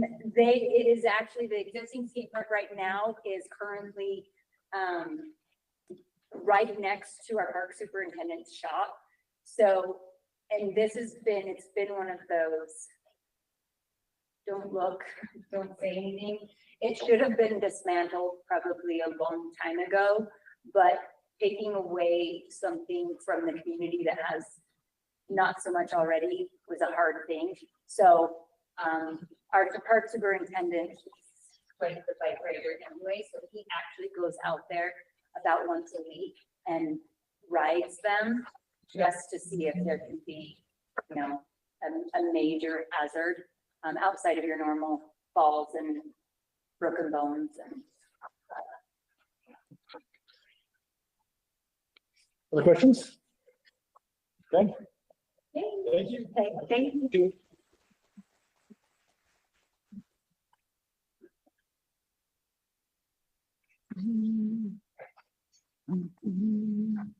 Wait to do some tricks with this dyno and my BMX bike.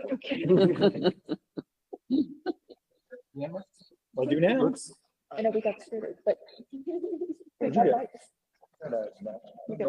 Oh, you got a zip stick. Yeah. With a hoverboardy thing. All right. Ransville's here, ready to roll. Toys, pay attention. Yeah. With the toys. Well, thank you for having us. I'm Christy Montero. I'm the Public Works Director, and with me I'm Marcus Seats, the Deputy Public Works Director. And we're here to interview another All Wheels Park for Grantsville City and want to show you our vision for Grantsville. Where Scenic Slopes Park. This is basically Grantsville City here. As you can see here, we have it pointed out there that the city has 18 acres of undeveloped park right there.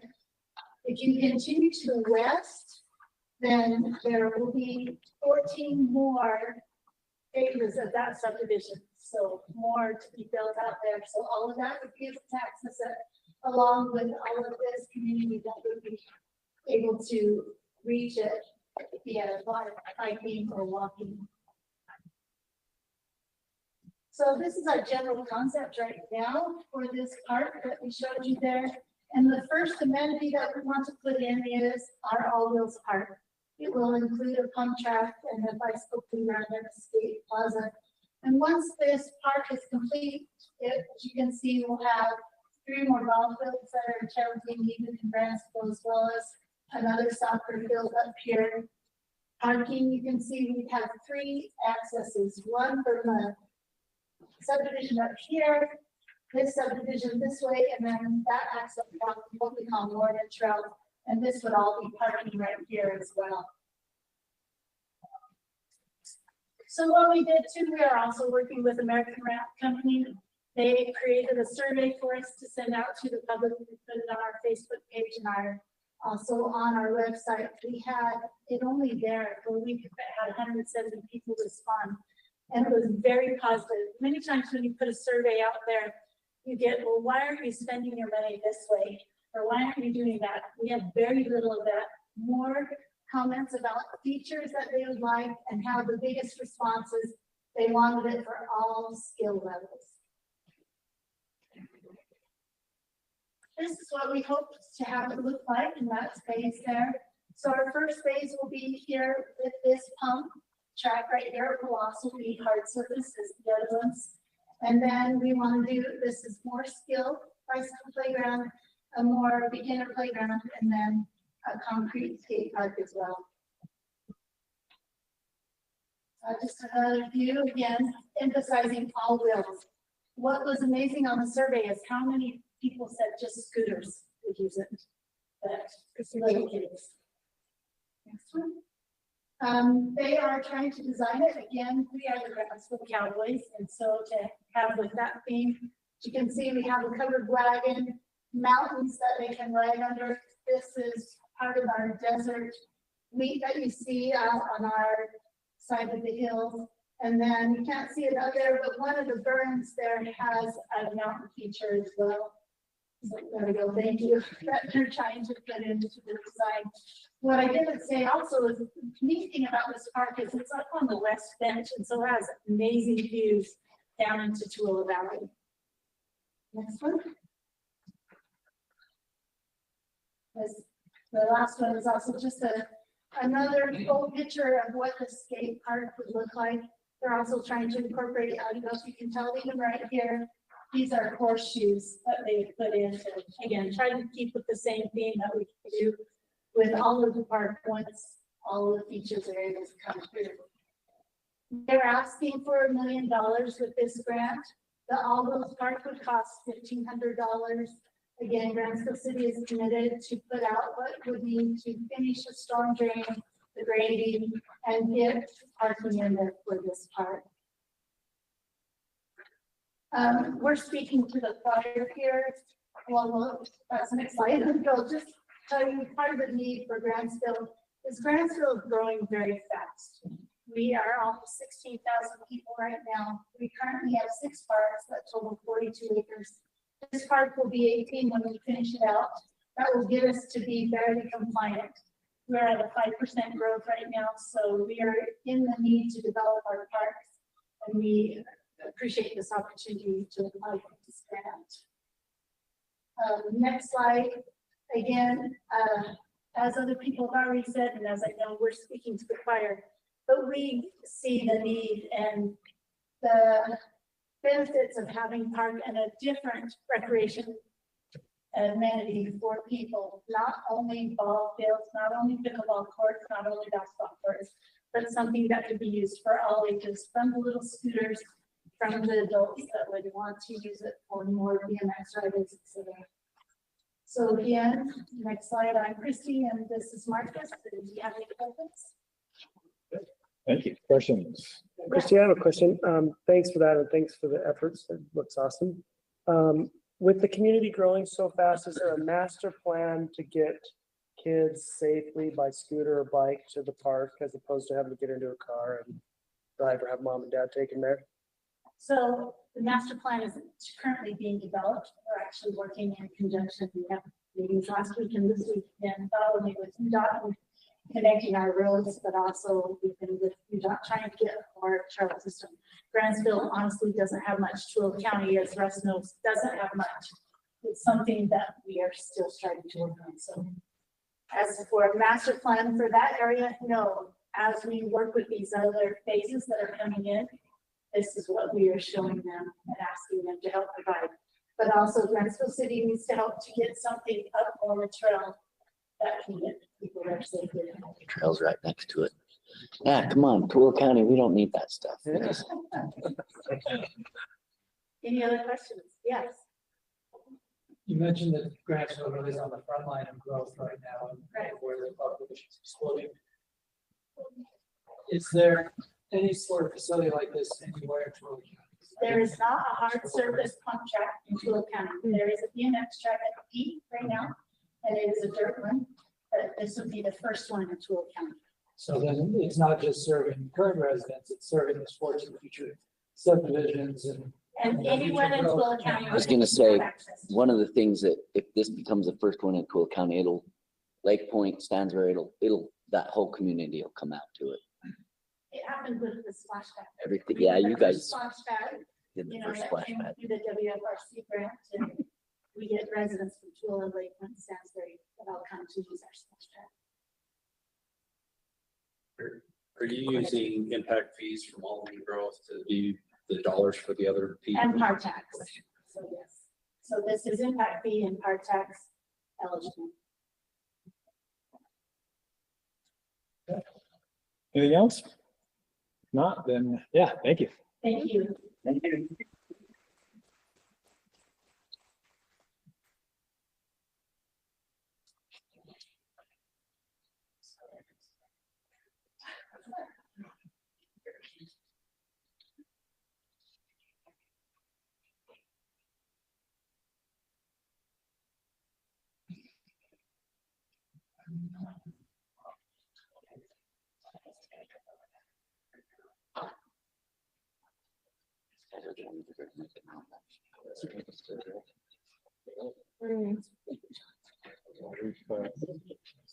Whose vision that was a few years ago, right? We didn't go to 2:45. If we want to jump early. They're ready. Let's Yeah. do it. Yeah, jump into it. Yeah.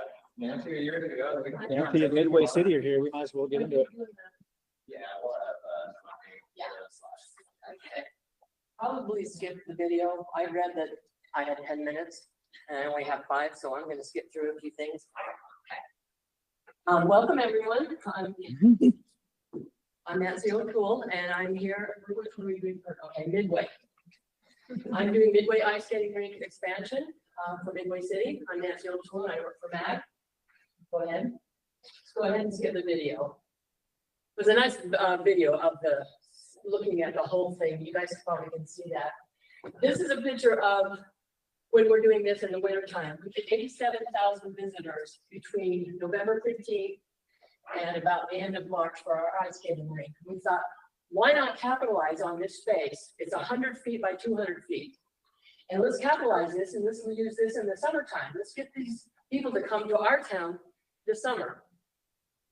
So I'd like to recap just a little bit. What we're doing is we pieced this ice skating rink together with the Olympic Committee in 2002. And we literally pieced it together. And it's been going on for about 24 years. And it's starting to have a little wear and tear and a little issues on that. And the thing that we have the problem with now is that it's a closed system and it seeps in the summertime. And so it leaks this slurry, slick, salty stuff on top of it, so you can't use it. We've had 2 people fall and break their arms. So what we do is we cover it up now. So we really do need to repair this ice skating rink. And so we can do other things in the summertime. The new we're going to do another concierge building that includes a warming hut, concessions, bathrooms, and rentals. And with a non-porous floor, the space can be used for recreational activities. So these are the trailers that we got in 2002 from the Olympic Committee, and we have used them. And this last year when we put them in, we wasn't sure whether they were going to hold up or not. So we decided I got funding for the Rural Grant Committee, Rural Economic Committee, the next one, to do a concierge and concession building. It's really cool. It's a Swiss building with architect. It's got 1,300 square feet. It's going to have a warming hut. It's going to have a kitchen. It's going to have bathrooms. It's going to have rentals. We're really excited about it. We're going to have decks all the way around so we can have people enjoy that space all year round. This is a simple schematics of what our drawing is going to be like now. We're right up in here. This right here is the ice skating rink. This is the concession stand. What I want you to notice is all the way around we have parking. So we don't have to worry about parking. We got parking for all year round. We also have trails that go from 4 different directions, north, south, east, and west. You can go to this area on a trail or a sidewalk anywhere in Midway, which is really nice. We do have 160-something parking spots, but it fills up fast. So it's really nice to have an alternative for that. And the reason we want to really capitalize this on the summertime is we have Deer Creek on one side of our town and we've got Wasatch Mountain State Park on the other side of town. And they come through. Sometimes they stop and sometimes they don't. We'd really like to capture some of that and get some recreational activities in the summertime because we're certainly busy in the wintertime. This is just another picture of it. And we're going to widen the sidewalk so we can have a little bit more room for tables and chairs and benches. Go ahead and do the next one. So what we're focusing on with this project, we've already got the ice skating rink down pat. We're busy. We're busy from the moment we open up to the moment we close. What we want to do is capture that kind of energy for April, May, June, July, August, September, and October. So this is what we decided to do. We've got the Wasatch State Club. They gather on the ice skating rink on Saturday mornings. It's a wonderful lady. Her name is Elsie. And she does this roller skating yoga and ice skating or roller skating all in every Saturday morning. And she's running out of venues because everything's getting so busy in town. She would like to do it in our place, but it's unsafe. So as soon as we get that up and running, she's going to be there every Saturday morning. Our Tuesday concert nights, we wanted to include dancing with bands, but we live in Midway and we have bowls. And so it's not really good to go dancing on our grass because you can trip and fall in the holes. So we're going to wait till we get this done this year. And we've got line up of a whole bunch of bands that are going to come in every Tuesday night. Some of them will just be sitting and listening. Others will be dancing. And we're really excited about that. We also have another lady. Her name is Danny, and she does the Midway line dancing. She can only do this every other weekend because she's, again, running out of venues to do this. And she'd like to do it outside. And what she does is about 50, 60 people come. It's $10 and you do line dancing for 2 hours. We have a space that's almost a half an acre. Could you imagine how many people we could put in there and get some recreation going there? So we're really excited about her doing that. And then the last thing is the bike events. We do that on the first Saturday of every June. We have been able to do it on the park, on the ice skating rink space, but it's getting too dangerous. So we're going to move it this year. But after that, the following year, we have a bike safety first on June. For obstacle course, the kids come through and they have a really great time. And then we leave that obstacle course out there, say like Tuesdays and Thursdays for 4 hours. Then the kids can come and practice and feel safe that they're going to learn the rules and know what they're doing and feel like they're safe riding their bikes around Midway. The last thing is the city council wants to put anchors in for pickleball, tennis courts, and volleyball nets. So we're really excited about this. We've got a really good program for the wintertime. And we'd like to spread that out all through the summer and really capture some of those people that cross through from Deer Creek and from Wasatch Mountain State Park. And thank you for listening to my presentation. I can answer any questions. That was kind of fast. I apologize, but I can answer any question you have. Questions? Just a logistic question. These anchors, how do these anchors work so that they're not in conflict with like roller skating or they're not tripping hazards? They have a clip on them, so they come up. You have a little lever, and you open it up, you pull it up, and then you lock it, and then when you're done, you unlock it, push it down, you put a little top over. And so it's completely flush. It's amazing what they can do with that stuff. There's a video of the rollerblade yoga. Everybody wants to see it.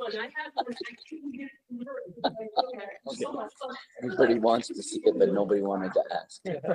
You have to see it. It's amazing. They do the lifts and the legs and the stretches and all sorts of stuff with the rollerblades. It's actually kind of cool. So and this is where Swiss Days is held, it's right? You what? Swiss Days? Yeah. Yes. Okay. So does this add to the capacity or things that Swiss Days can accommodate? Well, hopefully what we do is we use that space we put a whole big tent up in that space. And that's where everybody can eat and have entertainment in case it rains. So that's what we do. But we have to put a whole board down because it's so slick and uncomfortable and dangerous for people to be on that. So Swiss Days is looking forward to having a nice floor. They can just put a tent up. Any other questions? No. Okay, no, we can queue up the next one.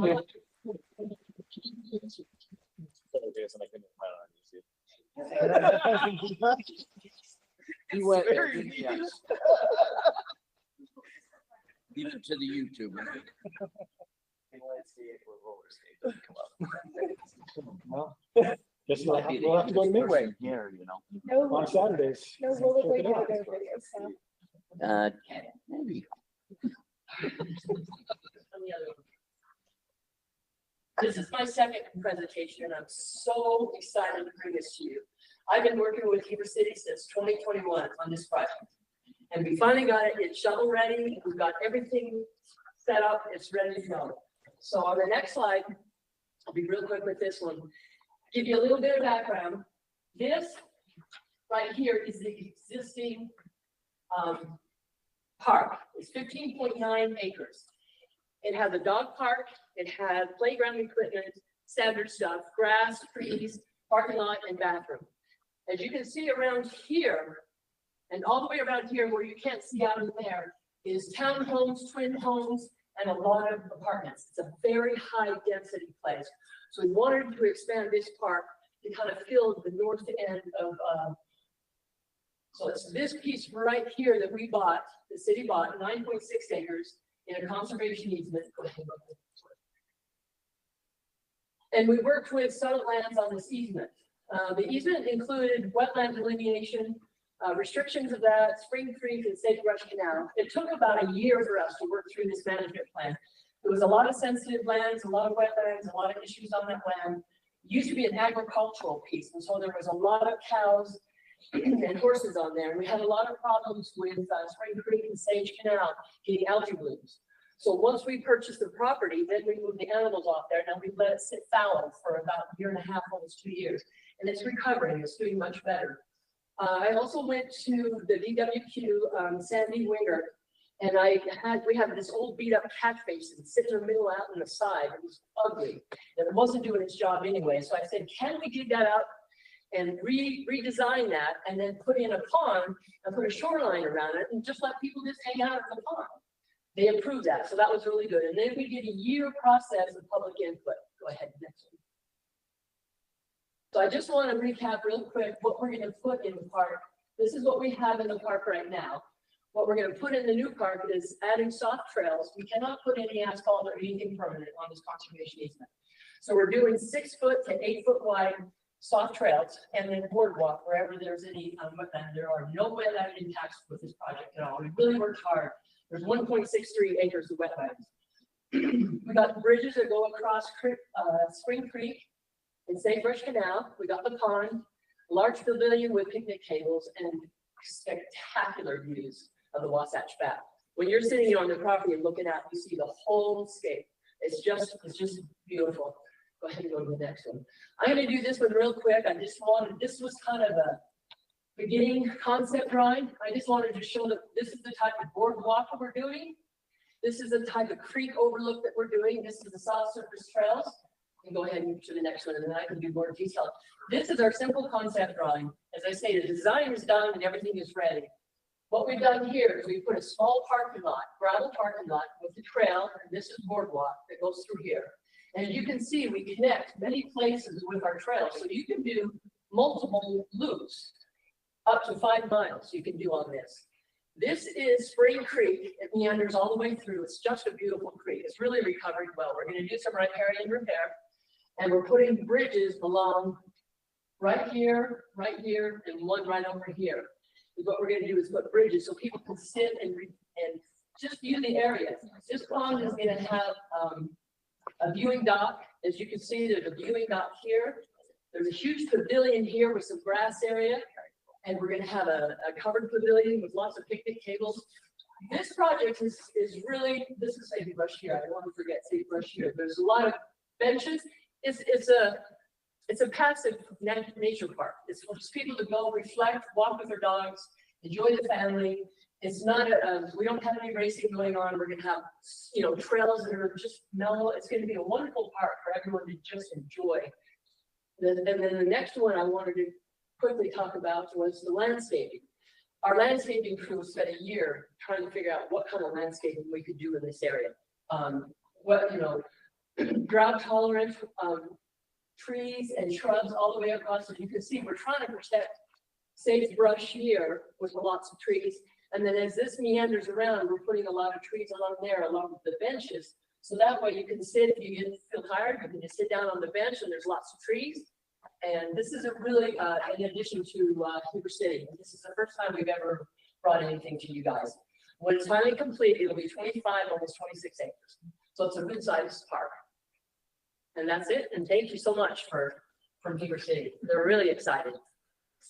And I think have any questions. I had a question. Oh, go ahead. Let the young guy go first. I'm curious, in the proposal, you talked a lot about kind of the wetland design and concept. Is there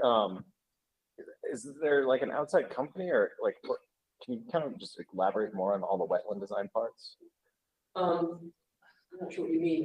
We worked with Forex Engineering that came out and did the wetland. Okay, so it's just an engineered wetland. Yeah, it is. It is. And it's mostly from the flooding from Spring Creek and sagebrush.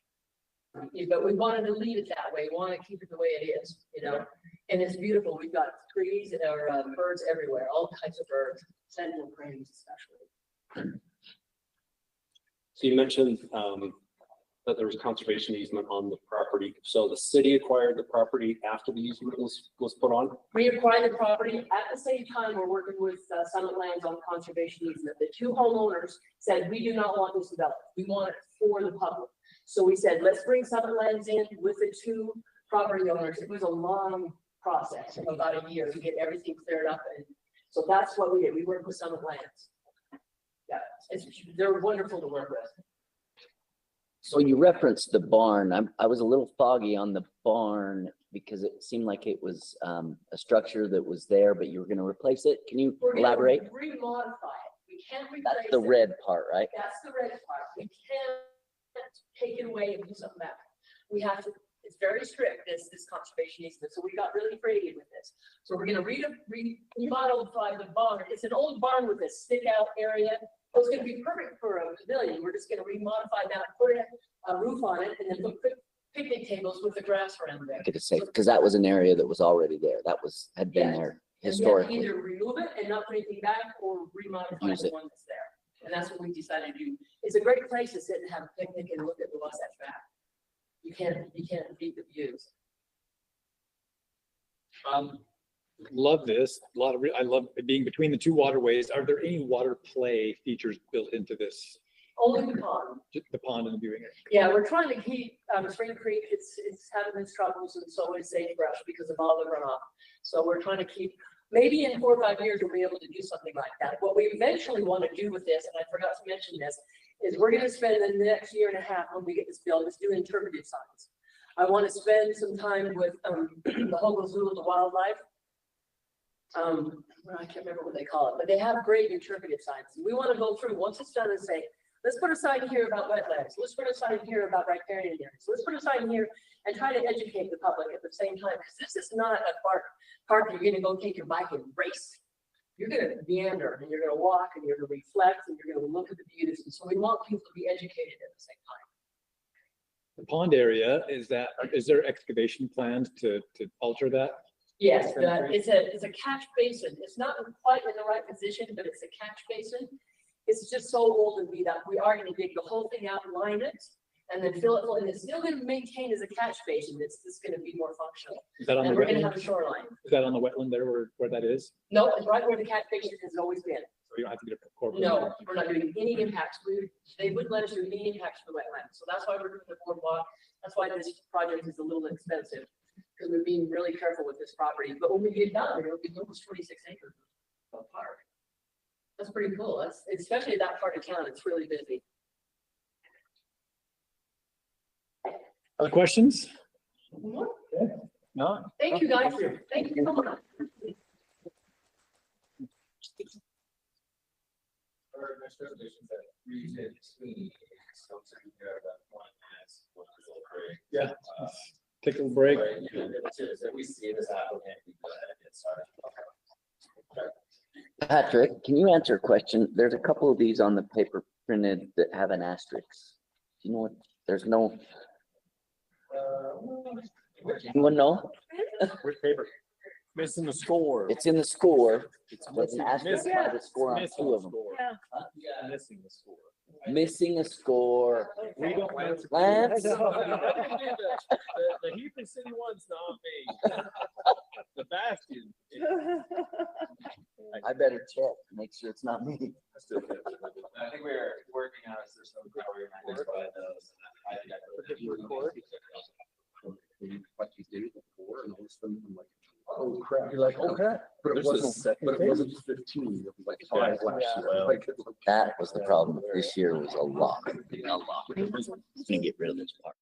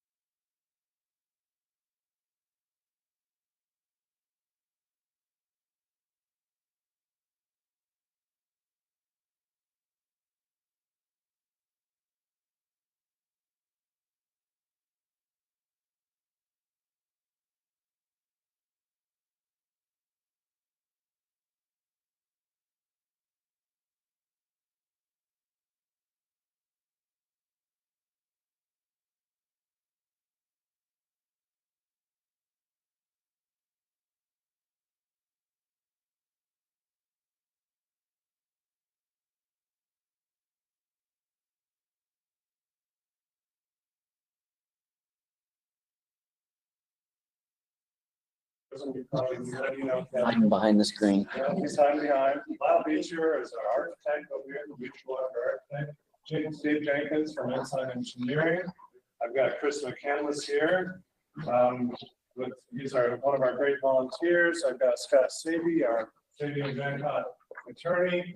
So we're all covered. And I've got Nate Rafferty here from Utah, which is kind of fun. So Nate just told me a few minutes ago that our ski visits have doubled since the Olympics. Whoa, right? And not many more resorts, if you've noticed. So we're going to talk a little bit about Snowland. So our whole goal, as I mentioned, is to just revive and breathe some air into this community treasure that we've got down there and up Fairview Canyon. On the other side, if you can. So there's a great demand, as you can see. Well, there's a great demand for skiing, as I just mentioned. I'm not going to read every single one of these slides. Our objective, a few of us came together in 2024 and said, let's fix this resort. It's been around since 1967 and it's currently inoperable, but not inoperable in a sense of safety and security. If you go up there today, there's probably 10 cars probably shuttling kids in the back of pickup trucks up and down this hill. It's crazy and it's not safe. So we got together and said, let's decide, let's fix this problem. Let's revive and fix Snowland. Proximity, we just shuttle recreationalists. They shuttle recreationalists up and down Highway 31. So Highway 31 is Fairview Canyon, right? And up they go. We were down there last couple weeks ago skiing, and we saw all kinds of, there's little kids, moms shuttling kids. It's great. We had a snowmobile up there with us. We were checking out the site, and the mom said, "Hey, keep an eye on my kids. She's shuttling. She can't be with them." So that's a crazy thing. So they're skiing down the mountain all alone without parents, and then they hope they make it to the bottom. You can go to the next slide. So as I mentioned, near the top of Fairview Canyon, located on Highway 39 in Sanpete County. Started in 1967 by a gentleman by the name of Jerry Nelson, who was a school teacher. And he decided that they needed a ski hill for all these kids and recreationalists down there. Crazy thing about Jerry Nelson, he was a one-armed man. And he did all this. He started this with one little rope tow, added another one the next year, built a cabin the next year, and had his family help him. He ran it till the 1979-1980 season, at which time he got over to Wasatch Academy, and we're the stewards of this property right now. It sits on a U.S. Forest Service map. It sits in the U.S. Forest Service Mankato Mountains, and there's been a permit there, a special use permit since 1967 to 2039. All of this information is in that booklet that we just sent out to you, so you can skim through that if you'd like. Some of you probably already have. As mentioned, the original improvements were 2 tows and a lodge, and lots of fun, right? They ran it for a lot of years. Snowland took it over, and recently, when did you stop really operating? How many years ago did you stop? A year or two. About a year or two ago. It's just without a revenue source, it just becomes a burden to survive. So we're really excited. After 58 years, let's revive Snowland Resort. I'll point out that as I looked on the map, the closest ski resort to the north is Sundance. The next closest ski resort to the south is Eagle Point. And if you go to the north, Eagle Point to the north. If you go to the east, you're probably talking Aspen, Colorado. And if you go to the west, you're probably talking Tahoe. So you think about the dearth there. It's 3.5 to 5 hour drive for anyone in Sanpete County or central Utah, that region, to get to a ski resort. Well, this isn't the most vertical hill in the world, but it's a wonderful, I call it it's kind of a entry-level drug, if you will, to skiing. These are great opportunities for these families to come and spend time together.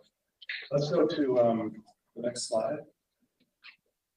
So as you can see here, this is a map of the area, and we have an example of the surface lip we're proposing to put in. This is the architectural drawings of the current lodge that's in there.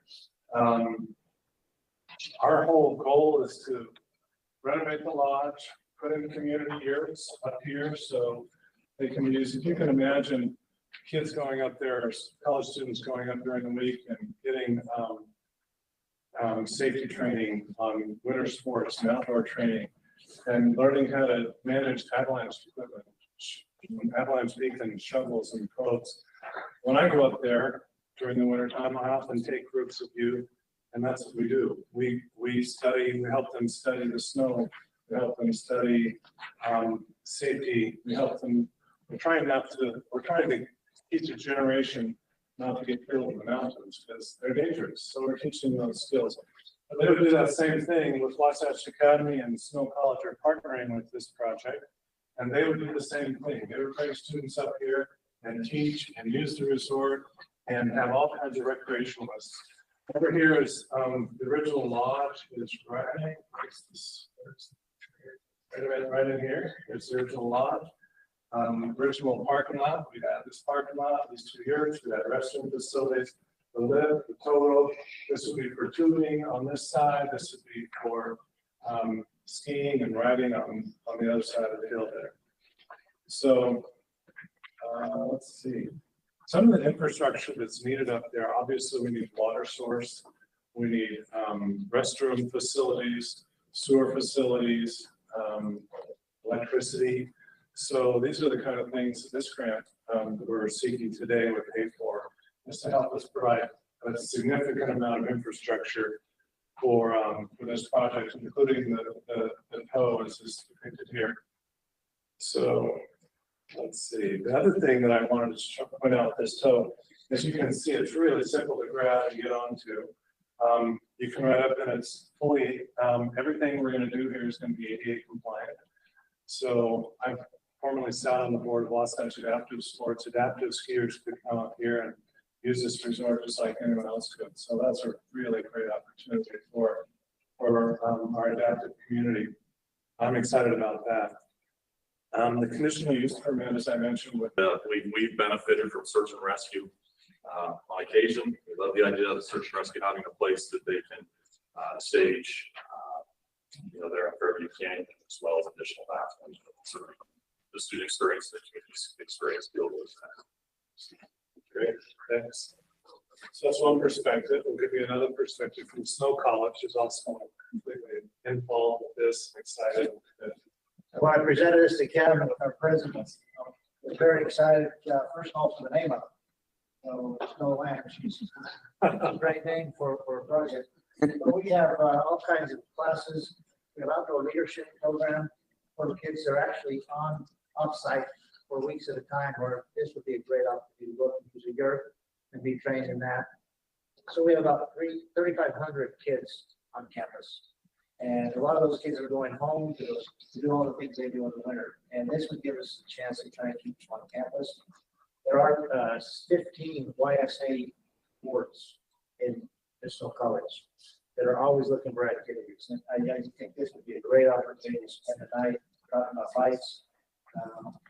I'm sure some of our kids are online for most of their classes. I'm sure they've been taking most of their classes probably from up here. But the college is committed to making it work with classes, all types of evening classes, the search and rescue, all types of things we think are really fit with what we try to do in Snow College. So it's a great thing for us. Our president is new from Richfield, really behind the whole concept. And so he has more from our president on down at Snow College. Kevin, if you have anything to add real quick, I'm going to call on you. I didn't tell you I would, but if you just tell us a little bit about the enthusiastic reception that this idea is receiving in San Diego. So this is just a great college. Like we said, you go there on a weekend or even like a holiday weekend, and there are just tons of people up there just skiing anyways, backcountry skiing. So this is an opportunity to turn something into something big. Outdoor recreation is growing in our part of the county, and like I said, continue to grow and continue the visitation and have something for our locals as well. So it's a good project. we're excited to revive this project. I think we've got a completely capable team. I can't imagine how many millions of square feet these people have developed over the years. Lots of those millions. So I will just tell you, from the mayor's offices down there to the governor's office, the recreationalists to the outdoor enthusiasts, to tourism and economic development, to campuses, to school districts, to the county and region, to tubers, to mountain bikers, to skiers and riders. This is a winner. And we've got the team that are eligible and capable to do this. And the great thing is, the whole team is, we're voluntary. And we're just excited to get this done and move forward. So one thing I did not mention is a little bit about summertime recreation.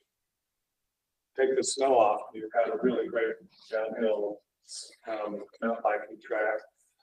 And the lift supports mountain bikes. So other great uses. So it can be year-round uses. I can foresee dinner meetings up there. I can foresee some concert series up there.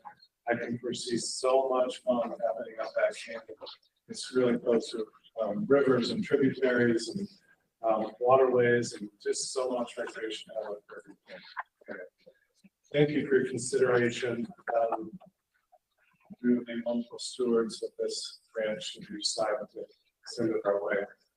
Leave it at that. And we're open for questions. I'm sure there will be a few questions. Go ahead, Jim. For the summertime usage, you just mentioned the mountain bike trail system. Is that, would that be like in phase 3, or is that carving kind of trails and everything outside of the mountain? How does that? We haven't determined that yet. That's a really great question. We know that the lift supports it. I don't know. I didn't fill in the use permit on that. Did we have that to permit? We have, so it would be a phase 2 approach. But it can be done in the future. I mean, considering Forest Service does that. That's great. Thanks. Others, go ahead.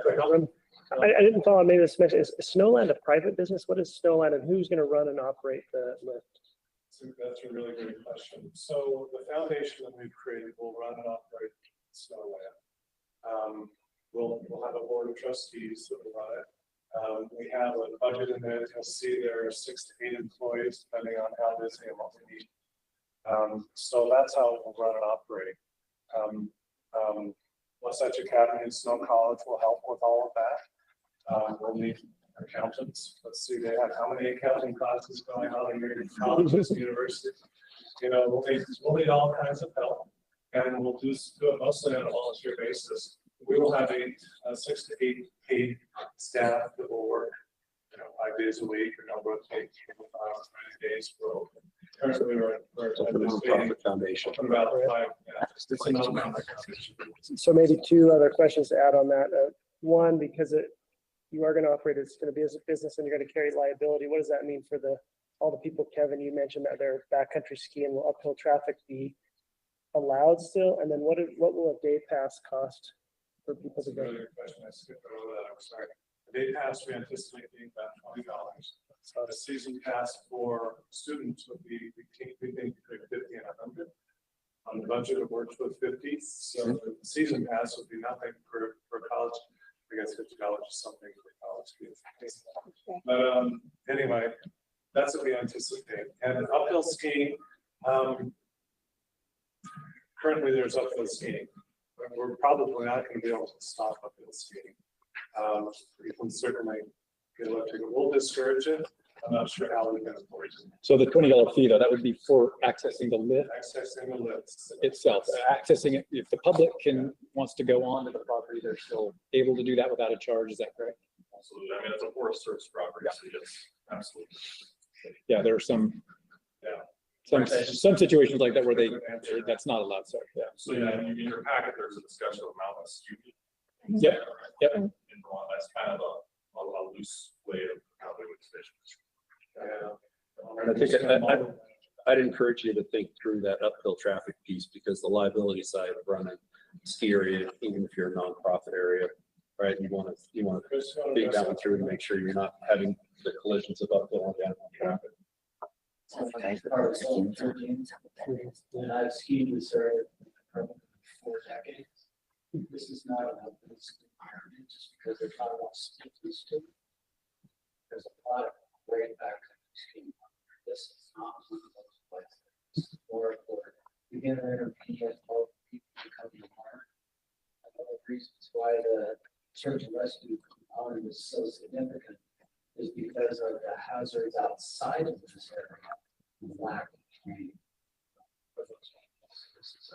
This is where they begin, but they wouldn't go to those other areas and school my tracks.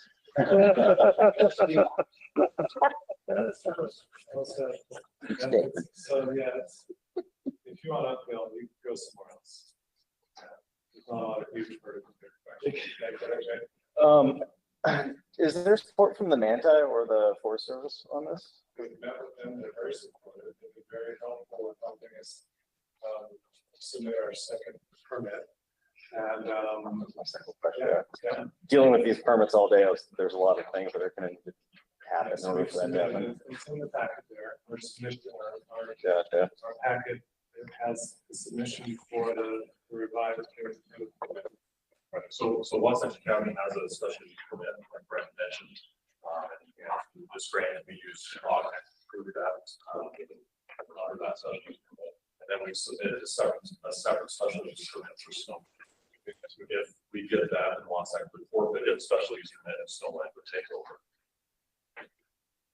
And everything from the Forest Service has been positive so far. Very positive. They like this. And our understanding is that they have the ability to make the decision in the forest itself, it doesn't have to go. There's got to be more questions. Well, I was wondering a little bit about just the business plan side of it and the revenue and the operating costs analysis. We What do do have you an have on that? operating revenue, we have an operating statement or income statement in the packet. It pencils just fine. And you did well. I've run nonprofits my whole life, 501c3s, and if you don't make a profit at the end of the day, you don't have a business. So this will make a profit at the end of the day. There will summer, winter use. We don't even have summer use in the Gulf market because of this kind of different. It'll be a huge to me. These years will be. I don't know if you've ever tried to get up the Bear or tried to get into these years up in the Wasatch here. If you don't get on it within 15 minutes of an opening, you don't get one for the year. There will be a huge demand for this, and just from experience. Yeah. So we penciled just fine, and like I said, the budget is right there, and it does make. And so we should be able to add improvements as we go. Maintenance of the snowcat, the snow hills, all the equipment we're going to need for this. We'll build a maintenance shed, and we'll rent sleds, or we'll rent tubes, so yeah, chili corn dog, or whatever you want. There'll be concessions, it'll all work. Who's going to underwrite the insurance? That's the best question of the day. We're really positive about that. We're doing a lot of research on that concept. There's not a solid answer there yet. The possibility to actually have a county, city, take that on as being such a regional area, we think we'll get there one way or another. Privately, probably not. I'd honestly through applying for it. Be very expensive. Yeah, that's our biggest question now is how to do project. Would any of you disagree over here, Scott? No, That's right. That's probably accurate, isn't it? Yeah. And we've been talking also to some ski resorts and getting information. And we're doing some research. We're doing a lot of due diligence. We don't have the answer for that. We don't have the answer. Did that have anything to do with the original closure and having to stop operations initially? What we operated for our own student body and had coverage. And then recently we did shift our coverage a little bit and to be honest with you, we're a little bit different situation because we're probably not as, we'll have a teacher features of their room and stuff like that, right? Some things that are underwriters don't usually love. And so we're a little bit different scenario, but yeah, we have had insurance coverage, for 30 years. Did have to recently switch our coverage, go out there and figure it out. We haven't been operating this past year for our students. And part of it is just, our cat and all that stuff is older and whatever, getting the right piece in there and also managing liability as well. That's part of it. Yeah, that's a great question, Tracy. We'll figure it out. Yeah, we've got a pretty good brain trust here. It will get solved. Any other questions? Well, it's super exciting. I love to see this gap down there potentially get filled, and hopefully the insurance and the other questions get addressed. We'll look forward to talking more. I just want to say thank you all for being here. It's probably been a long day or the last one, I hope. So hopefully you can go home. So thank you again. Thanks for your consideration. And we're ready to get to work. So as soon as we hear what's going on, then we'll jump in and keep going. Yeah. Thank you so much. Thank you.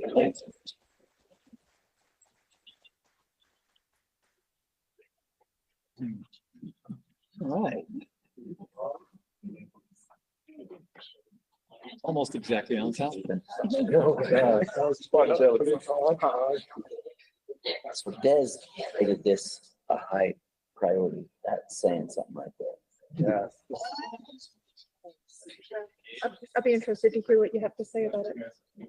I was skeptical until I read through the whole thing. Phase two is just, I guess, the way. Take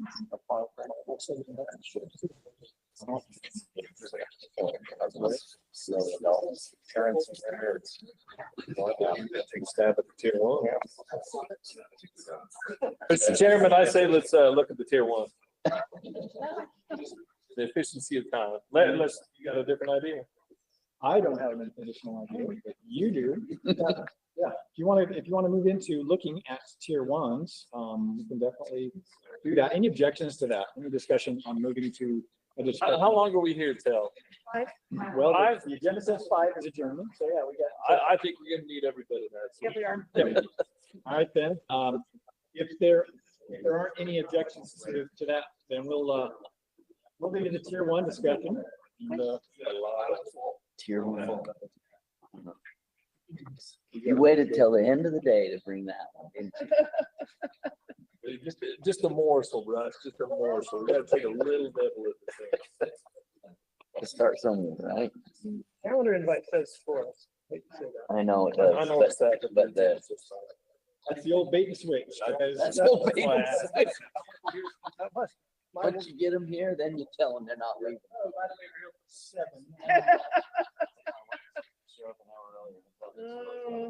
I might be switch. Like I'm gonna. Yeah, you could just leave. All right, well, for tier one, we have 12.5 million in requests. And the average score, 35.3, which is, wow, really high. That way, if we, yeah, is that accurate? That's what I have in that. Yeah. If we went off of the average, then there would only be 2 or 3 projects we could award. But that is a little bit of inconsequential minutia.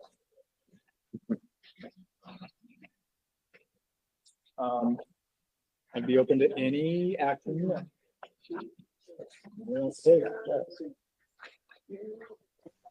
sure. Send off my spreadsheet. Oh, you're just a page off. There's rankings going all the way up to 44. Yeah, I'm missing a page. Yeah. All right. Yeah, there's one, the highest ranking for this category is 44.24. That's why. Yeah. Yeah. Thanks for coming. Okay.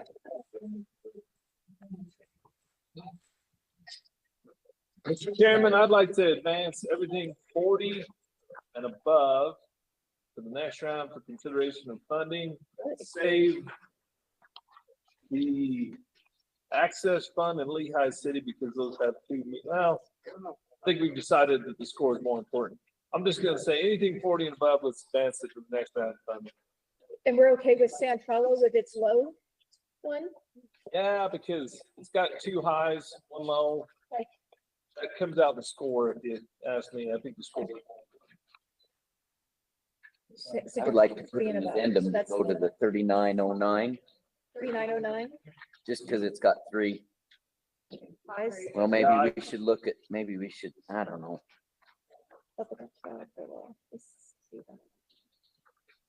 We got 2, 3. They're all high priority, but then you drop down to 37. Right there. Maybe we move those in afterwards. I'll amend my motion and say, let's go 39.09. Anything above that, advance until next round of consideration.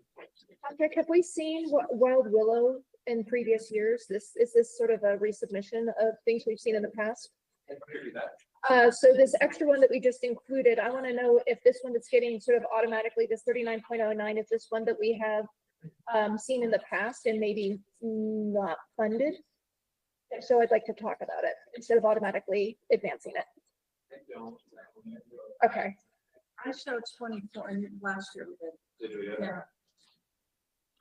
Like the name is just ringing a bell, that's why. No. Okay, I'm gonna second his motion so we can have a debate about it. Sure.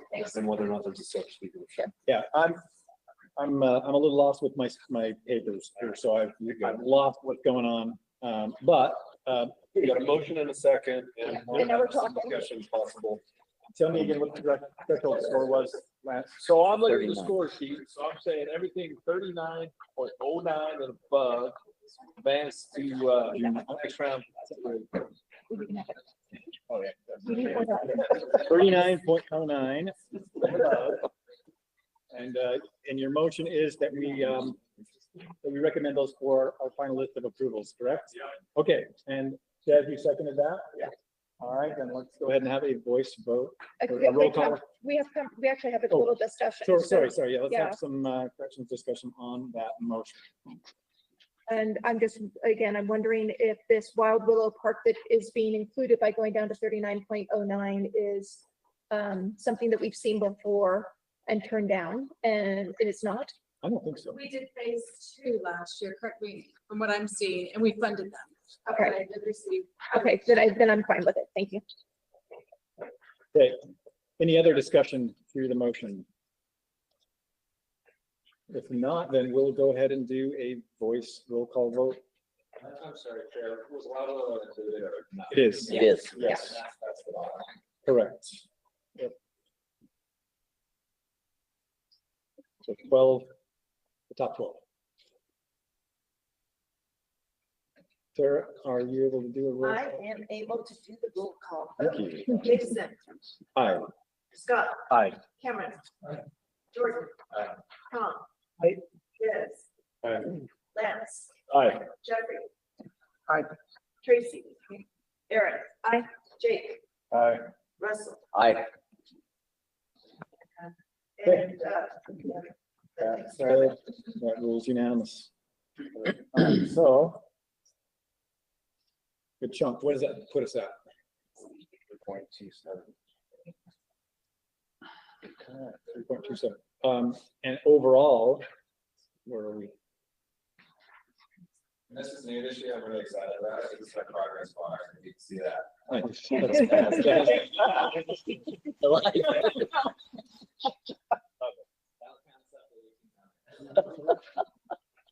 Love it. Does it go a certain color as it gets higher? Once we get above, we can Oh, love it.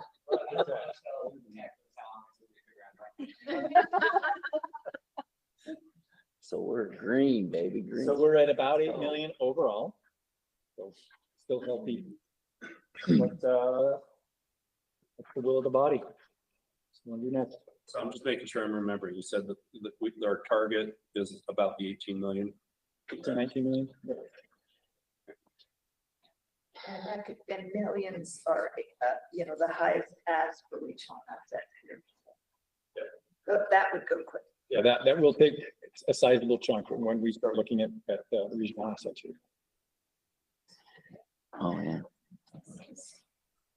Patrick, am I the only one seeing these JR? No, we all are. Little things, okay, what do those mean? not. Okay. There's one next to Tammy's name on the Revenant Trail System Phase 3. There's one next to Landing City as the applicant. It's in our spreadsheet, but not on what was printed out. Oh, I see that. Yep, and then we've got another one next to Scott's name, next to the Summit County proposal. Yeah, there's, as you go down, there's ours. Junior, Jordan River, I don't know. JR 357. 6. JR from Dallas. That's not anything we put on the spreadsheets. So Somebody just made some of them disappear, so. one of y'all, I have no idea what okay, so disregard it. Yeah. Okay, so we've done 39.09 and up. Yep. So my feeling is, I'm not sure I want to commit to anything down there until we figure out what's going on with the regional asset tiers with the big dollar amounts that are there.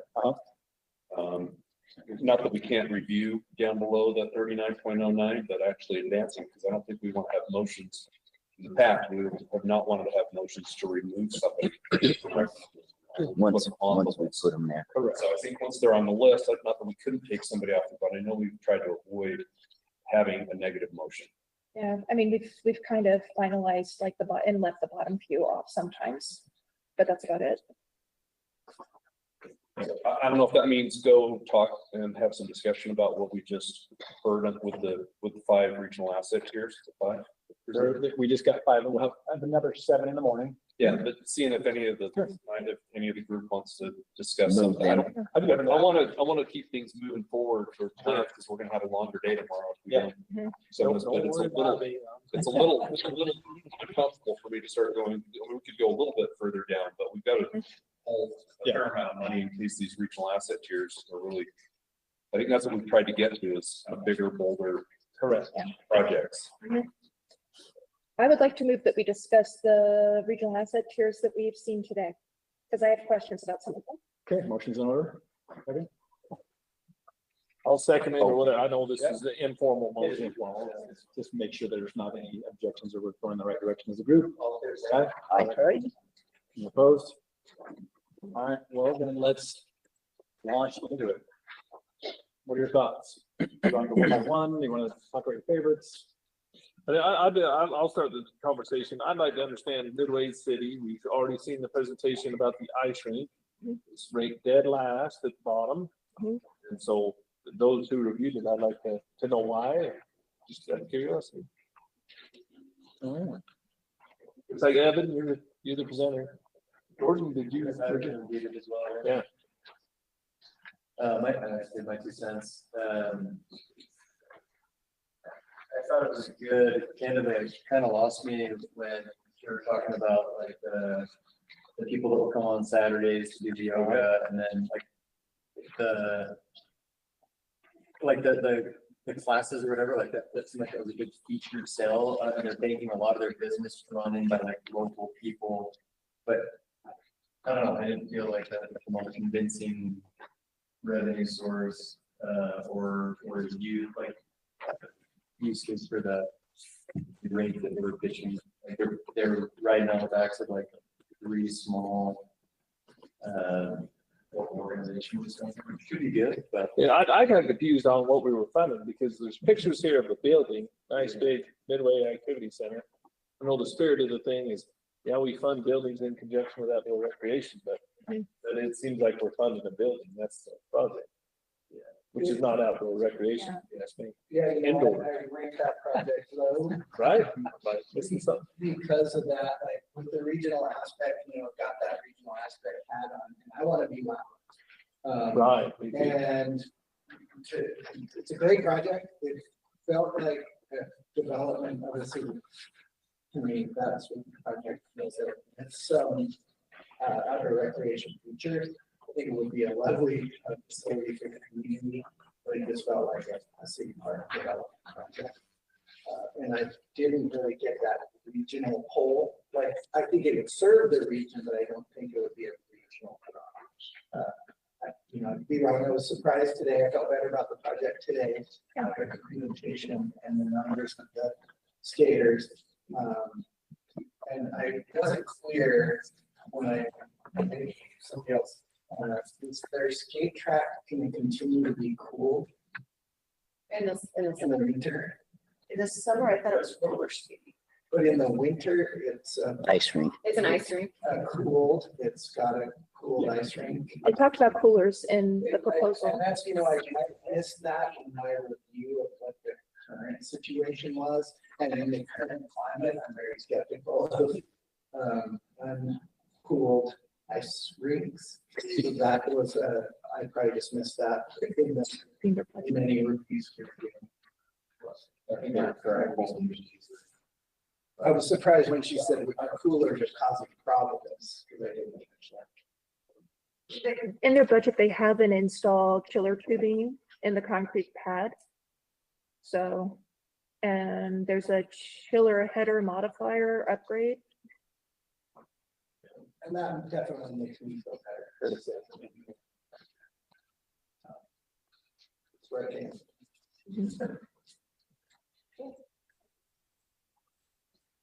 Oh, a new ice rink. I was another evaluator on that, and I just looked through, and I don't know why I meant to click medium, but I did click this high, so if I could formally change my. That's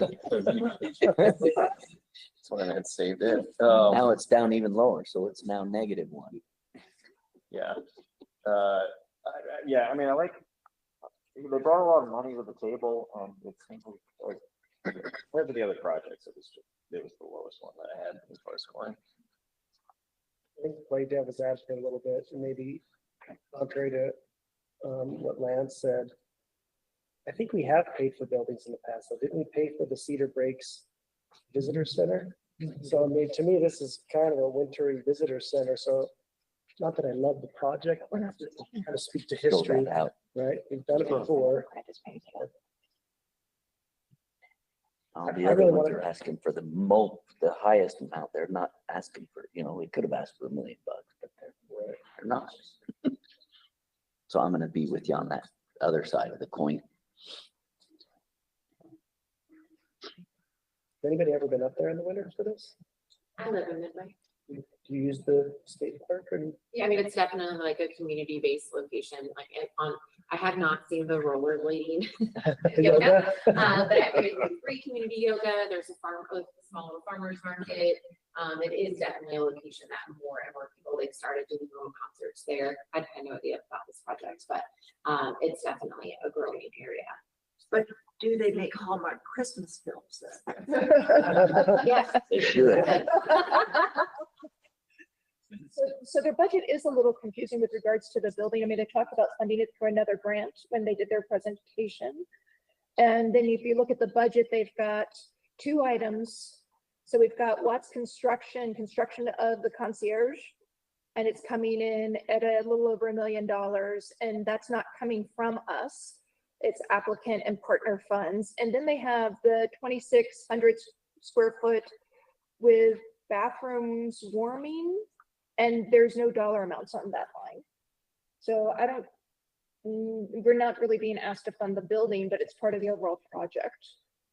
So is it the skating rink really that what they're asking for? They are asking us for funding to clear the area, to prepare, not to install a new ice rink.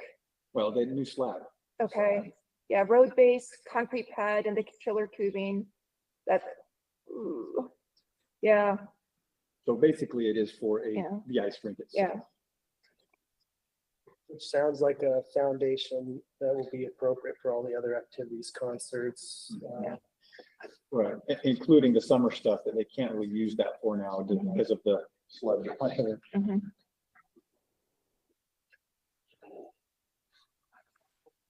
I guess the only thing else I'd say here is, and we've had this discussion about Summit County, is does Summit County really need the funds, right? She came with 2 projects that you might love or hate. Wasatch County, thank you. You might love or hate, and so I guess we're not talking about bulk, but I would definitely lean to just funding one if we did one. Would you fund Muirfield Park or? Well, and I ice looked at rink? Muirfield and I wasn't, I mean, it's a great park, but I had a lot of questions about that one. I don't as see well. that one as a regional draw. No, I that's can, one of the I things can I see put. the ability of this ice rink. I mean, we got one down there for ice and it is a regional draw. I can see the ability of that over the other park. I think Muirfield Park's gonna happen regardless. It didn't wow me at all. As far as $1 million investment, it didn't wow. They were asking for 250 or even 500 maybe, but $1 million in Muirfield, I don't think so. And most of it being towards the boardwalk. Yeah. I kind of felt the same way. I mean, Tracy, correct me if I'm wrong, but Midway is awesome for the open space and the walkability and the bike paths. We have a print time up there, and Wasatch State Park is not too far away, and the golf course is there. But there's a lot of beautiful open space. Not that this park isn't needed, but I think in terms of economic draw and drive for the community, as well as maybe winter tourism, the one that scored the least seems to be the most appealing.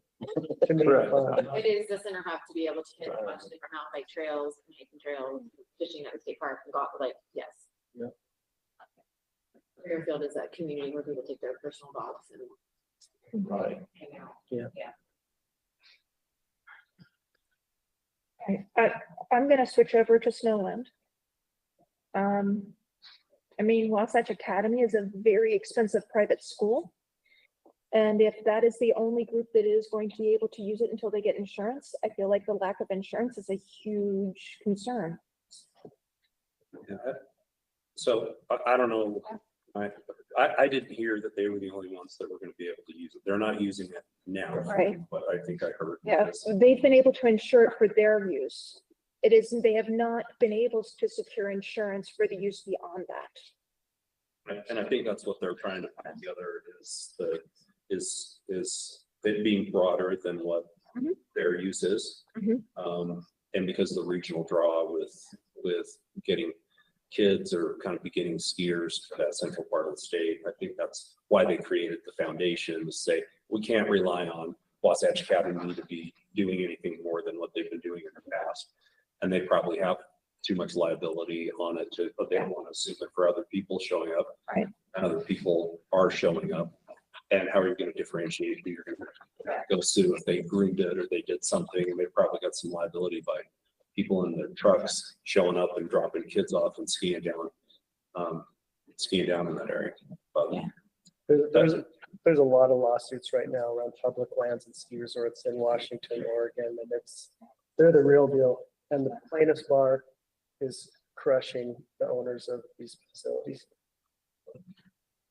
That being said, this is a regional asset here, and I was one of the scores on Snowland. It was far and away the best application that I reviewed because of its connection to a regional asset. Like the scale of it is unlike anything else we're considering this week.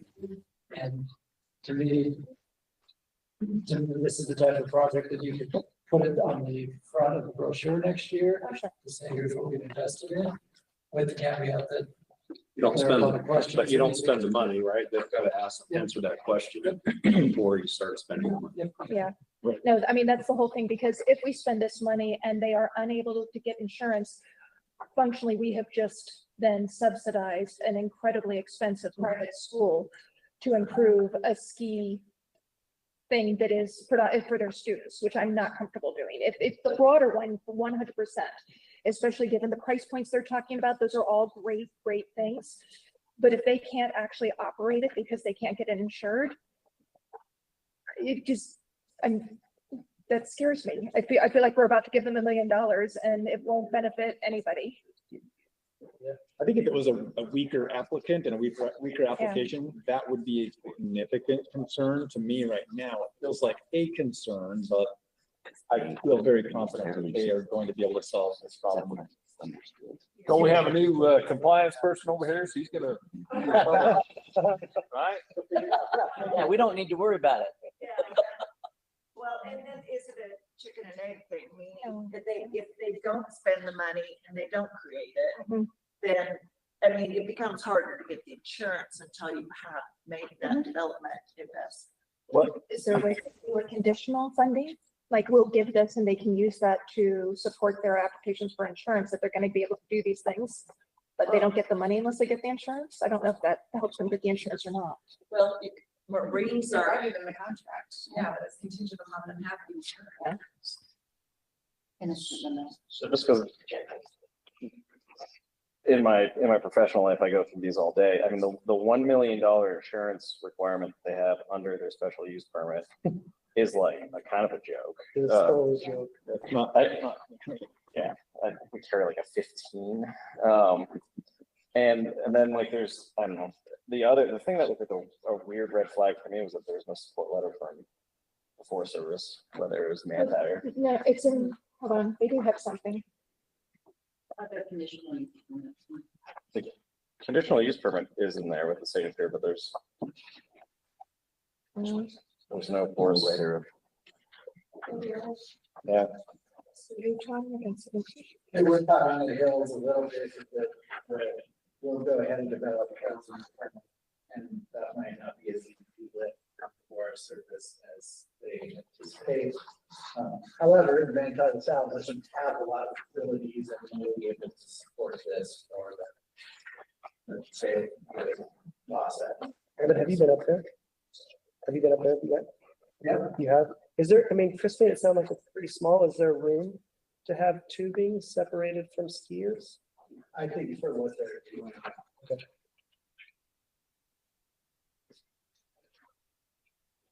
If you guys haven't been up Fairview Canyon, go. I took a friend up there 3 weeks ago and he's like, I've been in the state my whole life. And that's amazing.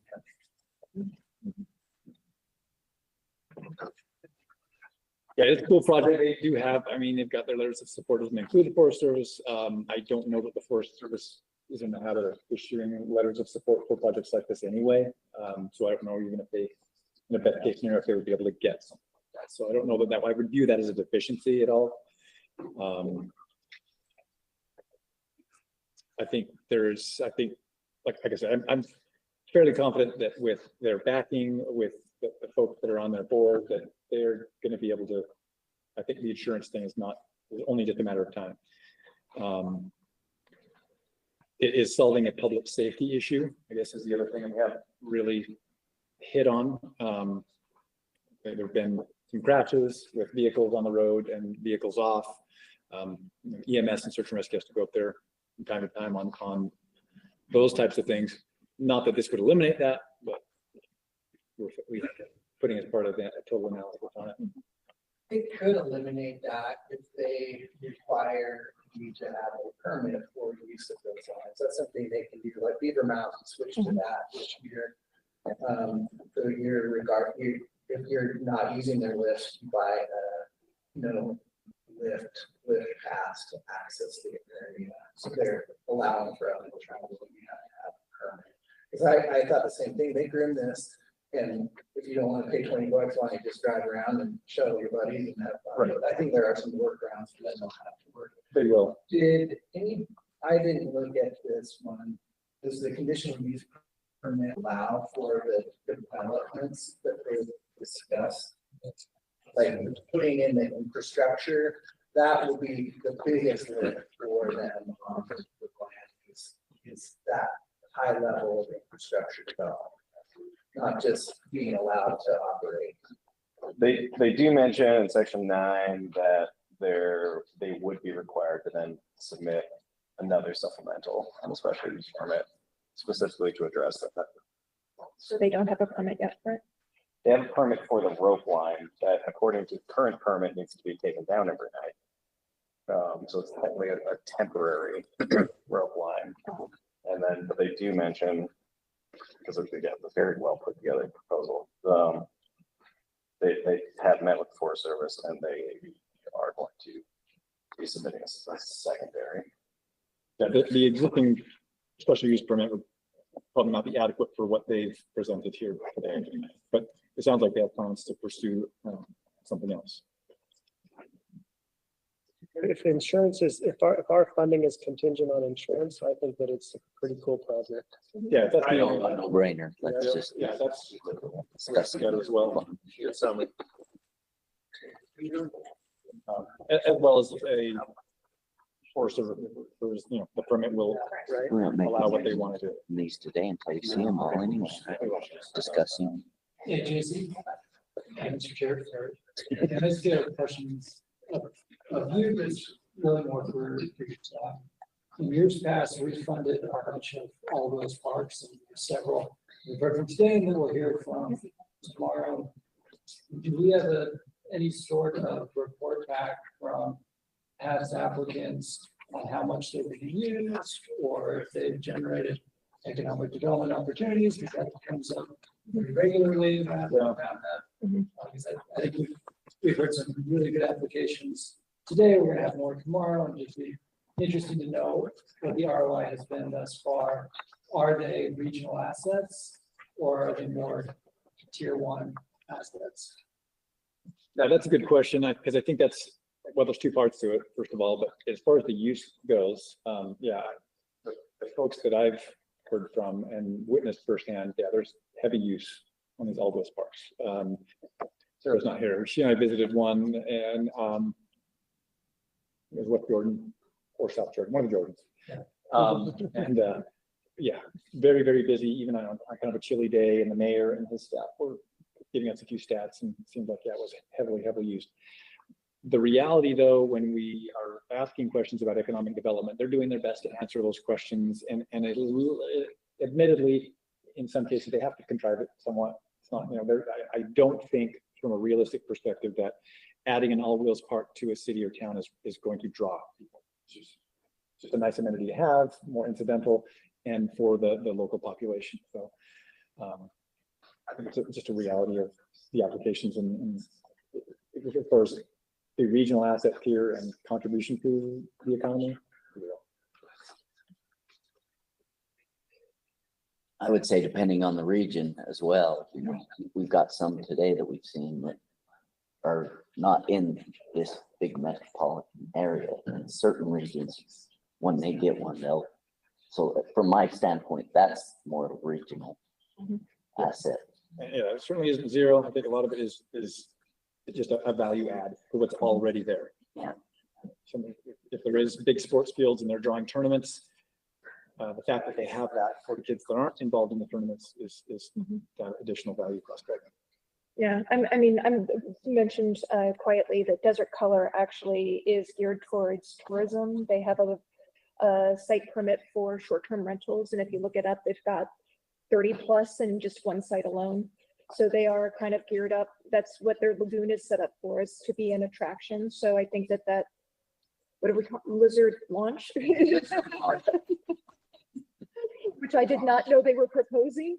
Yeah, it's that would probably actually be more of an asset on a broader scale even than the snake one, because I mean I live right down the street from the other one, and I don't let my daughter go there because it's too crowded. Let them all go to the south side of town, please. Sunday mornings, no one's there. Well, if you love the Lizard Launch, wait until you see the moose. Moose is loose. Tomorrow. Anything else on Snowland? I feel like, I mean, I think you said it very well, Tom, that yeah, there is a hang up with the insurance. I think if we made it contingent, I think that would be anything that they would object to, and probably good due diligence on our part. Other than that, what are the concerns? I mean, it's the third highest scoring regional asset tier budget.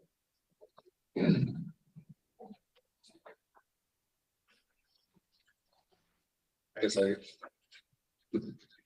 don't want to go back and reevaluate all these things on what their risk management is and whether or not they got insurance as well. Right. It's probably not a bad thing to think, right, particularly on this one since it was brought up. But there are probably other things that might be hung up with insurability that we've worked on or will put some money in. Oh. Some risk there for the state, for sure. Downhill skiing is certainly one of those that comes up as an insurance thing. And they're nonprofits, and they're brand new nonprofits, so it's not like it's a city that's got some liability coverage for all of their facilities, so they're a little different in that regard too. That's why I asked about it. Well, as far as usually looking for big pocket, or big deep pockets to go after, and they're looking for settlement versus like, so going after a nonprofit foundation probably wouldn't have a bunch of deep pockets for them to go after. And part of their play could be to be underinsured, right? If you're underinsured, you're underinsured, right? Then you have to get creative in where they go get the next verse. Good point. So, What about these two from Tooele County, Russ? We gonna send $2 million out there, or we? Haven't heard from the second one yet. Oh, we haven't. But my have we? quick answer Oh. is no. I liked the Grantsville one. I mean, I wasn't on this one. I'm sure there's a reason why they didn't put me on the two Tooele ones. It looks to me like it's a good thing. I know that the growth's out there, but again, I said it earlier, it is a region that's gonna take in 4 or 5 communities. But kids pedal bike to it, because there was a question about how they're gonna get to it. They pedal bike to them and they drive on the street. Because we don't have St. George money, and we don't have all the paths and all the infrastructure. We ride on the streets and on the sidewalks, unfortunately. Well, and all the decisions you just made also apply to the Uintah County proposal, and half of our regional assets are all Wills Parks of some form or fashion. So that's why I asked the question before. Those two are why I keep referring to those, Grantsville and Uintah. It's the impact regionally with Project Invernal is different than the impact regional people in St. George. Yeah. Well, yeah, merits.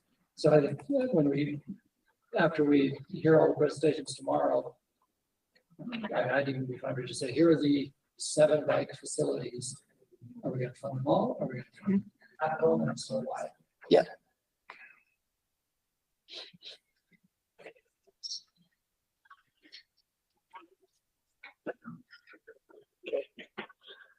Guess what?